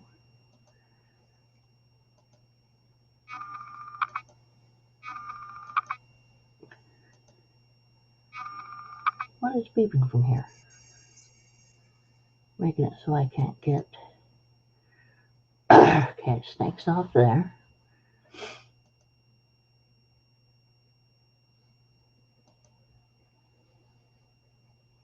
Oh, that stopped. That has stopped.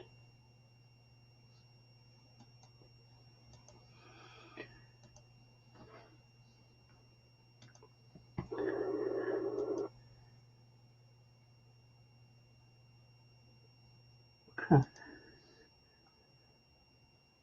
That's okay. That's working. Okay, that's all fine. Okay, just a second.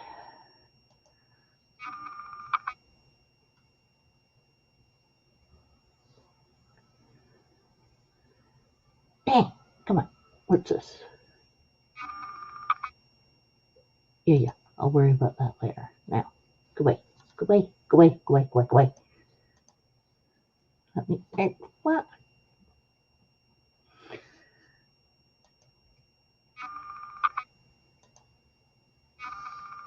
Okay.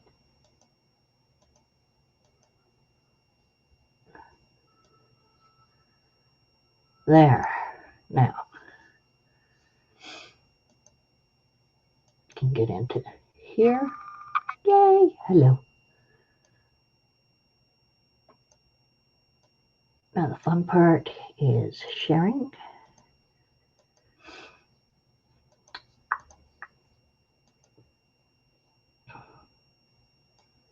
And good, it's sharing okay. I have 2 people in here. Probably, you're probably still there, Stephen, I'm guessing. Like this. And play.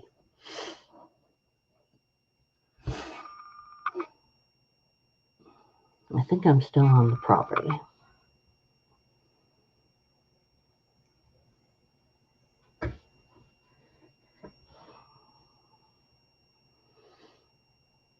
And I think I've lost a daily.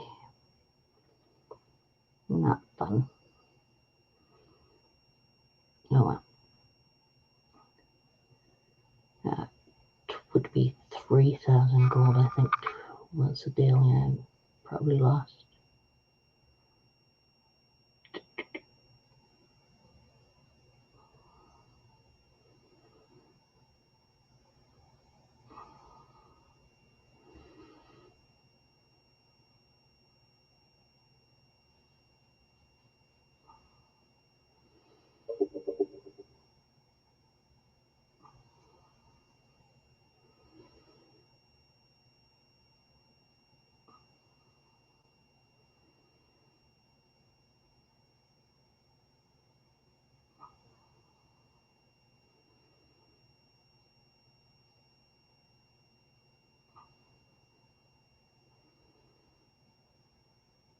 Doop, doop, doop, doop.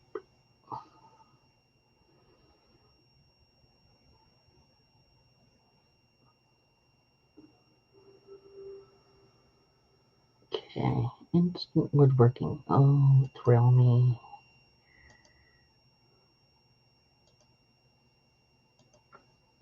Yep, 3,500 gold. Now this is the gold I want to get anyway. Chandler cap.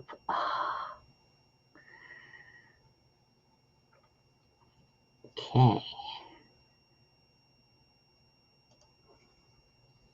Yes, I always check crazy things first. Like to see what's featured.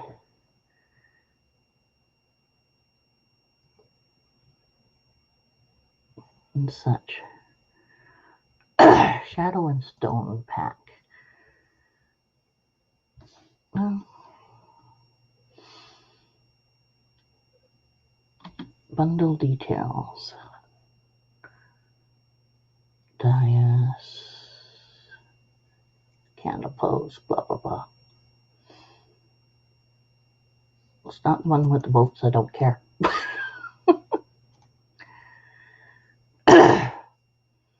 Stealthy Rogues pack. Nario's armor. Nario's. Okay, well that's not bad. Covenant Scout, which I have. And Larissa's outfit. Yeah, no interest. The new outfit. Yeah. Except for the skirt part.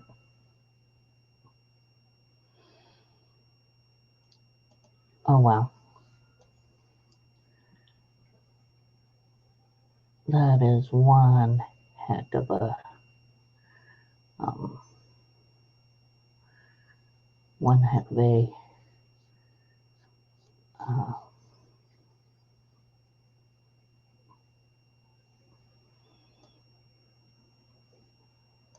framework.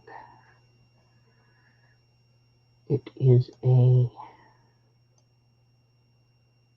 statue. There, framework. Have Blackwood, and Greenmore.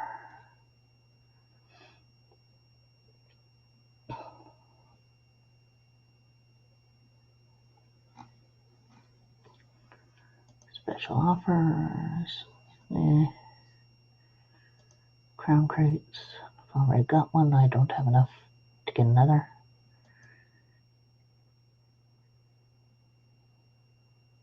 DLCs. Quest starters.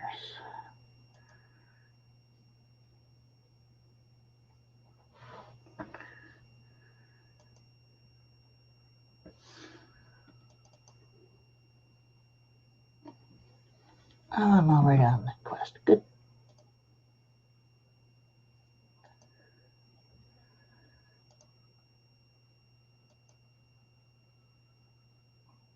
Got those. What's this?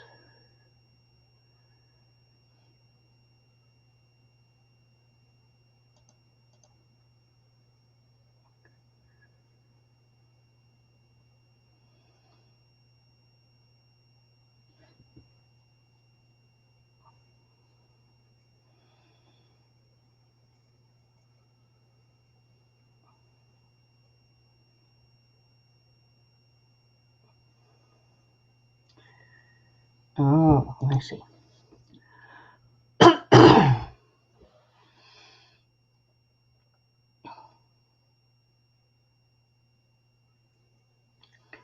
Wow. That's something to hit me on the head with. Okay.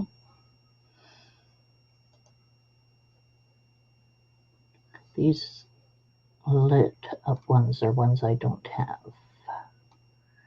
The ones that are darkened, I have.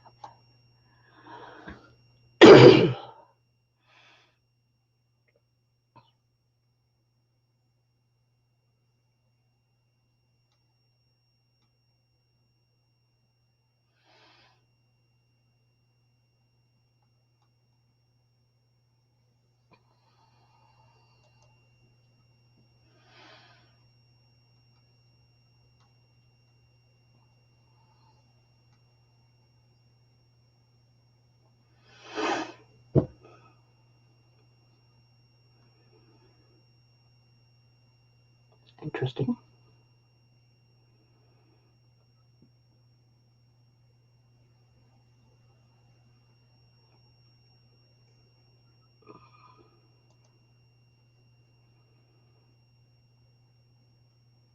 I'm going to check out this observatory prior. So I know what the regular house is supposed to be like. Curious if this is the same thing as I thought.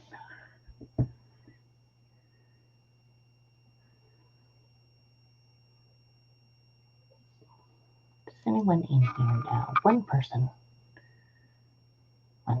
crazy enough to watch my stuff.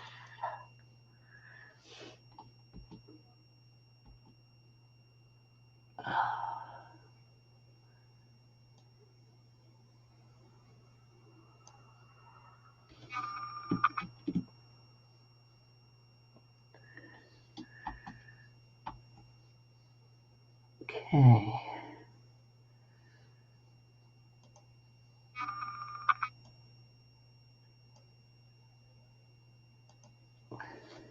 Go to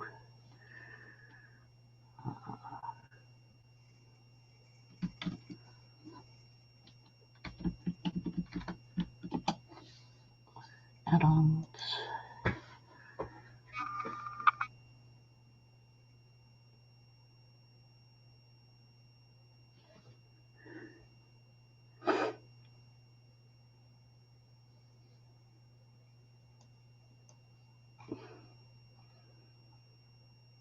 Peaceful combat.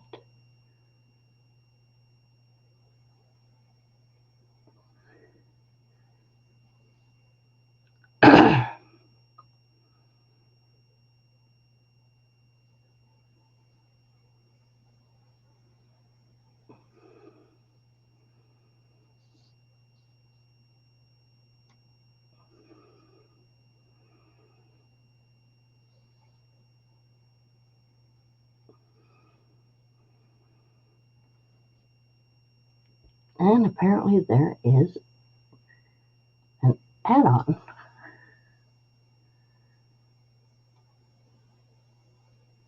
here, which is a four-person, couple of four-person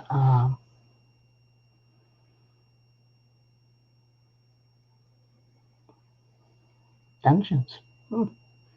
Okay, now,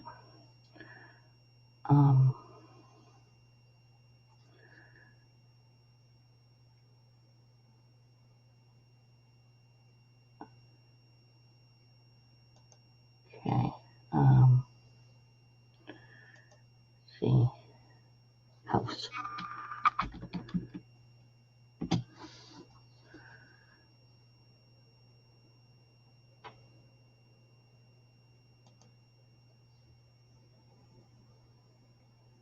House tours.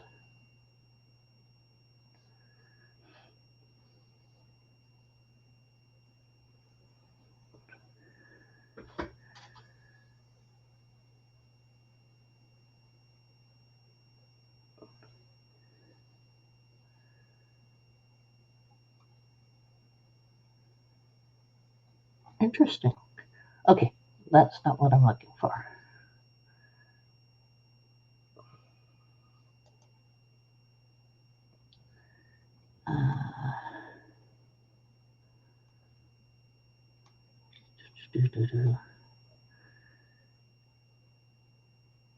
Minion site help bugs. Dev tools. Command housing.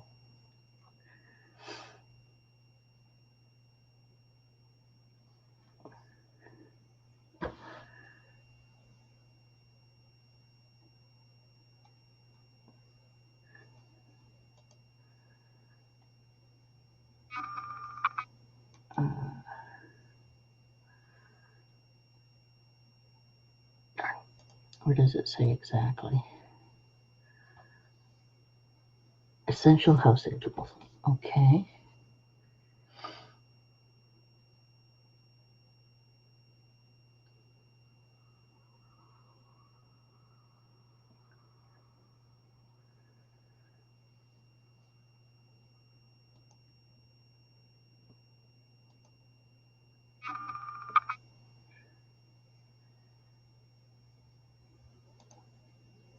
Oh, that was what I was looking at.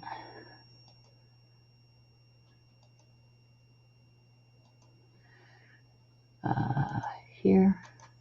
Yeah, that's. Yeah, go away. Made a mistake. Okay.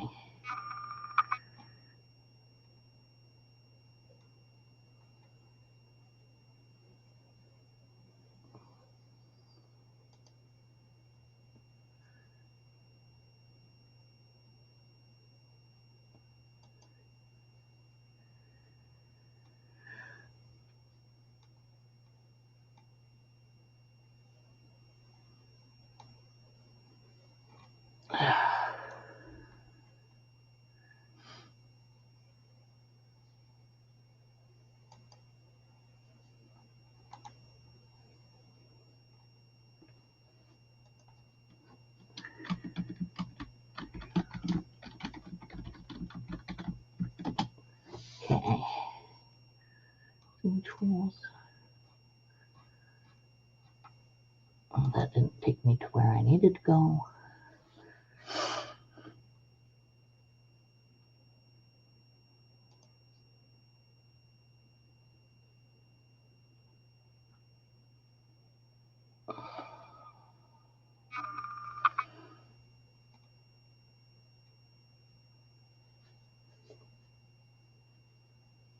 There we go. That's not the one.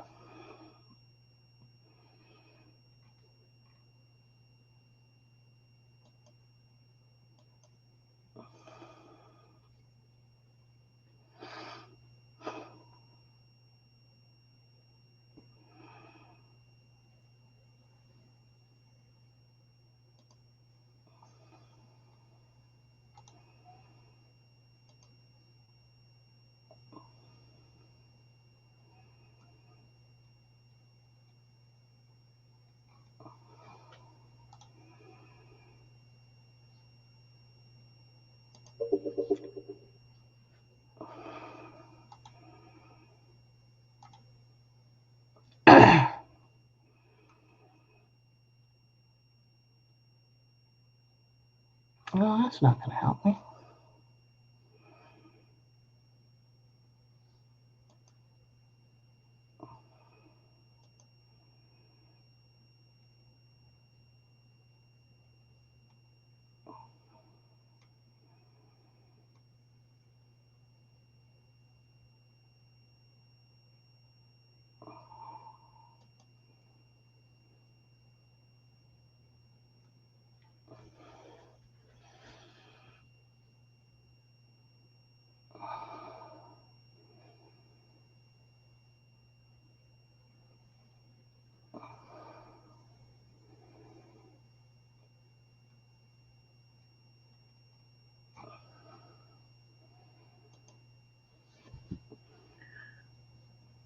Okay, well.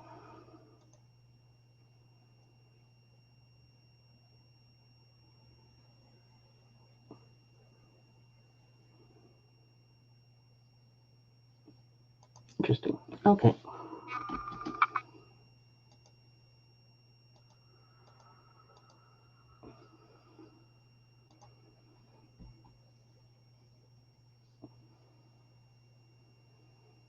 Okay. 3 friends online. Ooh, 14,000. Deep folk short blade.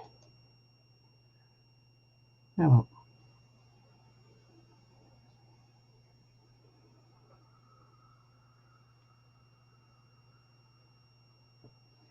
Oh, nice. Probably was something I could have used.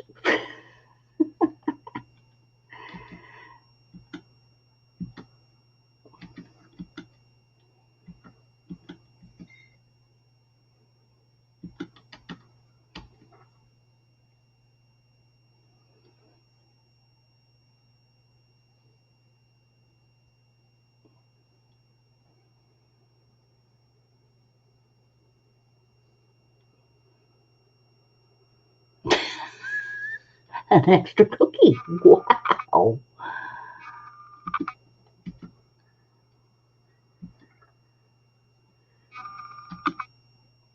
Get an extra cookie.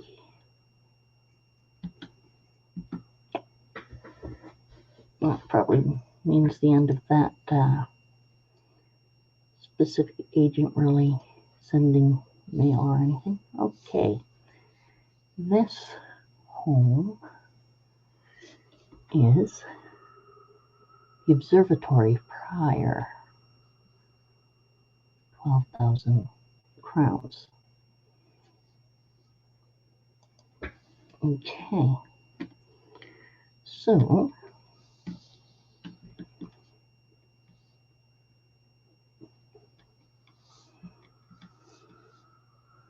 wow. Look all over this area. Even, and that's one way down. In the housing area, don't ever try to jump off any of these things. You die right away.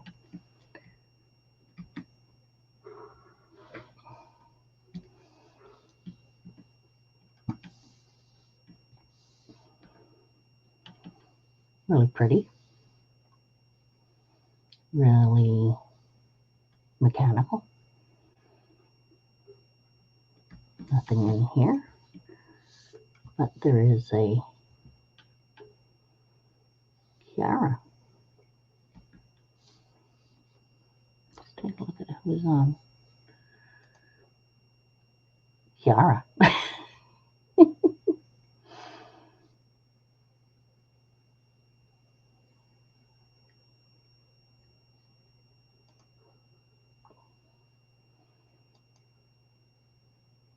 Okay.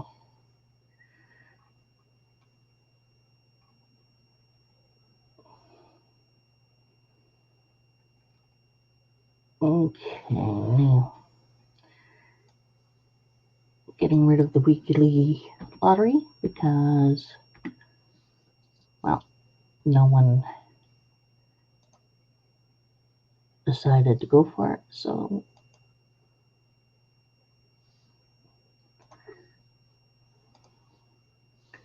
I take it away. I mean,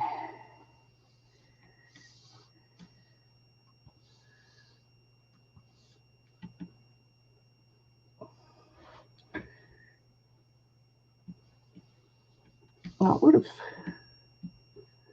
Ah, there we go. Sub-level.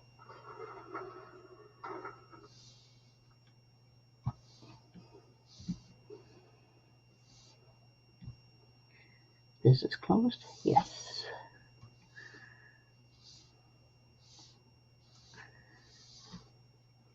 This one is closed? Yes. This one, well, it's open.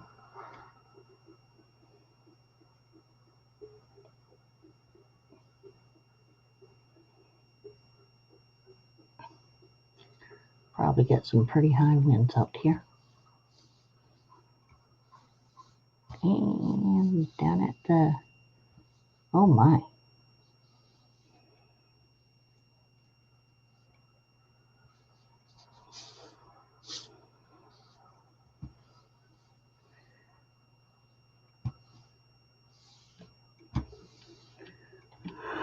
Whew. That wasn't as fun as it could have been. Okay.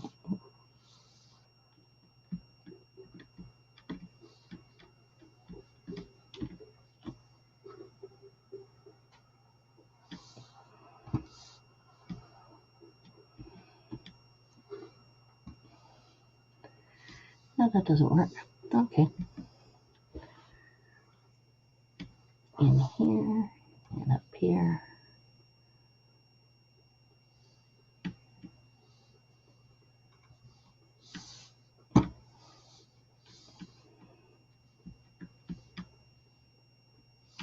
You can't open either of those doors.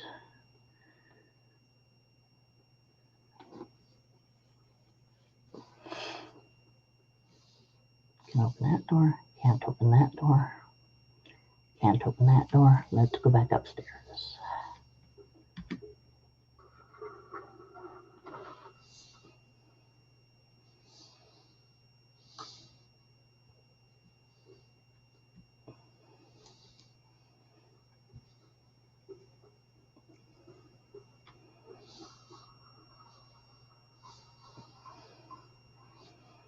Well, it's just the upstairs from there and lights.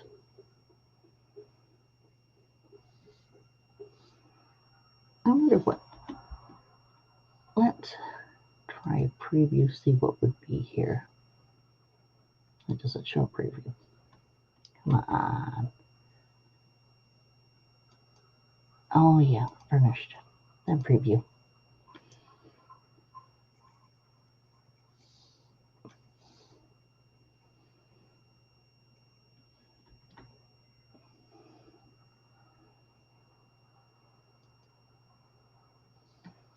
Well, apparently nothing out here changes.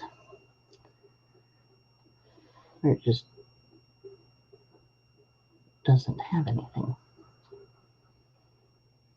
Oh, it does.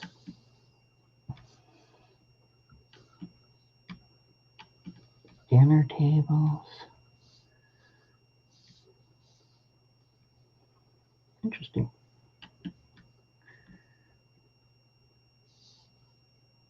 Yeah, this is the bedroom. Kind of scary, the beds.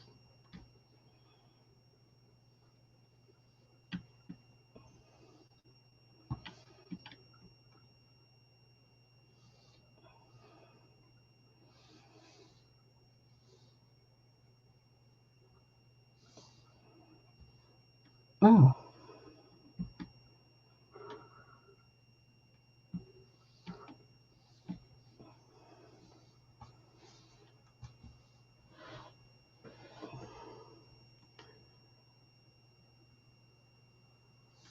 Okay, well,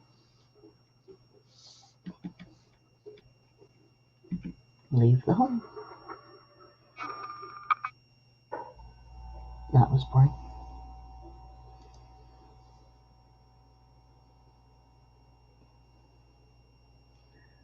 One person.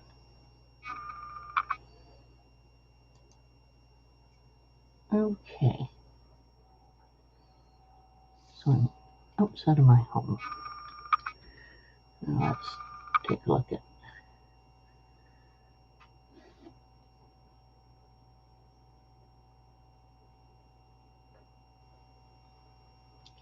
Dragon.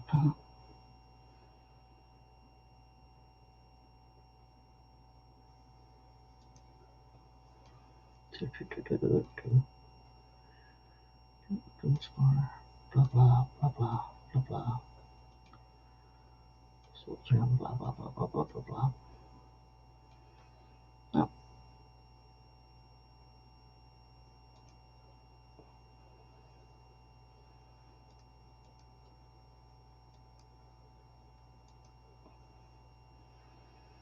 Actually, I believe I am going to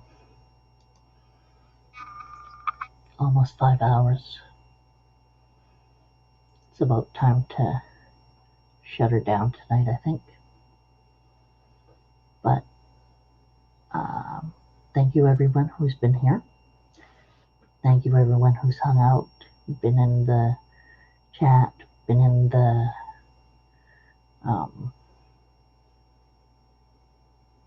live area. Thank you anyone who's taken a peek, and etc. etc. So I hope you've all had a good time. And I'm gonna scoop from this. And that means take care, have fun, and later, skaters.